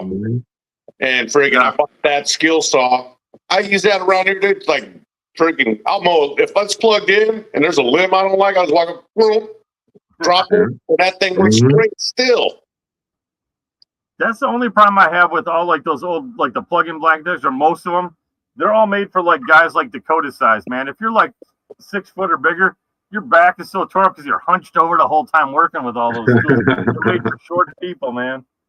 I swear my snowboard's the same way. I'm my big old snowboard, I got to hunch over to frickin' move it around because it's made for short people. I need some extenders, man. Hey, you know what we used for a snowblower when I was stationed over there at boot camp? Us and shovels. The heats and the tools. 4 hours. I tried it with my son, but he's too lazy. That's probably the worst watch I ever did. 4 hours of snow watch. Just 4 hours of shoveling snow on the walkway. Great Lakes. Yeah, great. Back then, dude, it was friggin', you had your choice. You could have gone to San Diego, Orlando. Now everybody has to go to Great Lakes. Yeah, buddy. Send them up. More power to them, man. My brother, I remember when he graduated boot camp in Orlando, he came home and had that sailor forehead line where everything was tan below where the Dixie cup was. And then all right above that. I got to grab a pipe cleaner real quick. I think I'm going back to the mirror shop. Walt. I think I'm going to find my mirror trimming. One of my mirror trimming. I've had my share of Petersons for the day. Yeah, you're going to have to wait for them all to cool off before you can run a pipe cleaner through them. I mean, I got a lot of straight ones, so I don't have that issue. But my St. Patrick's Day ones are like that. The one St. Patrick's Day is an Army mount, so that was easy. It didn't matter if it's bent or not. I just whoop. This son of a bitch won't run a pipe cleaner through it. Really? Yep. I would have called them back up. And been like, what the heck, man? This thing's straight as can be. Seriously, how can can be? not run a pipe cleaner through it? I don't understand that. You know what though? With that one, I would ramp that thing, man. You should be able to ramp it just a little bit. The only thing you got to worry about is that briar mortise that's in there. The fancy briar mortise. It is nice though. It is. I love this shape, just like my Dr. Grabo, the same shape and everything. I love it. But friggin', at least my Grabo, dude, I can be like, done. That pipe though, they do use some real nice quality meerschaum on those high end ones. That pipe's gonna color up real nice for you. Yeah, I'll probably smoke it for the rest of this month, and I'll hang it up, and then go back to smoking my Falcon. Seriously, I love my Falcon, man. That Falcon with the meerschaum bowl. Mm-hmm. I love that thing. My Falcon, I chooch away on that thing, man. And that thing will end up biting the shit out of me because I just chooched the hell out of that Falcon. This thing, man, I loaded up, smoked back to back to back to back bowls. I don't even care about the briar mortise shit in there. I pull it apart hot. I don't care. Yeah. Don't give two shits. That's a good thing about that thing me and Ben were doing with not cleaning the pipe. I wouldn't have cleaned my pipe if I didn't get that piece of tobacco stuck and I couldn't blow it out or nothing. Yeah. And then so once I ran the pipe cleaner through it, I was like, yeah, no. I'm gonna clean that, but it didn't foul up the taste, and it was already a month and a half in or something like that I was smoking that thing every day. You didn't get no foul, no funk or nothing, huh? No. And I just smoked half and half. I was doing it so I could see if it would go sour. Not the same blend every day, you won't. That's what it is. See, like I have one that I'm prototyping a one right now that I got to smoke the hell out of, and I was putting like 6 bowls through it a day. I was averaging 5 to 6 bowls a day out of it, and by like day 3, it started getting some funk to it. But I was also mixing up my blends. I think if you smoke the same blend, I think you don't run into that as much, you know. Right. I had to smoke the same blend because it was an experiment. I wanted to see how long it went sour. Yeah. Oh. When you see the old pipes that you get from the estate sales and stuff that's all closed up, that's from the old codger smoking the same blend over and over and over, not ramming it, not running no pipe cleaners through it or anything. Yeah. That my friend Jim's dad, he said he never, before he passed away, I asked Jim, your dad run, he goes, dude, we rarely saw a pipe cleaner in that house. He could buy a pack of pipe cleaners and last him 5 years. Mm-hmm. Yeah, they gave them to you when you bought tobacco. You just brought them home and threw them in a palm. Yeah. And I got some old ones that got baling wire and stuff around them where they split and they just put wire around them and twisted it and kept smoking it. Yeah, they're always like, oh, be careful when you tap your pipe, hold it by here. I used to watch him hold it by back here. Like knock it out on the curb. Yeah, on the boot, on the curb, whatever. You see them. Yeah. You get those estates, they're all scuffed up. It's like they knocked it on the cement next to them, and that was it. That's real workhorses there.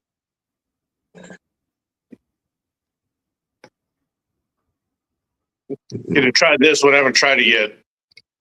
The bee frog thog Morton. I'm sure Walt could. That's not bad. I like that Smog's breath that he just came out was really good. Because it's a little smokier. Oh, I didn't get that one. I got like the Acadian Flake, that beef frog thog Morton. I got Frog Morton's Overdrive or Frog Morton's Overdrive, whatever the hell. Oh, the Overdrives are going too, yeah. I just haven't had North Dakota is brutal, and in Winnipeg, those winters are rough in Winterpeg. Winterpeg, as they call it. 2 seasons. winter and mosquito. Yeah, Irvin, that is true.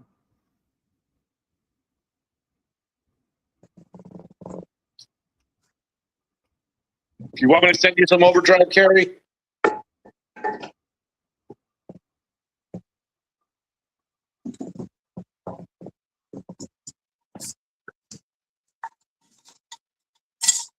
Okay. That'd be a good one. She'd like overdrive.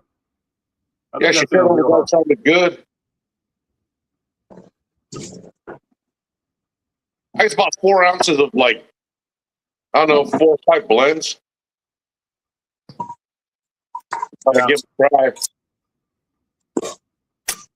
Yeah, after I said I wasn't buying any more blends this year, I probably bought 10 new blends this year.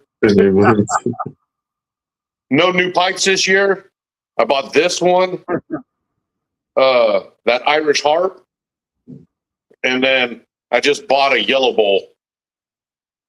You just can't stay away from them Petersons, even though they drive you nuts. Oh man, hold on. Let me get that Irish harp so you can see how beautiful that damn pipe is. You'll see why I bought it. Oh, I know the stems on them. Yeah, I bet. What's up, Cactus?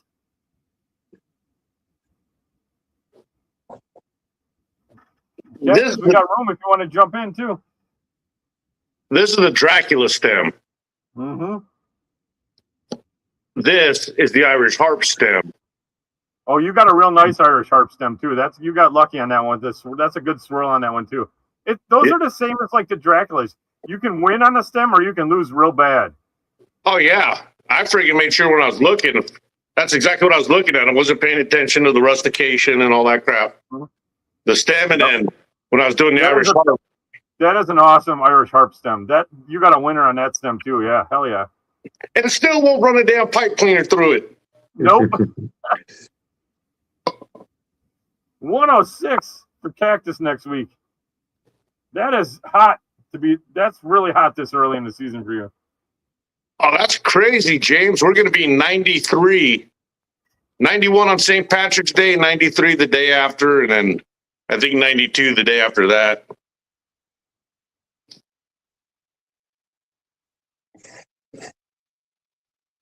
That is crazy.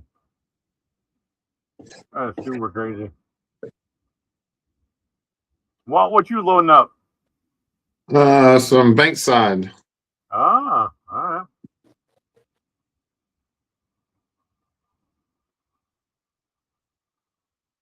Yeah, well, you come to Chicago, you can meet Greg. Greg will be there. I'd love to meet Greg. I could have met, what's his name? Reeves, but I never wanted to interrupt none of his conversations. He was always talking to somebody. I'd love to meet Greg. I'd love to meet, I like to meet Russell. All that. You see, he's getting back into blending now. He's getting ready to start blending in New York. Yeah, he's back at that place in New York. Yeah. Maybe he'll start bringing some of his good stuff back. If he can, without the sauce. He's gonna.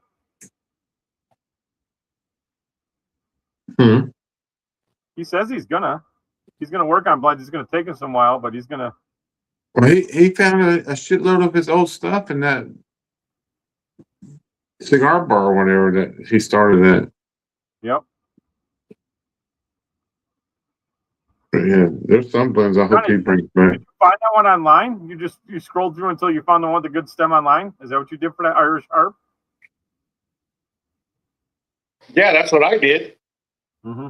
I've on Smoking Pipes. I go through it. They have the individual ones, so I sat there and they show both sides. Then on the Irish harps, they had top and both sides. So I went through. If I liked it, I put it on my wish list, and then went down to the next one. I like that one, put it on my wish list, and then went back and compared those two. And I was like, nope, but I saw that one, and I just threw it in my cart and didn't even bother going back to look at the ones that I put in my wish list and just bought that one. Yeah. Yeah, Carrie, it is nice the way they do that, where they take those pictures so you can do that on Smoking Pipes. That is really beneficial. I like that a lot too. Yeah, I didn't know they did that. As much crap as I talk about smoking pipes, I mean, they do a good job with the pipes, presenting them and stuff like that, because buying online, you know, you don't get to hold it and look at it and everything. So they do a good job. A lot of people have stock photos of it, and it's like 2 in stock. And it's like, okay, dude, especially when you buy like a Savinelli Roma Lucite, I want to see the stem, dude. Of the one you're buying. Oh, I got to show Chris. I forgot the birthday pipe I never showed you. Oh, man. The 2 Savinellis I got.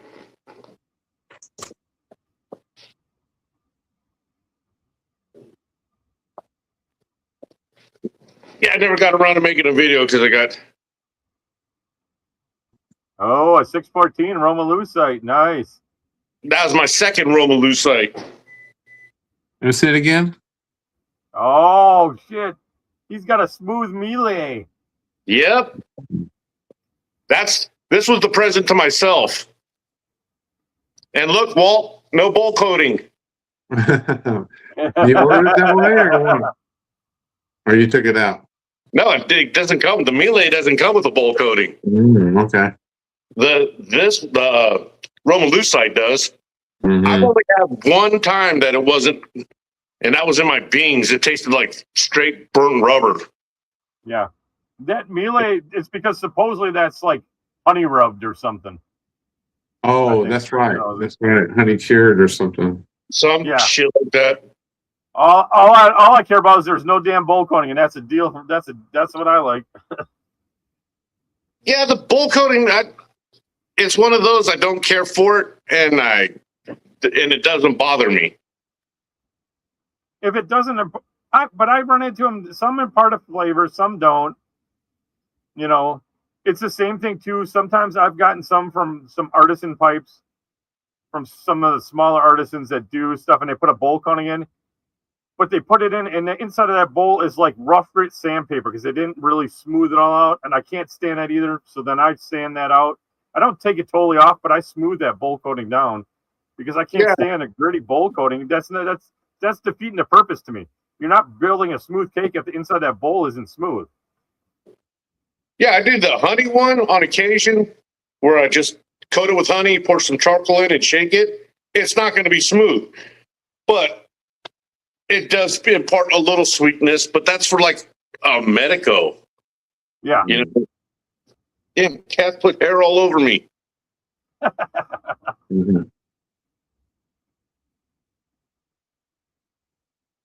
The hell did I touch it sticky? Your honey bowl? that honey bowl.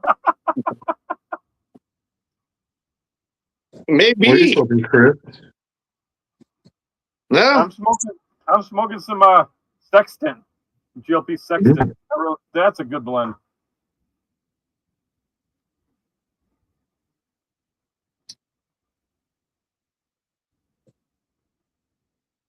Nice smoky Latakia. A little bit of rum if you pay attention. I hadn't tried that one yet. I got some. I just haven't tried it yet. I think you'll like that one. That's a real good one. Oh, yeah. I think there's so many GLPs I'm going to like when I eventually get to them. Yeah, freaking GLPs. I don't even know why I buy other English blends. It's right? I love Quiet Nights, and I love the Chelsea Morning. Yeah. There's nothing to compare to them. All my other stuff, I'm just like, wow, and I got what? 1, 2, 3, 4, 5, 6, 7. The only thing that compares to Quiet Nights is Horizons, made by the same people. Yeah. But it's just like, I love that blend. I mean, I have some old school Seattle Pipe Club and some Seattle Pipe Club bourbon barrel aged, the old stuff. I haven't tried any of the new stuff. But I have the old stuff, and it's like, wow, that's great. But it sits there because I keep going back to my Quiet Nights and my Chelsea Morning. Oh, Carrie called you out, though. She's like, what about? She said, Fayum. Yeah, no. What you do with Fayum is you take it, you put it in a jar, and you go in your cellar, and you forget that it's in there. Yeah, that's what you're going to do. It would never replace Quiet Nights. Quiet Nights is a different monster by itself. I don't know. That's like Chelsea Morning. Bam's like Kia Heavy, but Quiet Nights there's other stuff you can taste in it. It's a little bit more spicier, and that's Chelsea Morning for me. Like I don't touch my EMP. Those Peterson EMP tins, I just give those away to new pipe smokers to try a light English blend. Because I'll smoke Chelsea Morning all the day long if that's what I want. If I want something in that realm, because it's so much better. Yeah. Exactly, Chris. That's the same way I am. But every now and then, I will just look over and be like, got a little hankering for a little EMP. Getting back to the roots. If you want a little something like that little extra sour kick, then yeah, throw in some EMP, because those Orientals there's way more. It's not as balanced. So that Orientals, that sourness is way more in your face with the EMP than the Chelsea Morning. Sometimes there's just kind of a deja vu feeling smoking something that you smoked a lot earlier. Yeah, I did my Mixture 965. I grabbed a tin of that, took it over to my buddies, and that's one that I forget how good it is. Mm-hmm. I don't think that's why everybody tries to copy. GOP's tries to copy it. Everybody tries to copy that one. Everybody's good in English is trying to copy the original, Early Morning and Nightcap and 965. Like, okay, 965 or Quiet Nights. Those are the two, like, or Nightcap. Like some guys like Nightcap way better than the Quiet Nights, because they like that punch that Nightcap has. Whereas I like the Quiet Nights, all that more depth of flavor that's in the Quiet Nights to me. Mm-hmm. Although other people say that they'll say Quiet Nights isn't as refined as Nightcap, but I think it's the opposite to me. Yeah, I agree, because it is opposite to me. Mm-hmm. But some nights, man, I'm telling you, good cold night. Well, I want that punch from Nightcap sometimes. Mm-hmm. That's funny. Can you say that again? Good cold night. Is that what you just said? 60 degrees. What do you get down to, like 37 or something in the winter? Yeah, we get down to the 20s. Oh man, you okay? Hey, when I was a kid, it was a lot colder here. It used to get down to the teens during the day. But now it doesn't. Sometimes you'll get 20s during the day and the teens at night.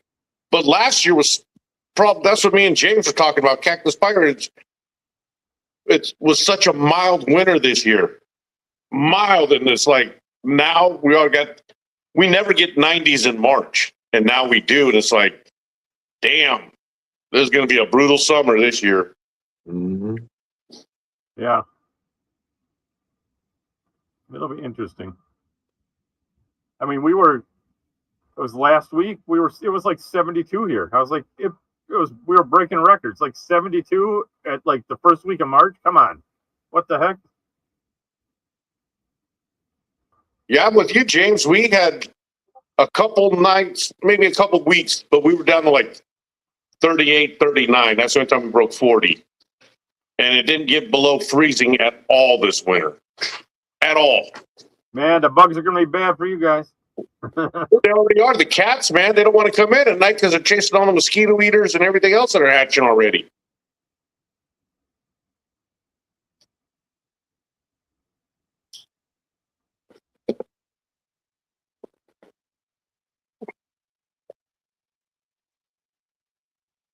But yeah, it was mild, but I'm just afraid this summer is going to be nasty. You can see a lot of shop videos if it is, because I'm conditioning. Then I'm gonna be like, look at that car back tucked over there. Look at that guy sitting next to that fancy car. Oh, look at that radiator. That's every time you're in the shop, I'm like, what kind of parts has he got hidden back there? The radiator, that black one is a replacement for the 1950 Oldsmobile Rocket 88, not a Delta 88. The Rocket, okay. Completely stock. Nice. The original interior is still in it. Well, you're in California. I believe it. That one was bought in Maine. I couldn't believe it. Wow. I was like, it's got to have rust. I know it's going to have rust. Asked him, I said, all I was worried about was the frame not being rusted out. And he sent pictures, crawled up, and I'm like, there's no damn way. And he's all, didn't drive it much. Yeah. And I was like, yeah, I guess not. I mean, I guess I sold my 95 GT when I had to sell my parents' house and get out of the garage there. And that thing I sold that, well, that was a year and a half now. But that thing had 37,000 miles on it. Never saw a winter. Original tire, everything original. The guy I sold it to was a buddy of mine that sells cars and stuff like that. He's like, dude, this thing's a time capsule, and he just loved it. I had like all the paperwork for it, everything, the service records, the window stickers. He ended up selling to some collector in Iowa that just was loving it because it had everything. Like the original tires still had decent tread on it. He's like, man. Only thing he had to do is because it sat so long is he had to drop the tank and because the fuel pump rotted out on it. Yeah. And he's like, it's just easier. I'll just get the whole assembly. I'll just drop the whole tank with the pump in it and just strap it back up and be done. I still got my high school car still sitting out there. Yeah, and he was shocked. He's like, I thought, man, when I was gonna, he's like, that I thought it was gonna be in just taking those straps off. I mean, it's a car 95 set, just trying to unbolt the stuff. He's like, dude, that stuff came free so easy. He's like, it was the easiest thing I've ever had to do. Yeah, I mean, I like my 70 Buick Grand Sport. That's my high school car and stuff. It's been repainted, but it's been undercover. It's not been in the rain. Not since 1989. Yeah, when you're driving it around, yeah. But now, it's still here and still kicking, and I'm like, just had it repainted and everything, and it's freaking like, dude, it has to be below 100 because I don't want to UV damage the paint. Mm-hmm. It's got to be above 75 because I don't want it to be out there in the cold. And me and my wife will take it for a nice cruise, go get a coffee or something. But if it requires me to park that car and leave it, not happening. Mm-hmm. Because those old cars, dude, they just go in there with a screwdriver and you can turn the damn ignition. Yeah. Mm-hmm. That thing will disappear real quick. Yeah, not back in the day. Shit. Back in the day, that was a crap car because everybody else was driving 67, 69 Camaros in high school. I remember guys with 65, 66 Chevelles and stuff. And I come up with the Buick, and they're like, nice. Hey, I mean, look at Cactus said one of those shitty hatchback Mustangs, probably from like the crazy ones from the late 70s, them little ones that had like no horsepower to them. They were a shell of a car. Those things were brutal. Oh, I had a 67 Chevy Stepside. Was the first car I ever bought. I ended up wrecking it. But that thing, dude, oh my God. I drove it around straight pipes forever. Friggin'. You could beat the shit out of cars back then. Mm-hmm. Remember those Datsuns? How Datsuns would last forever? The Datsun trucks and Datsun hatchbacks? Oh, yeah. Even when they're outdated, we'd just drive them up hills, drive them through mud, drive them through ponds. And my first car was an 86 Dodge Omni from my grandma.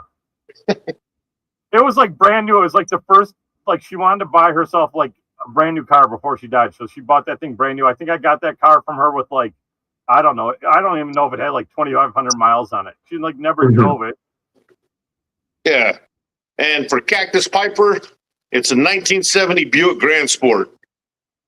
That was the high performance model of the Buick Skylark. Yeah.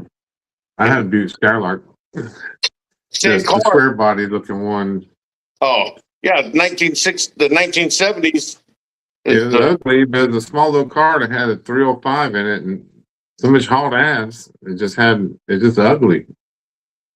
It was a good driving car, fun to drive. Buicks was always kind of like, and some Oldsmobiles too were always like ahead of the time. I mean, besides a Cadillac, a Buick or Oldsmobile would be the best car you could get with all the extra features and the best suspension and brakes and stuff like that.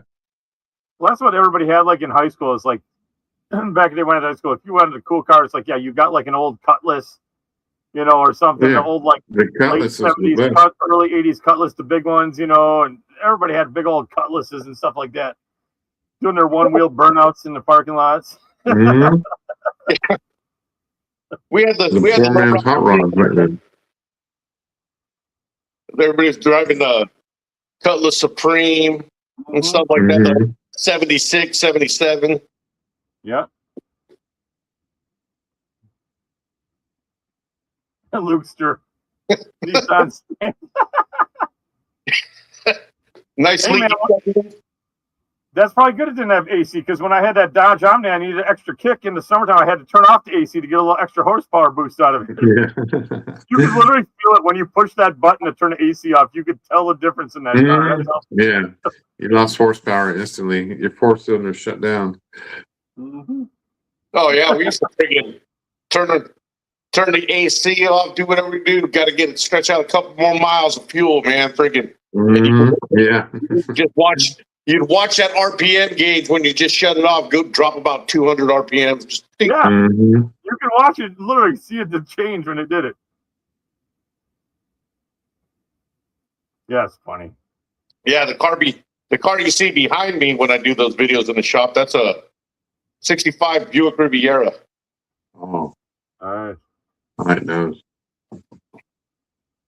In a few years, I'll sell it to you, Walt. Oh, wait, you said you'll be dead. Never mind. Sell it to me next year. I can leave it to my kids.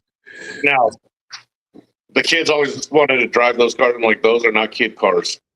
Yeah. That's what it is, man. Like, they don't know. Like, no power steering, drum brakes on the back of something. Like, you don't.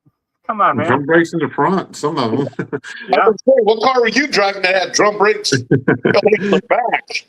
Dude, I freaking told him, I'll never forget, my dad had a 70 Chevelle 454. And I asked him if I could drive it. And he said, no, that's too much car for you. You can't handle it. I was 16. I was like, screw this old man. So I did what any self-respecting 16-year-old would do. I pushed it about half a block before I started it when I stole it from him. Went to go get on the freeway. I punched it, and it had the 4-speed Muncie in it. It was in first gear, punched it, spinning those wheels, power shifting a second, fishtailing up the on-ramp, slammed it in the third, chirped it, fishtailed it, slammed it in the fourth, chirped the tires again.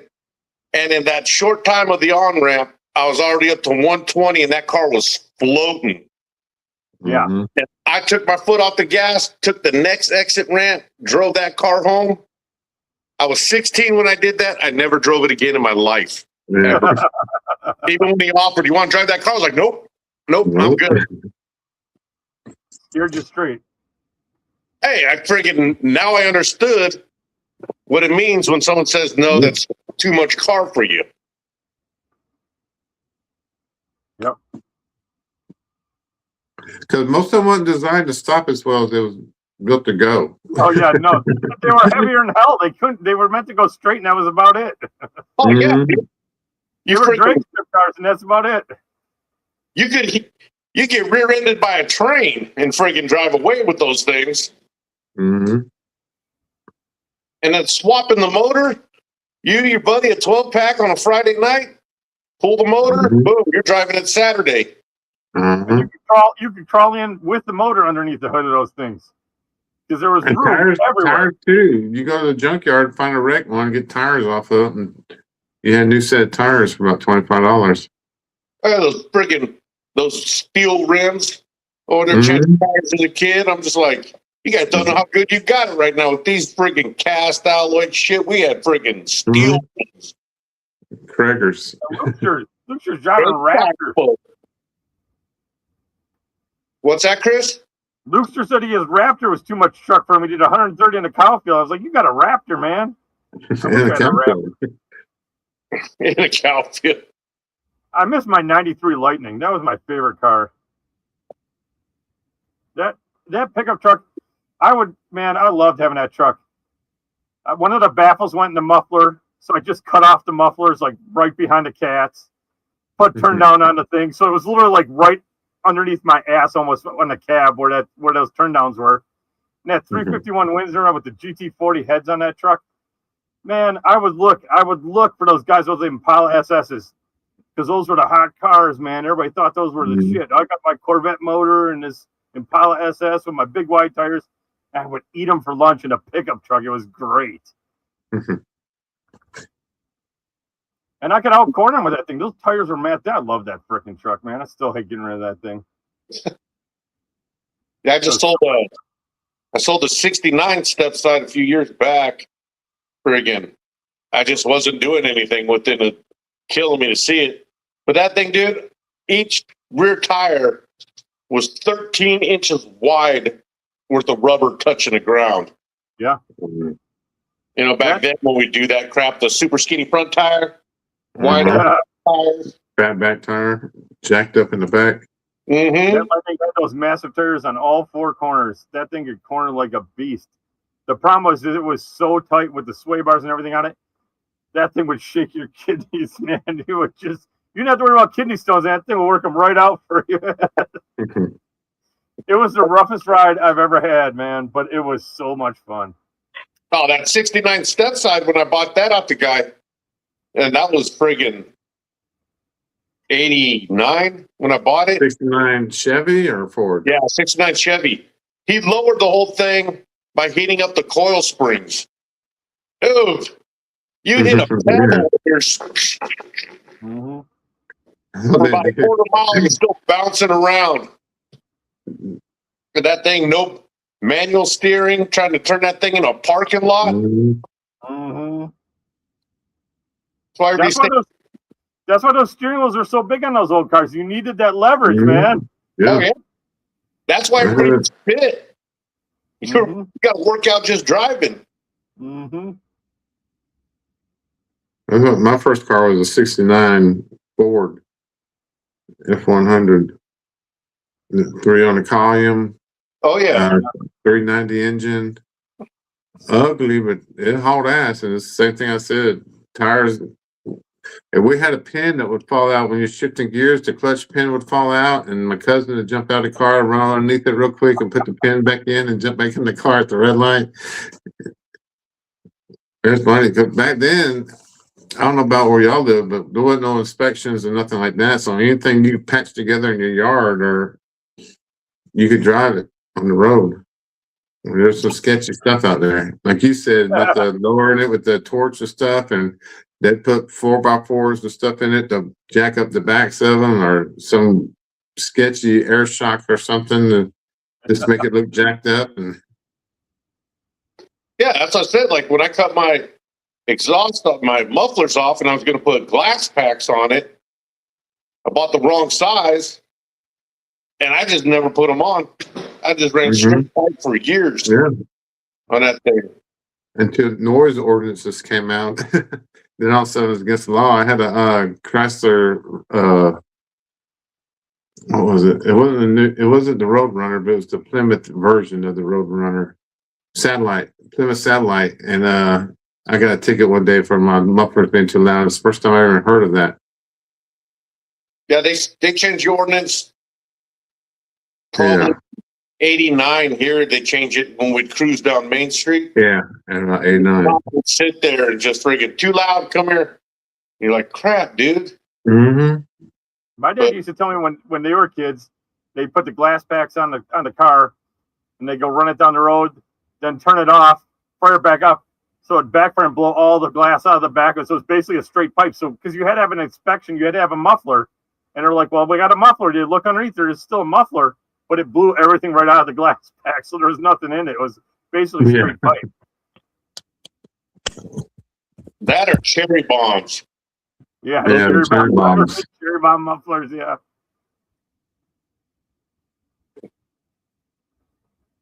Yeah, here, James, we didn't listen to California too much because back when I grew up here and was in high school, there was only 4,000 people in my town. And so friggin' nobody was listening to California ordinances. The cops weren't enforcing them. It wasn't until they became county mandates. But yeah, dude, we're in the middle of BFE in California, man. We don't deal with. We're not San Francisco and LA.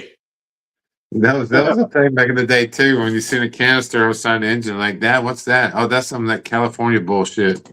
Always some canisters, some vacuum hoses coming off of it. Like, they put all the stuff in the cars just for California. Yeah, California got crazy, and then I remember I didn't have to smog my cars, and then they're like, "Oh, the 70 you got to smog," and I'm like, "Yeah, no." And they're like, "Yeah, get smogged." I'm like, "No, not gonna happen." Now I got to smog up on the goddamn thing. The bad thing is, it didn't help because I was in at least Riverside about at least 10 years ago, and smog was still there. So whatever they're doing to the cars wasn't helping at all. Well, it's all a joke. Like, we have to do that here. Like in the Milwaukee area and all that, you have to go for emissions testing because we're the big metropolitan area. So all of us down this area, but the rest of the state doesn't have to do it. I was like, yeah, air doesn't go anywhere else, right? Either the whole state does it or none of us do it because it's stupid. The whole world. They cry about us in the valley going, "Oh, all the ag and stuff like that." It's like, okay, dude, really? We get a day with no wind? Friggin', if San Francisco doesn't get wind, we don't get all their smog. That's where our smog comes from. Yeah. From San Francisco and San Jose and shit. Well, we'd have to do emissions here in Wisconsin, but down in Illinois and Chicago, where there's like 5 times as many people, they didn't have to do it. Oh, it's like here. They want us to, like our water policy, we have to allocate so much to go to the Delta so it can run out to the ocean for some fucking smelt. Yeah, because San Francisco passed the law. Guess who doesn't have to allocate water? San Francisco. San Francisco. So you're in Northern California, Johnny? No, I'm smack dab in the middle. I'm right in the I remember listening to Jim Rome years ago in Northern California. Used to pick on Southern California about if y'all keep talking shit, we're gonna shut off your water and stuff like that.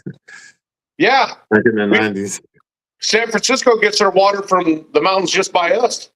Yeah, that's the reason they won't let us break up into. They wanted to separate into 5 states. They're all going, "Oh, San Joaquin Valley will be the poorest. It'll surpass West Virginia for being the poorest state if you were your own state." It's like, the hell if we would. Yeah. We'd be one of the richest because we control all the water. We control all the water and get all the food. Oh yeah, guys like league keeper of the Briar over there stealing all that water from way up north. Yeah, they got a great. Kerry says, "I love driving my grandpa's F-150 once in a while. I think it's a 2000 model." It's like, that's still a new truck, man. Yeah, that's a nice truck. There's a good documentary called "The Longest Straw." She wanted to find out where LA got its water from, so she was going to walk the Los Angeles Aqueduct pipeline. Yeah. She didn't know how far that thing went. 400 miles. It goes all the way up to Oregon. It's 3. I forgot what it was, but then it switches to something else. But yeah, it's all the way up, and to keep LA in water, these towns have just been sucked bone dry. Now they're just shit desert. Yeah, it's crazy. I don't have that problem here. We got plenty of water, except for now all those data centers want to come here and steal the water out of the lake and fuck it up. That's everywhere. They're really lucky here, though, because we got a shit ton of water right here. Coca-Cola's the biggest ones that do that shit with their Dasani and all that other crap water they got. They won't get water right from the tap. It. They take it right from the tap, all this Dasani and shit like that. Aquafina's tap water.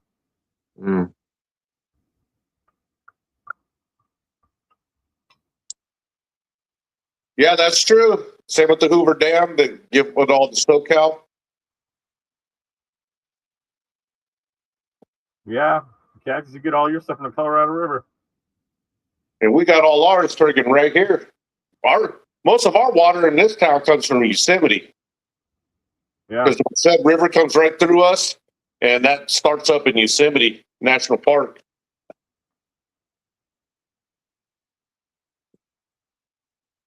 So, yeah, if you ever go to Yosemite National Park, anybody, you let me know because you're only about an hour, only going to be an hour from me. And in California, driving an hour is I'm going next door. And I was going to say, if you're going to Yosemite, Johnny can be there before you get into the gates because he'll be stuck in traffic waiting to get in. This is true. And I don't have to pay my way in. I got my lifetime military pass, so right through. Yeah, my dad got some deal with that from when he was in, like, he didn't use his military one because he was out before that, but he got it from being in the Coast Guard. He could get into shit like that. I remember when he went up, we went up in the summer to Alaska one summer, and he got on whatever one of the bases up there, one of the military bases. He just went in to check it out, and they let him on with this Coast Guard card from Coast Guard Auxiliary. Even it's like he talked his way in. They let him in. Yeah, we had back in the day Castle Air Force Base. That's what brought us here. That was a SAC command, so that was super tight security. Yeah. Yep, that's right, League. We get all that snow melt, and I used to do a bunch of hiking videos, but then I was showing spots that people didn't know about when you go hiking unless you're a local. And then I took my hiking channel down a while ago in a bunch of videos that I had, and because there was a couple other guys on YouTube that did hiking videos, and they were in California too. And he did a video about how people are showing up to all these secret spots that he was going hiking in because they could figure it out, or he'd say, "Oh yeah, I'm here. It's one of my favorite hiking spots because no one's ever here." And then, but he had 50,000 followers, and then he'd go hiking there, and a week later, and there'd be a few more people, then a few more, and then were all his followers starting to show up and ruined his shit. Yeah, that sucks. Yeah, I love. People always say, "Oh, Yosemite's so beautiful, man." I've only been to Yosemite Valley once because it is amazing once you get out of that valley, Yosemite Valley, and hike the backside of Yosemite National Park is huge. Yeah. If you get out and hike the back where nobody's at, I have hiked for days back there and not seeing a single soul, not even a ranger. Because the parks are all getting way out of control. I mean, I grew up traveling and driving all through the states and vacationing everywhere with my parents. We went to all the different national parks and everything like that. And I remember going to like Yellowstone, and we went a couple times in the 80s. And I went back with my wife before my son was born. So that would have been like 2009. And it was way busier then. And then we took the kids out there 3 years ago, and I will never fucking go back. It's a zoo. It's a madhouse. There's tour buses full of idiots. You can't walk anywhere. You can't park anywhere. Rules, signs, people just can't. They do whatever the hell they want. I can't stand it. It's just so disrespectful and annoying. It's not peaceful anymore. Yeah, Cactus Arches is brutal.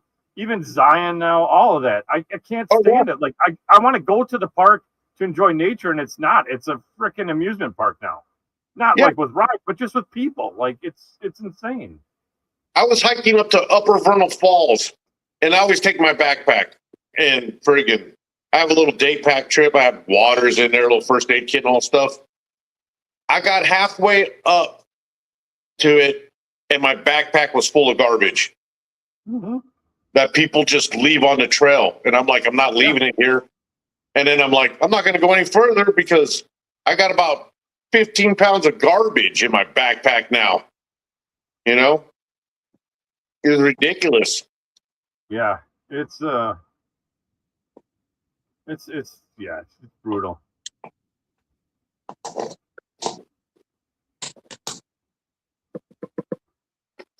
Damn. Damn. Already smoked through that one.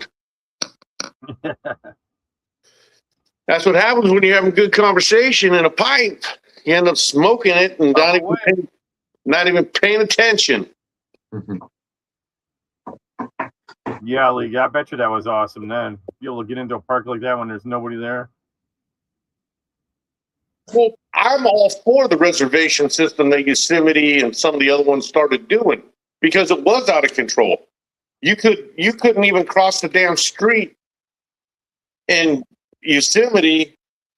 You know, a couple people would go and then the cars would start back up. And then a couple people would go, cars would start back up. And you're sitting there you're just like, I'm going to be here for an hour before it's my turn to cross. And that's not, I'm not down. That's what it was like in Yellowstone. I stopped at one of the places, and it was a parking lot with a rest, like a bathroom and stuff to see. And it took me to get out of that parking lot and just back onto the road through that out of the parking lot through the four-way intersection. It took me 45 minutes. And to get into Yosemite, if you go the 120 way, there's a one-lane bridge. Oh, dude, you will be there for days. You will ruin your trip if you hit it at the wrong time because you're going to get in Yosemite and it's going to be like, okay, friggin', I can only be here about an hour because I got to turn around and go get back in line to cross that bridge to get out of here. If not, I got to drive all the way to the other side.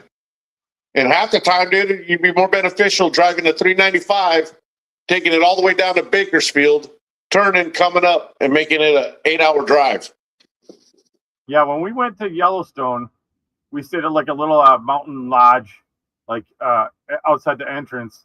And we went the first day. I mean, we were up. I'm like, we got to be early. I was up at 4 o'clock driving us in. It was like a half hour, 45 minutes away from the entrance to the park. And we were driving in the dark, and it was nice. We beat the rush and everything. But by the time we spent the whole day driving through, and we got through, I don't know, half the park that day because it was just so busy. The second day, we're like, screw it. We stayed at the mountain lodge, and the kids went horseback riding with the wife, and I sat and smoked a cigar down by the stream, and we're like, we'll just hang here in the cabin and have a good time because it wasn't worth it. It was too much of a freaking too much stress. It wasn't worth it. Yeah, it's if you have the means to invest in a cabin and get one, here, it's something you need to do. We just rent cabins, and we only go, maybe twice a year that way. Those pictures of me and my dad, that's about a 5-hour drive to get up there. We've been going there since 1977, 76, 77, somewhere around there. It's worth it, but we used to have the whole place to ourselves. No one knew about it. And now you go, and because the access road goes all the way up to the campground, you go on a Friday or Saturday night, it's just everybody partying up there. Yeah. Like, I'm not going up. I'm going up to be in nature, not to be at a freaking rave or something. Yeah. And that's what cracks me up. There's an old fire lookout there. And when I was a kid, it was an active fire lookout, but now they don't use it anymore. Dude, those kids bring friggin' kids, 20-year-olds. And so if they go up there to go drinking and partying, and they bring all their Bluetooth speakers and everything, and friggin' like, dude, I could have stayed home and heard the same shit from my friggin' neighbor down that way. It's exactly. Yeah, it's hard. That's why I was like, we'll go to Wyoming or something next. We'll go back up to Wyoming, but we won't go into the parks. We'll just stay, get a nice, get a cabin someplace. Yeah. Book a house in the middle of nowhere and just relax, Yeah, when I go to a city, I expect there to be everybody and their brother. Like Chicago, I have no delusions of it being the way it was in 1990. It's going to be a lot more packed. The line at Al's is going to be longer. That many more assholes because, like you said, people don't give a shit anymore about anything. They're so rude and disrespectful and only about themselves. Yep. It's like My buddy said, "Oh, you got to come back to Menominee and see how it's changed." Why? I love my memory of Menominee back in 92, 3, 4, and 5, you know? Yep. I don't need to go see what it's become. That's the thing. It's like you got to go farther and farther to get away from the nonsense, and that's the pain, you know? Oh, yeah, dude. Freaking. You got to be an Ooper in Michigan to get away from everybody. Yeah. Those same people are the ones that go back and talk about how they was in nature. And but even then, I went up there and we were way up in the upper Michigan, and we went to this state park on the beach where it had whatever the rocks. It was supposed to be this awesome beach, and it was a freaking madhouse. And the same thing, like you said, trash everywhere. And I'm like, God damn, people! Like, come on. Yeah, that Glass Beach in Northern California. We drove, and it had to be a good 6-7 hour drive, and we're talking windy roads, not fun at all to get there. But we were excited to see Glass Beach. There's hardly any glass on it anymore because everybody's been picking at it for decades. Oh, I'm just going to pick up, one of each color. Well, you and friggin' everyone else, 100 people a day do that. Yeah. Big tourist attraction is almost gone now. Yeah, that's the same thing. There's like in Door County, there's Washington Island. You have to take literally like a ferry across to this island, a car ferry. And you go there and it's like this beach. I'll call it Pebble Beach. I can't remember what it is, but it's this beach. And just because of the way the lake is, it's a stone beach, but all the stones are totally round because it just gets washed in, and it's all. And they have big signs, like don't stack the rocks. Everybody does whatever that stupid thing is where they're like stacking the rocks up. I was here. This is my stack of rocks. And there's signs, hey, just, leave it the way it is. This is the way it's supposed to be. And they're everywhere. I'm like, you idiots. That means don't do it. That applies to you, not because you want to be special. I was like, yeah. Well, in Lukester's neck of the woods, not Lukester, League and Keeper the Briar, right now, the California poppies are blooming in Southern California. Okay? Don't stand in the poppies. Don't touch the poppies. They're the state flower. The conditions have to be perfect for the super blooms to come and everything. And what the hell do the IG idiots do? They go out there and they walk out trampling half of them down as they walk into the middle to get a beautiful... I'm surrounded by poppies. Don't eat the poppies. Come on, Lee. I'm eating them. But yeah, when they do the super bloom, dude, it's a once in a lifetime experience. Maybe a twice. There's been times I think 2000. So I can't remember, but there was a 13-year gap between them at one time. And these people just go screw them. I was like, dude, what are you doing to me? Gotta be special. Yeah, they got to have that one for the gram. Yeah. Hey, James, if you go up to Yosemite, let me know, dude. Like I said, I'm only an hour away. Friggin' ain't that bad of a drive for you. Or if you want to fly into Fresno, you let me know. I'll pick you guys up. I'll pick you up at the airport. That's only 45 minutes from me. I'm excited he's coming to Chicago. It'll be a good time. Yeah, my wife, she didn't travel much growing up, so she didn't get lucky like I did. So, like Muletown ain't exciting to her. We were going to go to Tennessee before everything happened, and because I had my family cemetery there, wanted to go see the Confederate cemetery at Hoover's Gap, we had 500 acres there that unfortunately the U.S. government decided after the Civil War that for punishment for fighting for the South that they were going to confiscate. But the family cemetery's there and all the stuff. I wanted to go see that. And she was down for that, but she wants to go to something, big like Chicago and Vegas. So I might go to Vegas pipe show this year. That might be the one pipe show I do hit. My wife used to be like that. Like she always wanted to go like to the big cities. And then she's like, oh, and then the kids wanted to go to the big cities. And then we took that, when I finally took them out west, and we took that family trip out west, then they're all like, and my wife had gone to some, but she was the same way, never traveled, you know. She started traveling when we started dating and got married. I took her places. But the same thing with the kids. The kids can't stand it. Now, like, big cities just stress them out. They want to be away from all that action. They don't want to be walking down with a million people. Like, she'd take them down to Chicago into the city to do like all the like stores and the whatever the heck they had. I don't know, some kind of nonsense. And they came back from that day and they couldn't stand it. They were all cooked. They're like, yeah, I don't need to go back. They're the crazies on the street and the panhandlers and whatever. They're like, no, man, this isn't fun. I don't want to do that. I don't want to do that. Take them to the real Chicago. You want to see Chicago? I'll take you to real Chicago, lady. We're going to South Chicago. I remember back in the 80s, we'd go down, speaking of South Side, the Museum of Science and Industry was down there. And that's a cool museum. But if you're going to go to it, you got to take Lake Drive down from the north, because you don't want to go down to the south and then drive in from the expressway, because you have to go past. And back then, Cabrini Green was still there, and you're driving past all of that to get east to the lake from the expressway. And no, sir. Oh, yeah. Yep. It's crazy. But freaking, she's never seen Chicago, so it'll be a fun trip. Yeah, I mean, there's stuff to see. It's you got to do it. But that's like my wife. Like she's like, she went to New York twice, and she's like, I'm like, I have no desire to go to New York for anything. Pass. Hard pass for me.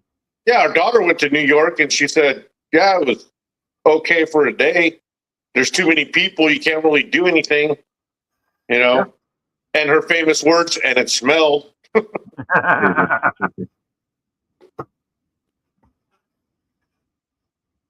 You know, but I told her part of it is I want her to see where my old stomping grounds were, like in North Carolina and Virginia and stuff. Yeah. And it was always in my heart to go back there, you know. I love that part of the country. And that's like Walt and stuff. I'm sitting there going, man, you guys are so fucking lucky to live over there. Mm-hmm. Yeah, because you drive one direction 4 hours, you're at the beach. You drive 3 hours the other way, you're in the mountains. Drive the other way, you're in the swamps. Yep. I told my wife we used to go surfing when I was stationed in Norfolk, and we'd go drive down to Cape Hatteras over there to go surfing. I said, you're driving in the woods, and you come up, and then boom, head into a whole different friggin' climate, atmosphere, you know, and it's beautiful. You know, my oldest boy lives over there in South Carolina. Where at? Charlotte, I think. Columbia? Maybe. My mind's starting to go. Yeah. But, you know, he always said he wanted to go there. He went to go visit his aunt that lived there. And he said he wanted to go see everything that I always talked about. And so he was going to go for a few months. Shit, married, kids, everything. Stay. Taxes, property taxes, all that's lower. Yeah, he's 30 years old, owns his own home. Yeah. That's all you got to do is start out somewhere like California or New York or New Jersey, buy a house there, sell it, and then move to Charlotte. You're half a millionaire. Oh, yeah. That was the plan. Selling this place because the property and everything makes this place valuable, not the house. And, you know, but that's what we're talking about. Selling this place, dude, we could have walk out after taxes and everything, freaking walk out with, you know, $600,000-$700,000 head that way. Yeah. Imagine it's changed now, but Corey was talking about doing the same thing before he found his new girlfriend, but he has a sister in Virginia or northern North Carolina, somewhere around Raleigh. Yeah. He was about to move down here. I was looking at it. I was thinking about Western Tennessee. That's just beautiful, man. Yeah. And the land's cheap. Just don't go to Memphis. You find signs, you can buy unrestricted land out there still. No codes, no HOAs, and nothing. No, I was looking at Rugby, Chris. Rugby. All right. Tennessee. Yeah, make sure when you move there, get yourself some good standby power because you're going to need it because they can't do the winters good. Make sure you get yourself a little bunker so if the tornadoes come, you're good there. But other than that, you're good. Yeah, well, it ain't ever going to happen now.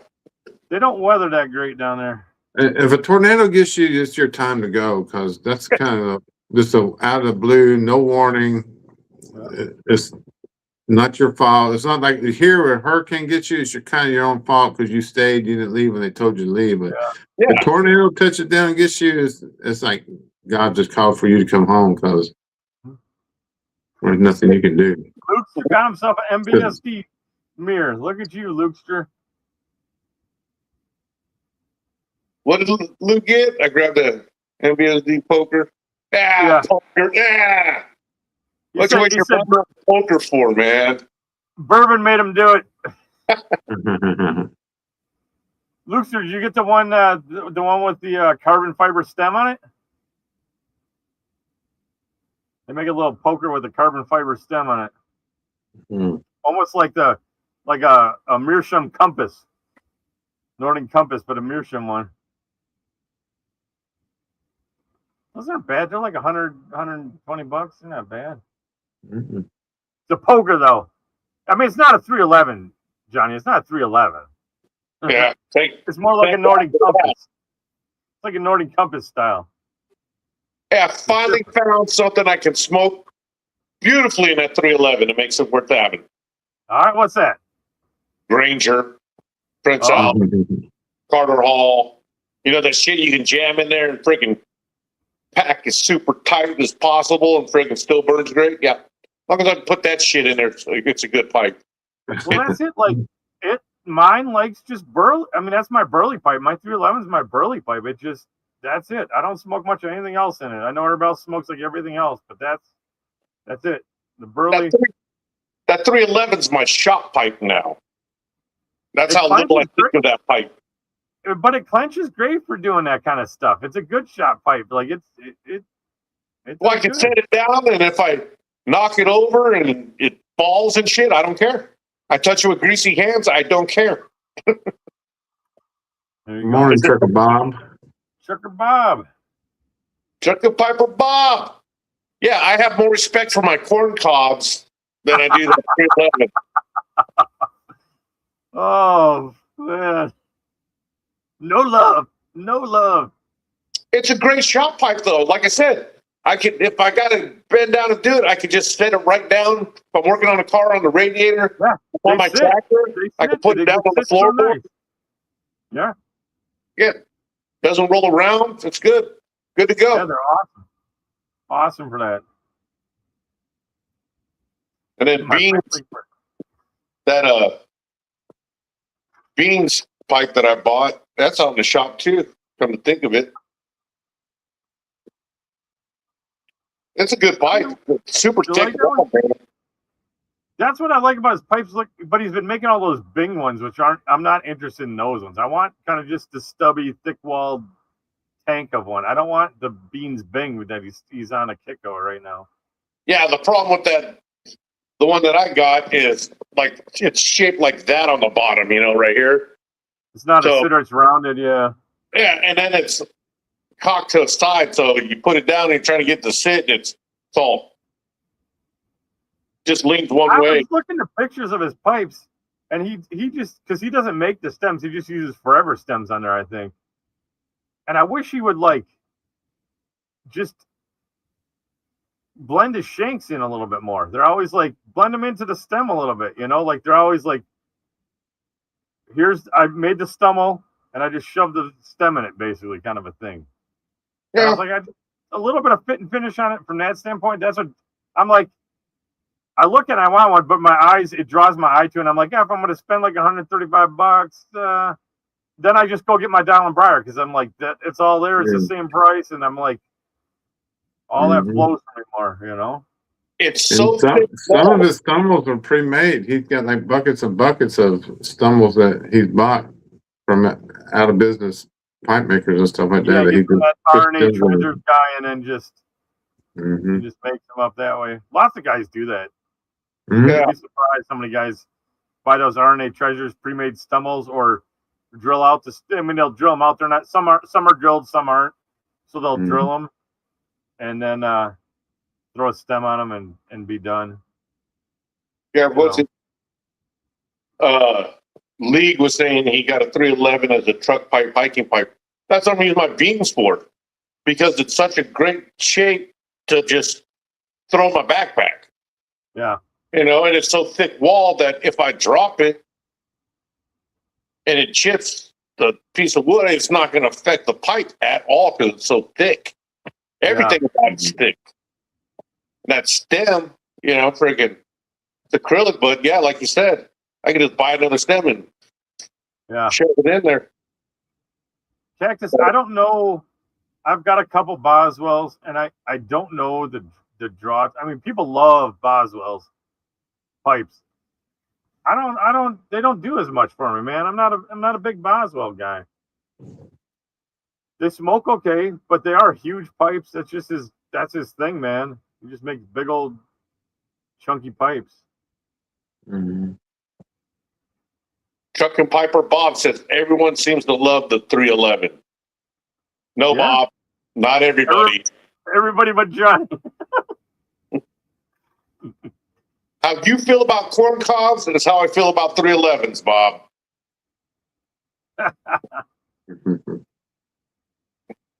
Emma, you should get a 311, man. Mine smokes burley great, and you're a burley man. Yeah, like I said, even Johnny said you smoke all those like a Pegasus and those kind of things. It'll love that. That 311 will love that kind of stuff. Haunted Bookshop, Pegasus, Old Joe Krantz. That 311 is perfect for that stuff. My dried out ass Haunted Bookshop smokes great in it. Well, I bought a pound of Haunted Bookshop bulk, and I think I gave 4 or 5 ounces to carry, or maybe a little bit less. I don't know. But then the rest, I've always just kept it in the shop in a pop top acrylic jar. And so there's times that I walked out of the shop and left the top open on it without thinking. Yeah. And then go to the shop for a week, and it was like, oh, the top's crispy. Like, okay. And then just over time, it's migrated down, but I only have like 2 ounces of it left, so I don't care how dry it is. I'm not paying attention to it. That's more of a utility smoking when I get down to the bookshop. I got a bunch of that. I don't smoke much Haunted Bookshop. That one, I like Pegasus, and that's the Old Joe Krantz better. But I'm gonna play the long game, and I'm gonna let it sit in the jar and see what it does. I circle back to it every so often. I don't mind it, but I like other stuff better. But I'm gonna see what that does over time. I'm gonna see what some jar time does to Haunted Bookshop. See what it turns into. Dude, I have a tub of 8 ounces of Briar Fox that I've never cracked open. It's just sitting there. I got a brick of Briar Fox that I got a deal on because I bought a tin of it, and it wasn't bad. And then I got a deal on it. I was like, that's another one that just with the Virginias and the freaking out. I'm gonna just cut that brick up, put it in a jar, and let it sit and see what happens with it. Yeah, I'd rather smoke. I mean, honestly, when it comes to freaking burley stuff, I got a tub of Carter Hall. I got a couple tubs of Prince Albert, Granger. I got my half and half. Those smoke good in the 311. I keep Granger half and half out in the shop now with the Haunted Bookshop. And what else? I think that's and Burley Morning Pipe. Burley Morning Pipe is my fancy freaking. That's the fancy stuff. That's a high end stuff right there, son. Comes in them shiny silver packages. That warrants me taking out the Falcon pipe. And then the pinky comes up. Oh yeah. I'm gonna give you a foo-foo coffee then with some caramel in it. Yeah, that stuff is good. Oh yeah, I like Burley Morning Pipe as a change, but this is how genius I am. I meant to order 2 labels of Cowboy Coffee so I could jar up. I ordered 8 ounces of it, and I put down 2 labels. Well, dumbass me put 1 label and 2 8-ounce packages of Cowboy Coffee. You got a pound of Cowboy Coffee now. Dude, I already had 4 ounces of Cowboy Coffee. I was just like, I'm going to get 8 ounces and be done with it. Never have to buy it again. Because it's one of those occasions. It's not an all-day smoke for me. It's a one and done, good stuff. Maybe, but I'll get a hankering for it and smoke it for like a week straight and then not touch it for 6 months. I like it. And then I pull it out from time to time and I smoke it and I go, eh. And then I realized, you know why I like it? I like it better in a cob. And every time I smoke in the bar, I'm like, this is good, but it doesn't do it. But if I put it in the cob, that Cowboy Coffee in a cob, that's where it's at for me. That's stuff, man. I like Burley Morning Pipe than I do the Cowboy Coffee. To me, I don't know. I'm curious to see how it's they're reblending all that stuff, Oh, I got 2 pouches of the last release that he did of Burley Morning Pipe. Yeah. So I'm gonna try it. I like the 2020. I've tried it, and it's decent. It's not the same, but it's a different. It's almost a whole different blend, really. It's like somebody trying to match it, which basically they did. But Tom gave me some at the Mealtown that he didn't like. And for some reason, I can smoke it good in the morning. It tastes fine, but if I take it to work with me and then I smoke it on the way home, it's not the same. It's a whole different smoke. Yeah, it's kind of weird. You have to smoke it slow, though, but it loses the flavor quick. If you smoke it fast, it becomes some kind of dog shit. But if you smoke it slow in the mornings, like when you got your coffee, it smells pretty good.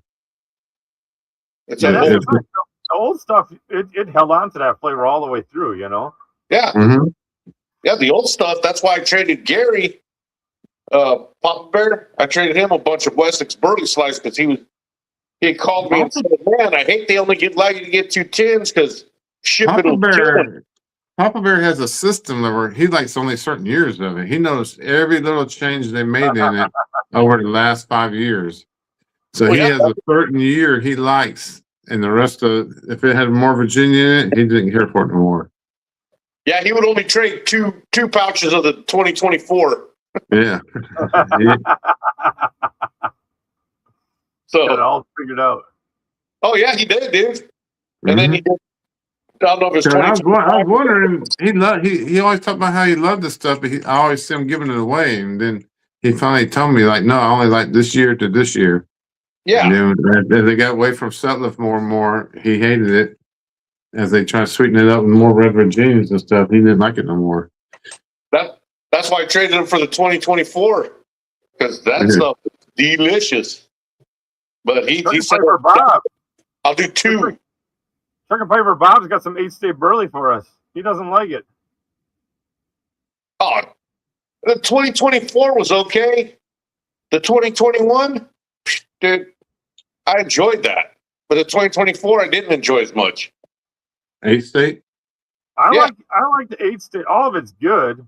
I mean, it's the same thing. Like, I like this year's Steamworks probably better than the prior release because it's more balanced to me. And I think I think that is almost going to speed up the aging, making it that much better. Like Steamworks aged really well, but I think with this year's release being more balanced, it's just going to be even more awesome over time. Yeah.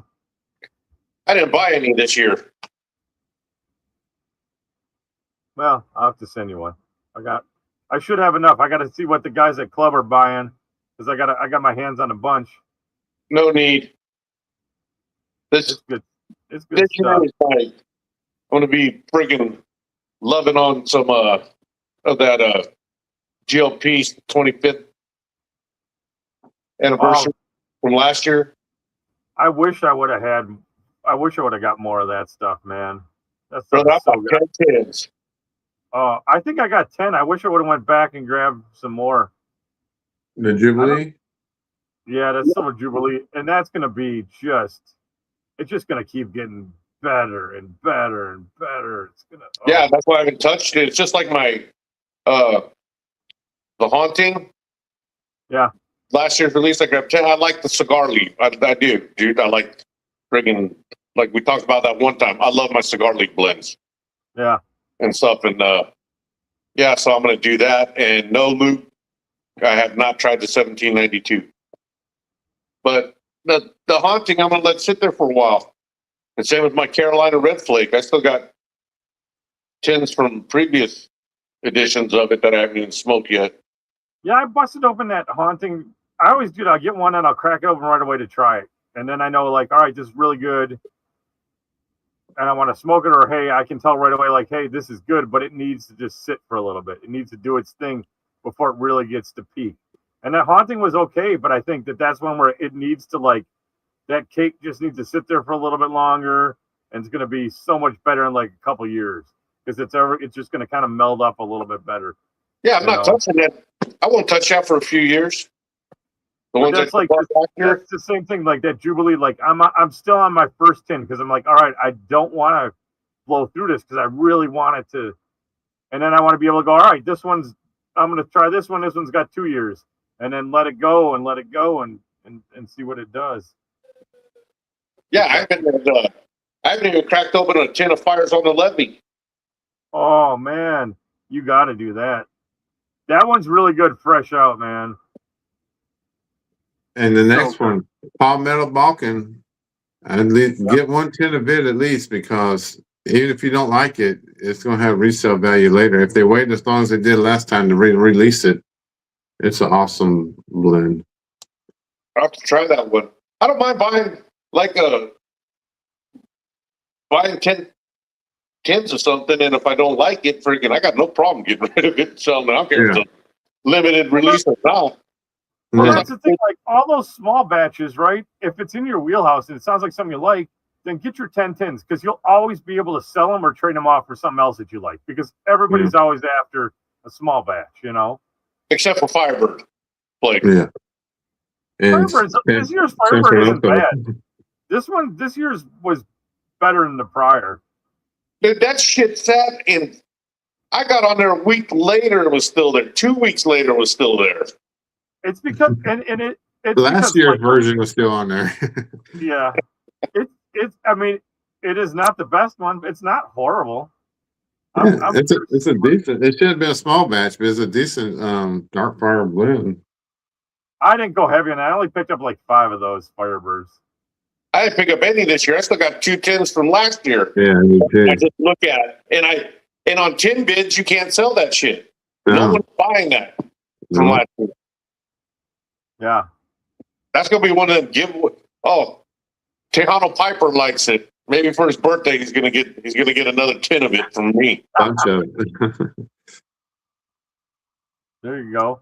But I still got just like that Molto Dolce. I like it. It's really good. It's not something that I'm gonna smoke all the time. Yeah. And then I'm Firebird. What's that? Isn't on the Firebird. James likes Firebird.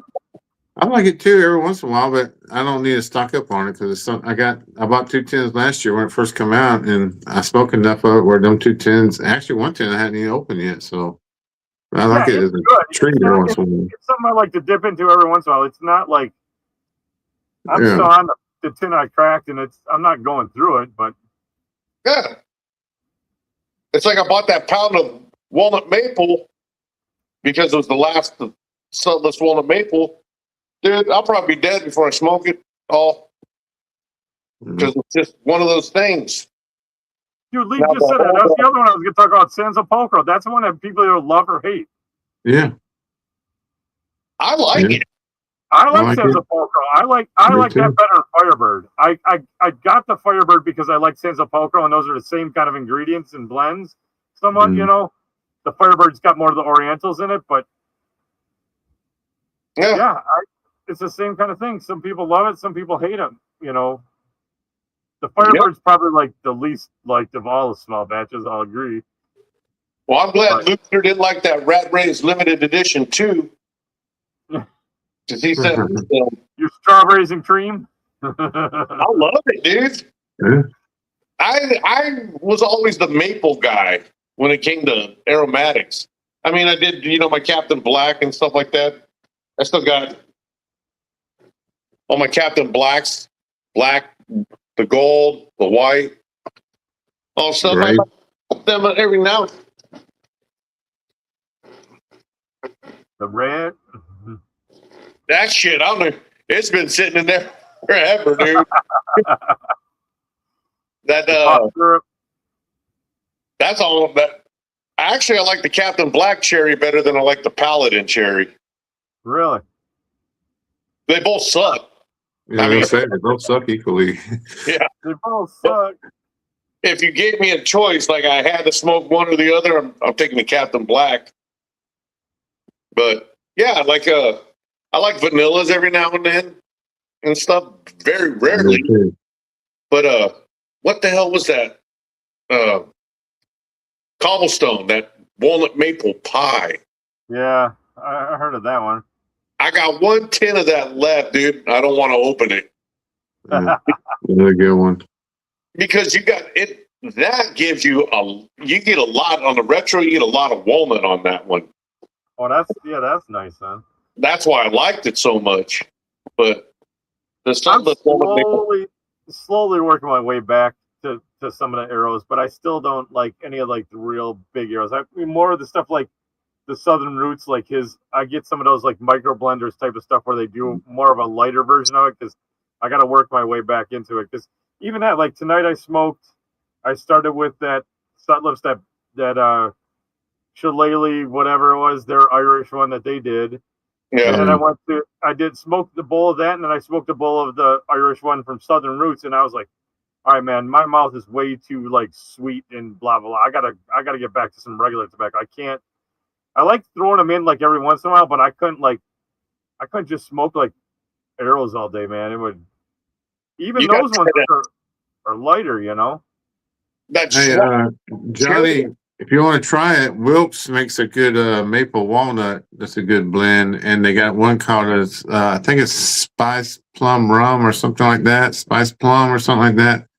Those are two awesome aromatics. I have that spiced whatever, that rum cake or plum cake or whatever it's called. I haven't tried that yet. I'm working my way. Yeah. I'm working through that. Their peanut butter chocolate is good, but that's another one. Like it's a one-off. Yeah. I chooch away on that, and then it'll start biting me because I'm chooching on it too much. That's my thing with arrows too. Is, man, I'm a choocher, man. So that extra moisture in all those arrows, it ruins it for me too because I'm telling you, that's where the EA carry comes in. Smoke it in the EA carry and see how it does. what I got to do is I got to clean up that mirror line EA carry and smoke out of that because it's a little bit smaller bowl. That one EA carry I got, man, it's like that 106 that I got. It's a mega bowl on that thing, man. Yeah, it's too big. Smoke aromatics when you're doing something. Where you got to put the pipe down, it always goes out.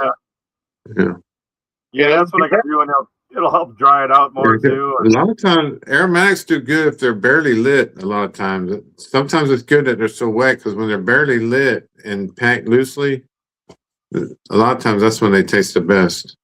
Yeah. Well, that's the thing I run into with that big EA carry I got, right? Is so that I tried it, stuff like that in there, but then I'm packing it loose, and then it has that freaking weird loose draw on that EA carry, and I was like, man, I feel like I'm getting nothing because I'm just sucking like empty space of air because the draw was so loose because here I'm packing it loose because I got an arrow in it, and then I got that system. I was like, this is not even getting is there smoke coming out? Am I smoking something or am I just breathing air? You're not choo-chooing it. Yeah, I gotta figure it out. I'm like, I'm getting no taste. I'm like, it's an adjustment. Once you get it down, they're excellent for especially aromatics and like any Virginia that burns hot for you. Try it in that, and it'll cool it down for you. I'll just gotta tinker with it more. You tried that Schwab's Cherry Light, didn't you, Walt? Yeah, Papa Bear gave me some. Yeah, I like that one. Yeah, that's a good one. That's a real good cherry aromatic to get into because it's so light, Chris. Okay. You can smoke that and not even think twice about it. It's good. Yeah. And I'm not buying any more Trumpeter. I'm not buying any more. I'm not buying any more Country Squire blends. Done with them. But that was I just bought their limited release one that they just came out with. The new one. But that's a non-Arrow one that they came out with, which I was interested in. Is like they did like their Irish one that's non-Arrow. So I was like, all right, I'll try that. But the Yazoo Witch too, I like it too. Yeah, the Yazoo Witch I do like them, but Luke, I haven't been to that Hobbit's Leaf from Ravenswood, but I haven't tried it. There is Arlington Cigars, Pipes and Cigars in Illinois has a Hobbit's Leaf match. That's their house blend, and it's usually pretty cheap in bulk. Yeah. I would say order some of that up too, man. It gets good reviews. People seem to like it. I have some. I haven't smoked it because I haven't circled back to Arrows that much yet. I'm working through it. Probably this summer I'll get more into it. In wintertime too, man. I don't smoke that stuff when it's cold as much. It's not my thing, but more of a summer thing. Yeah, I'm gonna work it in with my Virginias and my Vapors in the summer, and then it's Arlington Pipe and Cigars. It's in Illinois, and it's like a Hobbit's weed match type thing. They got several of them good kind of matches, and there's a recipe you can find. I forget where I've seen it online, but there's a recipe you can use to make a Hobbit's weed. It's basically like a BCA mixed with something or something. And they got what do you got there? X1X blend. I keep seeing all you guys talk about. I am intrigued by that, brother. But I haven't even smoked Aaronmore yet. So I'm like, I don't even know what I'm getting myself into with that one yet.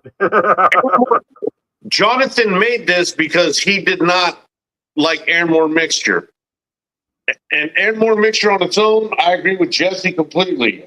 It's at best. Like, you would never buy Aaronmore mixture. If you had Aaronmore flake, you'll never buy Aaronmore mixture. Don't waste your time. Don't waste your money. Because you're not going to like it. Aaronmore mixture don't age well. It's one of them you can buy it 20 years from now and still taste like cigarettes, basically. Good, huh? The flake is good stuff. I like the flake. But I might actually have a tin of the flake. I'll have to look around. I mean, I wonder if I might actually have one of those from way back in the day on like cigar bids or something, picking stuff up for cheap, grabbing a deal on it. I have 3 tins of Aaronmore flake because 2 of them were sent to me on accident. It's just one of those things. It's like I'll walk by and go like, let me grab some, smoke it. That's pretty decent. That's pretty good. Put it back and walk away from it. Yeah. I'm not going to throw it out, but I'm also not rummaging through my cellar looking for it either. Yeah. I'm like that with a lot of stuff, but Royal Yacht, I'm with that, and Orlick, I'm like that. I remember I like it. I smoked it one time and put it back down. Everybody says Royal Yacht's pretty good. Yeah, it is pretty good, but not where you want to me, it's not something I want to smoke every day. Yeah. But hey, fellas, I'm gonna head out. I'll talk to y'all next time. It's about 1:30 here, so all right, well, take it easy. All right, Walt, have a good one, man. Good seeing you. And he gone quick. Yeah, he's like, deuces, boom. He was like, boom. Maple Shadows League, that stuff's like a gold mine now. Email me, and I'll send you some of that X1X blend. Dude, all right, man. I literally friggin' made 6 ounces, sent out samples to everybody, and I was doing it for just when Jonathan was sick and not around. Yeah. Smoked, I was like, damn, that is good. And then so I made up half a pound, and I smoke it every day, and you can smoke 2, 3, 4 bowls of it. Nice. But putting them separately, I'm not smoking that American cherry vanilla. I'm just like, dude, no, syrupy now. Not my jam. But a good aromatic to try for you is Rivertown Tobacco Works Dark 70. It's chocolate and vanilla. That's the only blend I like from Rivertown Tobacco. That sounds like Country Spider's got one like that. Riverboat Queen, I think, is like that from them. I think that's their chocolate and vanilla thing. I don't know. I have it, but I haven't smoked it for. That's what it is, right? You start up and you go and you buy all the aromatics and you smoke them. And you're like, this sucks. My mouth is cooked. And I was like, but I'm not going to throw them out because who knows, man? I'm just figuring stuff out. But then you never go back to them because you find the other tobacco that you really like. And now I'm circling back. I'm like, I force myself to dig out something new. I pack my bag. I'll throw 4 or 5 jars in it, and each time I'm like, you got to put one new jar of something in there to try. Yeah. Have the stuff that hits that you're going to enjoy, but put something new in there to try. And so that's what I'm trying to work my way through. All the crap I got to just try. But then it's the same thing. I'm doing that with my bulk because I'm like, I don't want to open a new tin and do that because then I'm just going to have another jar sitting there. That's why I was saying earlier how I'm going through all the stuff that is just meh. That Beef Frog Throg Morton, that's pretty good. It's something I'll buy again, though. Yeah. Not mad at it because I'd rather have quiet nights, but I did the same thing you're saying. I smoked Captain Black because I didn't know any better. Yeah. When I first started smoking, and then slowly got into Englishes and Burleys and stuff, and then now I'm circling back, but I'm not. The maples are too heavy for me now. Yeah. And that's why I've been doing fruit ones. That Rat Trace limited edition too. The Trumpeter, that Cherry Light, the chocolate and vanilla. Yeah. I had like the autumn evening, and then I tried that and I was like, oh, it was good, but it was too much. But I bring it out now it's 2 years old, and I bring it out every fall, and it's a lot better because it mellowed out a little bit. But even then, it's like that's like one bowl, and I can't do it, man. It's too much maple. It's just like you said, it gets to be too much. But then you dig out something else like Houdat had one, I think it was called this Koyun blend or something. It had like a butterscotch note to it. So it had a little bit of sweetness with that butterscotch, but it had rustic and other stuff in it. But that little sweet note was enough to do it. It's the same thing as Scarecrow. I hated that. But I jarred it up and it was 2 years old, and I came back to it this fall and I couldn't get enough of the Scarecrow because it had the sweetness disappeared just enough that I could smoke a bowl of that and enjoy it. And that still had kind of that buttery butterscotch note to it, like you said, but it's not that maple that's like in your face, too freaking, So yeah, I just gotta force myself to dig into them more. Like you don't grab them because you think, I didn't like it, but you got to go back to it and try it. And then if you don't like it, then you don't like it. But it also yourself to circle back, It also goes back to I don't know if it's going to be in this issue of friggin' Timber and Smoke magazine. I don't know if it's going to be in this issue or next issue. I wrote the article about finding the perfect blend. I said I was going to do it. Last year, I said I was researching it. And I wrote it, and I said, I'll let him see if he wants to print it first before I do a video on it. Yeah. But I talk about it. There's so many variables, man. When it comes to it. It's freaking Christmas time, a maple blend, like quiet or autumn evening. Yeah. It just speaks to me. I don't know if it's the smell of the pine in the house mixed with it, but you try to give me that in the summer, dude. I'm just like, ugh, get away from. But I talk about time, atmosphere, your mental status at that moment, what's going on. Like I said, Christmas time, cheery, happy. Maybe I'm just happy at that time of year that I could smoke dog shit. It'd be good. We'll see you, Cactus. Have a good one, man. Oh, night, James. Yeah, no, I find that the same way. Like, now all of a sudden I can't get enough of that sextant, and I'm smoking that and Laganda, like all of a sudden I'm like, I don't smoke it. I smoke Englishes, but it's not my go-to, right? I'm like a Virginia Burley. I like Vapors and Burley. And I was on the biggest burley kick for probably the last 3 months. Where like, that's pretty much all I smoked. I didn't even touch the Virginias and the Vapors. It was just burley blend after burley blend after burley blend. And now all of a sudden I'm swinging back into the English stuff, which is really weird because it's starting to warm up. But then once it gets hot, I won't want to touch. I don't want that heavy latiky. It just that my mind doesn't draw me to that. It's like you said.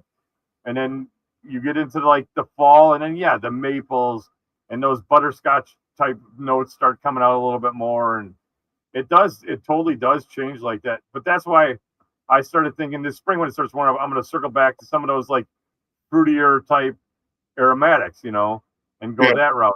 Like Country Squire has like what's it? Not Parsons blend, but they have the one that's like a fruity noted burley, and I was like, well, maybe I'll try that since I'm on a burley kit, but it has some fruit notes to it. It's more of that sweetness versus, the typical chocolate notes or the vanilla that you get from stuff.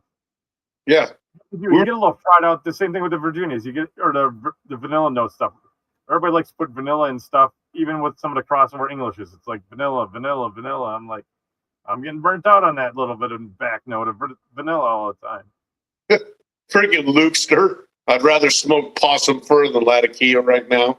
Yeah, we were talking about that earlier, Bob, about how Quiet Nights and Chelsea Morning aren't the Latakia bombs. They have enough, but they're, I consider them a crossover blend, but I don't know. Well, that's what I do. When I want a little touch, I usually grab, because I'm the same way. Like, I have not gotten into any of that heavy stuff. Lagonda I did. That's got a decent amount of Latakia in it, but it's a more of a creamier version of it to me than the real heavy, thick stuff. But I usually I'm grabbing like Chelsea Morning when I want just that little bit of a touch of something. I grab that all the time. But like I haven't touched it. This whole season, all winter, I haven't touched Quiet Nights at all. Like I just didn't want anything that heavy. It just didn't, for whatever it was, this winter didn't draw me to it. And see, Quiet Nights isn't that heavy to me. FAM, and I think that's where, when Carrie was asking about FAM, I think FAM's heavier in the Latakia to me than Quiet Nights. Yeah, Baker Street. I haven't had that one. Baker Street, I've seen it, but like I said, I'm not buying any more of their stuff. I got all the cowboy coffee. Shepherd's Pie is good, but and then for my fruit blends, and that's the thing, I've been getting into fruity blends for my aromatics lately. Since I've come back to them, it's just fruits. The strawberry, the Schwab's Cherry Light. That Schwab's Cherry Light, dude, I can smoke that all day. That X1X, I can smoke all day. And that's vanilla cherry, American vanilla cherry. I don't know. It's probably all that damn freaking Lakeland shit I smoked last year. Got me all that'll get you. That'll get you. Well, I have two like from Gawith, what they had like those two coconut blends they came out with or whatever. And I was like, I haven't touched. I mean, I jarred them up, but I haven't touched them. And I was like, I'm gonna wait till I think in the heat of summer that might be a good one. I might make myself a little fruity drink and sit out and sip on that and give them a pull then. Yeah, I like excuse me. I like the Sears the trumpeter, the black cherry. I liked it last year.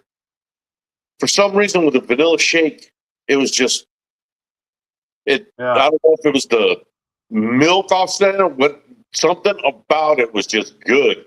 And I tried it with the Cherry Light, which is lighter arrow, and I couldn't stand it. Yeah, just couldn't stand it. I don't know. It goes back to what you're saying, right? It's like there's all those different variables that play into what it is, right?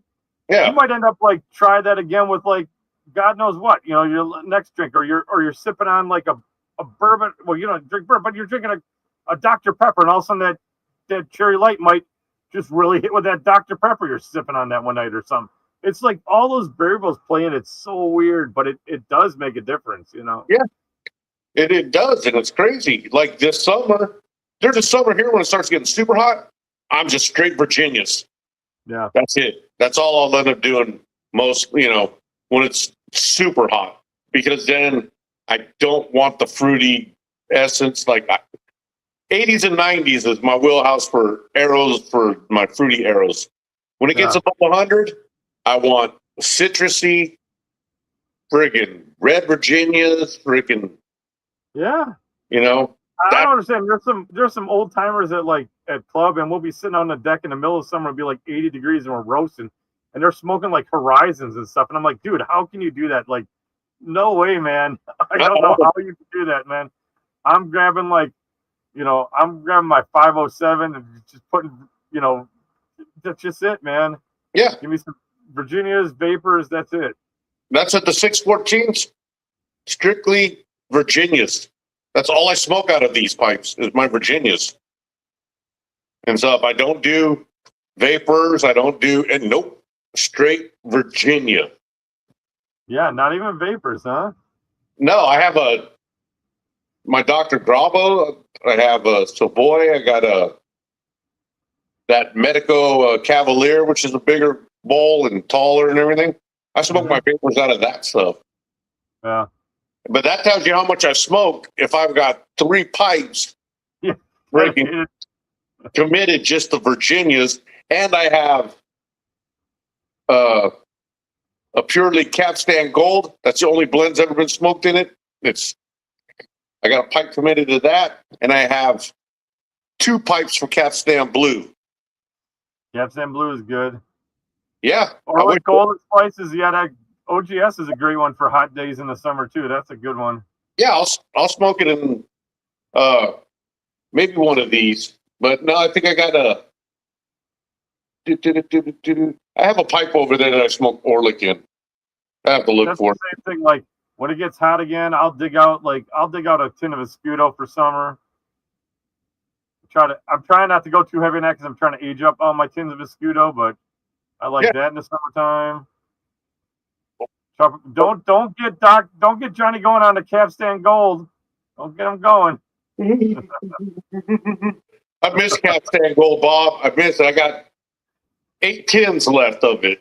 So it's one of those when I have total peace and quiet and I can just sit down and enjoy it with a glass of unsweetened iced tea. That sounds good. I think I'm down to 2 tins of 2, maybe 3 tins max is all I got of gold left. Oh, dude, as soon as they said gold was going out, dude, I snagged up as much as I could afford to snag up at that time because it was gone so damn fast once they announced it was going away. But yeah, when the blue goes on sale, man, I stocked up on that. I probably got like 10 tins of the blue, so I can just same thing, let it just enjoy it, but I always have a nice stock to let just age up, Yeah, I got like 20 tins of it in there because it's so good. I let it age and then I start going through them. Yep. And stuff, and then you got to start replacing them as soon as you smoke them, though. That's the thing. You get rid of one, you got to buy a new one so you can start that process.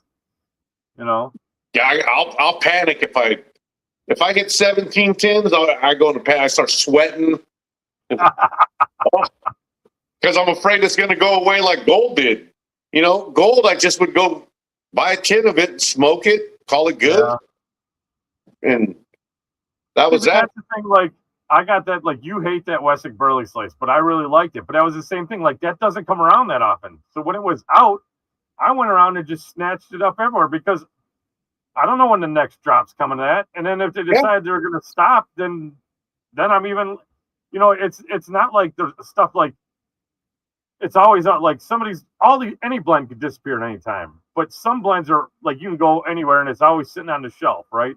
So if you smoke one, you could get it. And if you had a decent stock of it, you can. But like some of these things, like even with the Gawa stuff, the drops come and then it disappears. You don't know when the next drop's coming and it disappears real quick. So if you don't get in on it when it's there, if it doesn't come back, you're out. It's not like I'm going to go pick up another tin of Briar Fox because it's just sitting there and there's a million of them at any shop I want to go to. I can get another tin of Briar Fox or something, You can still get Capstan Gold in Germany, Bob? Oh, yeah. Some of those blends, they just died off here, but they're still over there. Yeah. You might have to Get some creative shipping going. Gonna have to find my family over in Germany and like, hey. I know. I talked to my brother, his brother-in-law, his wife is from Germany, and she's got family over there, and they always would send like the grandkids like care packages around the holidays. I'm like, I said that with snuff. I'm like, dude, I should just have them put, because snuff doesn't take up any space. I'm like, just put some things of snuff in with the freaking care packages, send it over. But I might have to start thinking about tobacco. I wish he was closer to Esterval's. I was like, where do you live? And I was like, oh man. Yeah. The old man doesn't live close to Esterval's, but man, yeah. I'm gonna have to talk to my dad when I see him Sunday. Who still lives in Germany on your side of the family? But yeah, I didn't talk about the Sammy G blends when they come out. I got to get them. I got my friggin' my Navy Flake. I just buy 5 tins because I don't smoke it that often. But when I get a hanker for it, I'll smoke through the whole tin.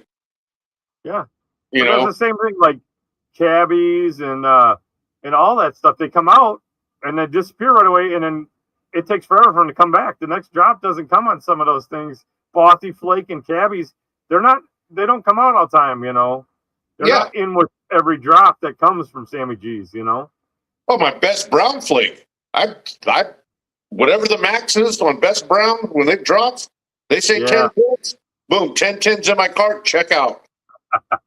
I'm not risking the chance of only getting 9, but I'll smoke the hell out of it. Yeah. Whether you let it age or not aged, either way, I like that blend.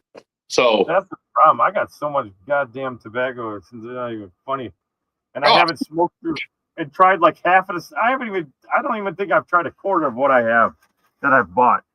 That's the problem. I have tins out in the shop, tubs, and tins and jars that I use for out there. Like I said, the haunted bookshop and stuff, and and I have damn Lukester 2015 cabbies. That's some good stuff. Damn. Yeah, I'm still smoking. I'm still smoking through my 2013 tin of Capstan Gold. Oh, glorious. Oh, I only smoke like 2 flakes a year out of that thing. Because that's. I know. I wish. I mean, you didn't know, right? It's all hindsight. But back when like Cup of Joe's had those deals on, like you could buy like the packet, you got like 2 tins of like the 5-year aged Capstan Gold and 2 tins of the 5-year aged blue, and they were selling them for like dirt cheap. It was like you got 4 tins for like $40 or something stupid like that, and they were 5-year aged already. I was like, man, why did I not just buy the shit ton of that back then? I tell myself the same exact thing, but it's one of those things. It's just, I'm trying to find that. When I find that Capstan Gold replacement, I'll be a happy camper. Yeah. And so if I got the Wessex Full Virginia over there, I forgot which one it is, but I haven't smoked it yet. But Walt just said that Ashton Gold something or another. Gold Rush. Gold Rush, yeah. He said that's a citrus bomb. There you go. That could be a summer one for you. Yeah, I've never had it. I got to order me some. I keep looking at it, but I just keep looking at stuff, dude. I got to smoke through some of my stuff before it's just no good anymore, I think. Like, I still got some 2017 Seattle Pipe Club plum pudding that I haven't cracked, and I'm like, yeah, I'm probably not going to. Yeah. I need to go through some shit out there, dude. Like you're talking about. I got so much stuff. And well, that's it, and it's like, I always bought like at least 2 of everything because I wanted, like, all right, if I like it, then I can age it. But I should just start cracking stuff. I'm like, oh, if I don't like it, all right, well, then I'll just see somebody sell it or trade it, Yeah. And just move it out for something that I do like or something else I want to try, Yeah, Bob, that Old Dominion from Watch City is good, but it is no more. It's got to get reformulated, so they don't even offer it anymore. Yeah, I got and Luke, I got King's Watch. I got a tin of that. I haven't opened up yet. Yeah, you got to see that. Everybody says that that's pretty good stuff as far as being a match. So you're gonna see what you think. Yeah, I need to try it. I tried some. I started smoking up Brothers in Arms again. I enjoyed it out of the tin, and then I don't know if it was just my mood or what, maybe. But I smoked some yesterday, and I was just like, no. You know what it is? You smoked that back when it was colder, man. That's not. Your weather's warmer. That's one of them things like I wouldn't touch that. I like that a lot, but I won't touch it when it gets warmer. It's too rich, for the heat. There's just too much to that one. Yeah, I'm gonna smoke that one when it gets warmer, Luke. My King's Watch, because that's what Dakota was telling me when we were talking about Capstan. That youngster, man, I got to see if I want to send him one of the Capstan Blues, but then I don't want to waste one of my H10s if he doesn't like. He's so. I don't see what the big hype is, and I'm like, age of 10 years, you'll see. Well, that's what it was. They were like, "Oh, this," and then and then I get it. I mean, it's it's not a cheap tin, but right. It's good. It's like when they talked about like the Solani aged burley. It's expensive. Yeah, it is, and it's hard to find, and it is. Yeah. Do I chase it? No. If I find it, I can get it. I buy it, but I don't chase it because there are other stuff that works. Right. It's just what works. I'll never chase a burley blend. We know that for a fact. It's just. But yeah, some of those you're getting what you pay for. And some of those blends, some of them I don't agree with. I'm just like, I'll never pay that much for it because I don't like it. But if you think it's worth it, like Capstan Blue, aged even 5 years. Yeah.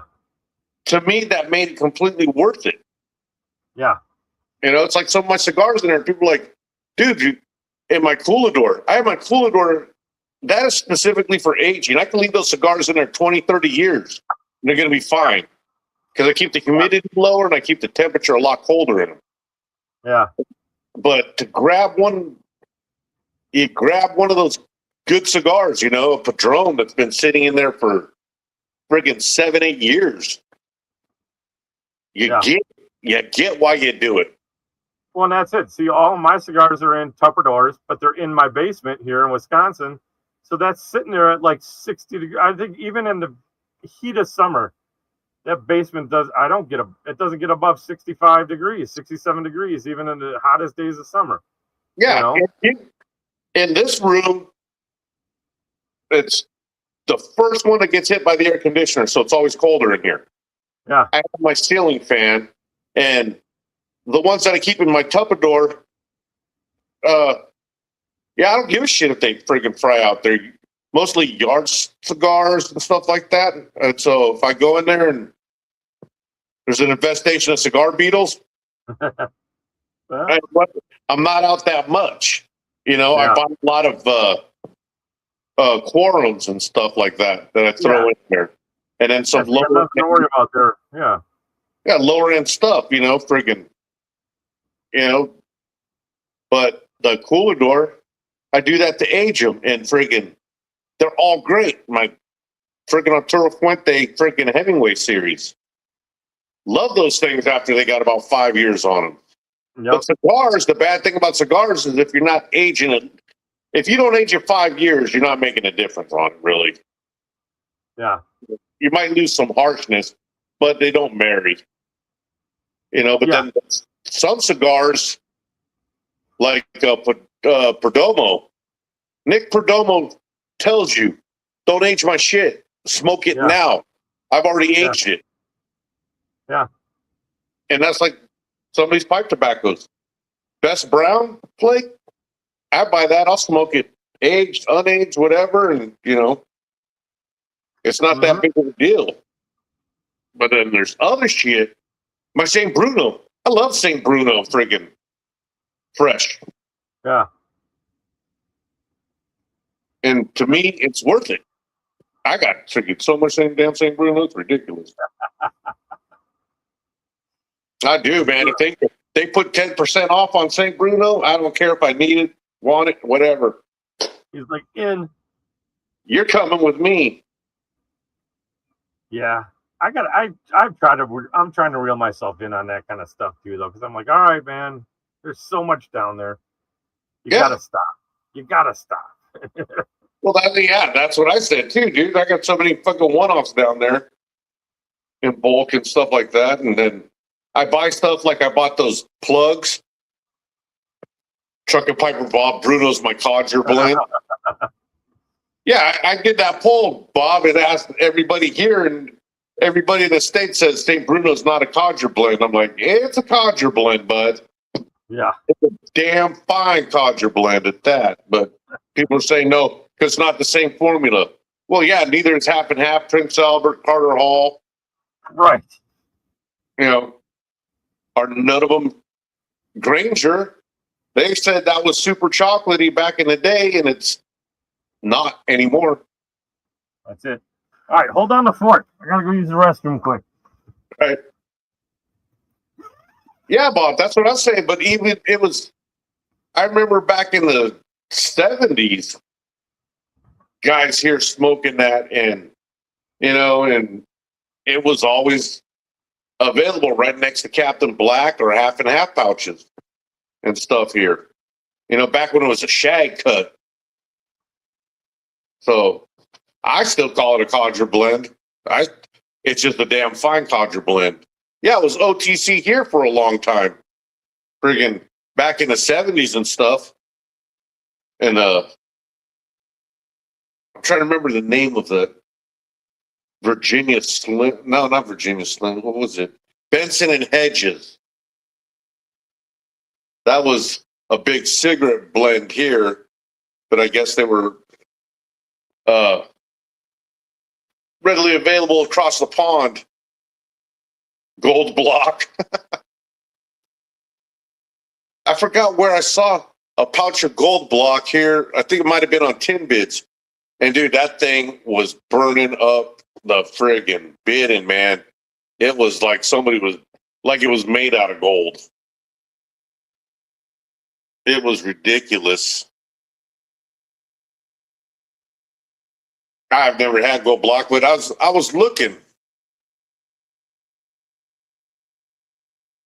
I was looking trying to find one of those the companies that would ship over here, and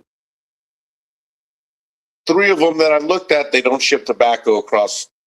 So I was just like, whatever, because there was one. Yeah, I always wanted to try gold block, and what the hell's the other one that I was looking at?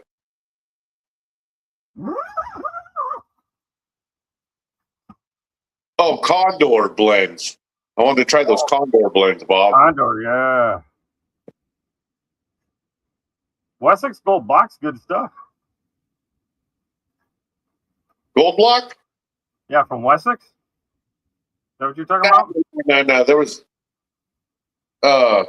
There was a brand of pipe tobacco called Gold Block back in the day.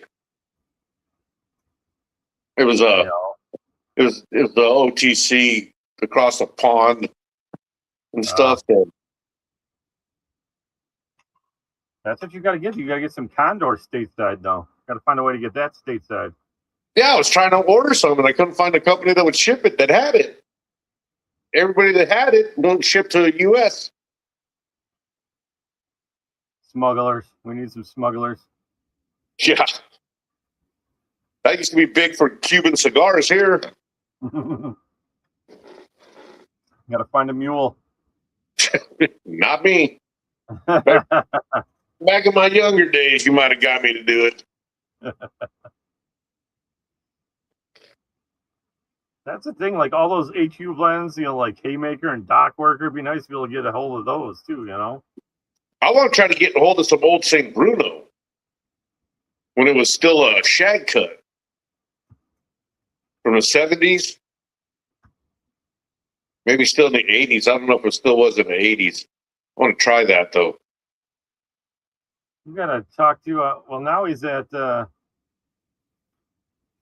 Dave Shane's, now he's going to go to the Country Squire and be working there. But Dave Shane, he could find some old stuff. HU Crater plug. I've never even heard of that one. Neither have I. This is my MBSD mirror there, Lukester. I already smoked like 3 bowls out of it tonight. I could, but I don't want to. And plus my phone's down to 22%. And I don't have a charging cord. The damn cats ate through it. Goddamn cats. Oh, dude, I had 3-foot cord.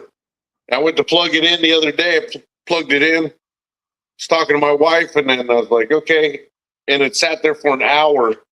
I picked it up, and I just happened to look at it, and it said, 6 hours, 42 minutes remaining. Fully charged. I'm like, what the hell? Grab the cord, and oh, good job, cats. Kentucky, Virginia, Perique. Oh, that sounds real good, actually. Kentucky, Virginia, Perique. I keep dark fired Kentucky on hand to mix in, to blend into different stuff. Same with cigar leaf. But it didn't work in dark strong. No, it didn't. But that's the ratio that I used. I might have put too much, not enough. I don't know. Because, like, which one is it? This is my attempt at Cowboy Coffee to remake it at home. Yeah. And not enough dark fired, and you have to add so much Cavendish to it, dude. It's just like not worth it. Not even gonna keep trying. Once I had to keep ordering that much Cavendish, I'm like, that's too much. But yeah, the dark fired is some things it's great in. I'm gonna try it in that Schwab's Cherry Light. I'm gonna mix some in of the cigar leaf. I'm gonna take out and mix with that palette in and see how that comes out. Cigar leaf with Paladin might actually be pretty good, actually. Yeah, I know it's palette. Like I said, if it works with the palette, and I know it's gonna work with that Captain Black Cherry I got sitting over there, that'll fucking probably be there right now. Is that just that C&D's dark fire, the blending dark fire from C&D? Is that what you use for your dark fire? Yeah, that and the C&D cigar leaf. Yeah, and stuff. So yeah, just throw it in there, friggin' whatever. Call it good. That and 5 Brothers. 5 Brothers. Throw some 5 Brothers mixed in with that cherry. See how it goes. That's the other reason I keep 5 Brothers around. I do not like smoking that straight. It's a mixer, dude. Got to mix it up like Jess does. Although he smokes it straight too, but he's mixing in all kinds of stuff now. Yeah, he likes that stuff way too much, man. He like me, I would never mix anything with Black Irish Twist. To me, yeah, he's 5 Brothers and Black Irish Twist. Yeah, then he does St. Bruno and 5 Brothers and Black Irish Twist. I'm like, no, I'm not even gonna try it. No, I'm not. Although I think some of that stuff, like, it probably works for him. I mean, is because everything he smokes is through a 9mm filter too. Yeah. You know. Yep. So that's got a smooth that changes it. You know. It takes some of that stuff out. It'll take a lot of harshness out of stuff. Have a good one, Bob. We'll see you, Bob. He does those filters where it's the mixed media, where I think it's the mirror and the carbon filters. It's a combo filter. Could be. Yeah, I'm not doing that. I'm freaking my Black Irish Twist. I love that just the way it is. Just go straight, man. Just go straight. Oh, I was so happy when I looked back there and found out I had 2 more ropes back there without even knowing it. I forgot what I got. I grabbed something from Four Noggins. I threw it on my order because they had it was cheaper, but I don't know which one it was. It might have been the rum rope, but I'm not sure. I don't think it was the whiskey one. I didn't mess with ropes, and then everybody's talking about friggin', oh, it tastes like friggin' gristle and pork fat and stuff. And I'm like, that don't sound bad, personally. Right. And then some people said it tastes like a steak. So I don't even know what damn cat this one is. Oh, Sunny Buddy. And I love that stuff, dude. Oh, summer night. Little black Irish twist, but I'm not mixing it. All right, later, Lukester. All right, Lukester. Chris, Bruno, 5 brothers. Look at him jumping back in. He woke back up. He fell asleep for a little bit. He woke back up. He's back in. Got another drink. Wake up. Friggin', everybody says that. Chris Carey told me that, and I don't have the heart to mess with my St. Bruno like that. Can't mess with St. Bruno like that. When you got something that good, why mess with it? I just love it. It's like throw 5 others in everything. You're just throwing everything. I did that last year for the Conjure blend. I did Captain Black Vanilla and 5 brothers and called it 5 Captains. I lasted like 2 weeks and dumped all that shit out. You should put 5 brothers with your Paladin. There you go. No. Boom. No. I'm not. Boom. I called it 5 brothers because I thought I was going to, at first I thought it was a good blend, but no. After the blend together, no. 5 pals, that's what it is. Dude, that 5 brothers just overpowered. 5 brothers overpowered Captain Black. Original. Yeah, that's some crazy stuff, man. I couldn't believe it. So that's why I got the cigar leaf. I'll mix the cigar leaf in and see how that goes. And then if that doesn't work, I'll mix a little dark fired Kentucky in there like you really like smoking Fisher Sweets cherry is what it's going to be. Dude, see, now you just ruined it for me, Chris. I could do cigar leaf, dark fired Kentucky, and the shitty Paladin. I think you got to just do a real light sprinkle of that dark fire Kentucky, like real, like just like a little whiff, and then mix it up. It'll probably take that edge right into it. Maybe, I don't know. Friggin', I'm gonna try it. I know Ken Byron Adventures does that dark fire cherry. I've never had it, but I like the one that the Southern Roots guy did one with the dark fire cherry, and it was pretty good. You wouldn't like it because it's more of a, I don't know. You like the dark juice. So that one is like maraschino cherry juice, I swear, is what he had in it. Yeah, so no thanks. It wasn't that, but it was better than like the other cherries because it actually tasted like you were drinking maraschino cherry juice, like as opposed to like the artificial stuff, like. Yeah, like NyQuil. Yeah. So that was the only reason that I kind of liked it because I'm like, okay, at least it is like cherry. It's maraschino cherry where I would rather have Luxardo cherry, but it at least didn't taste like NyQuil, Yeah, I like the black cherry. Like I said, that Schwab's Cherry Light, Trumpeter. That's good for just straight black cherries. That's what I like. I like those ones. Seersucker from Country Squire, some fruity shit. I didn't like it. 5 Saints. What's the matter with you, Chris? Knock it off. We're not mixing St. Bruno and 5 brothers. Should we call the 5 demons? Fifth level of hell. 5 brothers is just something to smoke when you want some bunch of nicotine. Yeah. If I want to roll my own cigarettes, 5 brothers is right there for me. But sometimes I just put in like a nicotine pouch and smoke my pipe when I want extra.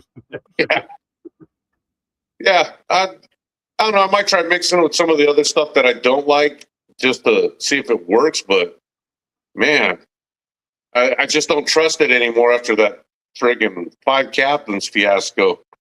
I'm gun shy on it. It's all the percentages, man. Yeah, it is. That's why I said I'm going to try the cigar leaf and the dark fire Kentucky and do like you said. Just a wisp of that dark fire, and then I think the dark fire is the way to go, though. I think if you just did cigar leaf and Paladin, you would be like, yeah. I think you need just a little bit of that dark fire in it to. Yeah, it could be all. I need all three. That's the key. Last year, hey, you did the Paladin challenge, the Codger challenge last year, didn't you, Chris? Pipe philosophy, Chris. Because if you did, you would see that me and Five Brothers hate each other. And boy, as soon as I was done with that shit, bro, when I dumped that out, first thing I did is cracked a brand new pouch of St. Bruno open and smoked that in a week. Brewing it up. Had to get that taste out. But that's the same thing. You love all them codgers, and I still have it. I'm like, I got a tub of Prince Albert, so I can have it. I got a pouch half and half. I got all that stuff. I still haven't smoked any of those ones. I just go back to my Carter Hall when I want my codger blend. I grab Carter Hall. Carter Hall is one of those I got to be in the mood for. I don't just, I use it mainly breaking in a pipe, or if the Carter Hall tub's sitting above the Prince Albert tub, then I'm going to smoke the Carter Hall. But 9 times out of 10, I keep Prince Albert right next to me. Well, that's what I'm going to do is I'm just going to tell the old codger that's got a freaking 300 pounds of tobacco, like, dude, just bring me some Prince Albert out of your stock so I can try it instead of opening my big tub of it, you know? Yeah. I keep 2 tubs of Prince Albert on hand at all times. The half and half, I don't know why I haven't got to it, because I got a pouch of it. I can just tear that open and go at it, you know. I got a pouch of half and half over my buddy's house. I got a pouch of half and half inside all my vehicles. Yeah. Because that's if I go somewhere and friggin' it's a good blend. You can't beat a popular blend. I had Pipes and Cigars had its sale, and I had some like Pipes and Cigars money, and I wanted to be done with them because they don't carry anything anymore anyways. So it's like, what's the point of it? So I was like, all right, I'm just going to close out my stuff with them so I can be done. So they had a sale, and I got big tub of Carter Hall. I got the big tall thing of half and half. I got a thing of Paladin. I was like, I'm just going to get some of these codgers. I think I got a thing of Granger too. I'm like, I'm just going to use my cash in the sale and check out and just get all the codger blends so I have them now. And I just haven't gotten to them, but now I got them all. But I'll smoke the old man's that's got them jarred up instead of cracking my stuff open for now and go that way. I just keep the half and half around in pouches so that when I need it, I got it. And I keep a tub just for keeping out in the shop. Scoop, go, don't think twice about it. And they're great for when, like I said, when you're doing stuff or just when you. But Prince Albert, I enjoy Prince Albert. That's why I keep 2 tubs on hand, because if they ever get rid of it and change it up again, I'm good. Yeah, so you don't get Sir Walter rallied. Yeah, and that's what I don't want to happen. Granger, I don't care. I bought some and it sits there. It's I'll smoke it. It's not terrible, but it's not I'm going to buy. Half and half. It's easy. I just throw the pouches. I like half and half more than I like Carter Hall. And I like Prince Albert more than I like all of them. Yeah, but Carter Hall's. What's the notes on that Prince Albert that you like more than, like, because that's more chocolatey, isn't it? The Prince Albert than like the Carter Hall. It's got that weird like. Yeah, it's got that dry cocoa note. Gotcha. That I like. It's not chocolatey. It's more cocoa to me. But that's what I think about it. It balances it out more. It's Carter Hall is Carter Hall. Yeah. You smoke 3 or 4 bowls, and when I restore pipe, first thing I do, pack Carter Hall because I know the flavor. Yeah. So then it's like, okay, cool. Do I got something in there or not? You know, Right. did I clean it enough? Okay. You know, it's just not one of those that I'm reaching for. And I have a corn cob dedicated to Carter Hall, corn cob dedicated to Prince Albert for relaxing smoke, you know, when I'm doing some, because I like my Prince Albert and I got so many fucking corn cobs, it's ridiculous. Yeah, I don't know why I keep buying pipes too. I got too many damn pipes too. I asked myself the same damn question. Although I'm gonna for Chicago, I'm boxing up a whole bunch of them, and I'm gonna take them down. I talked to Ben at Redeemed, and I'm just gonna take a bunch. I'll see him on Thursday when he gets there. I'll just go up to his room with my box, and I could be starting my show with a nice credit. Dude, I'm gonna have to go. I'm in the red. Yeah, man, that's good, man. I should too. It's 1:00 here. I'll call it a night too. I gotta go to sock tomorrow, anyways. All right, brother. We'll have a good one. Brother. Have me on. Hey, it's good seeing you, brother. All right, guys. We'll see y'all. Have a good one. See if anybody's still on. Later, brother. All right, we'll see you guys. Take care, everybody.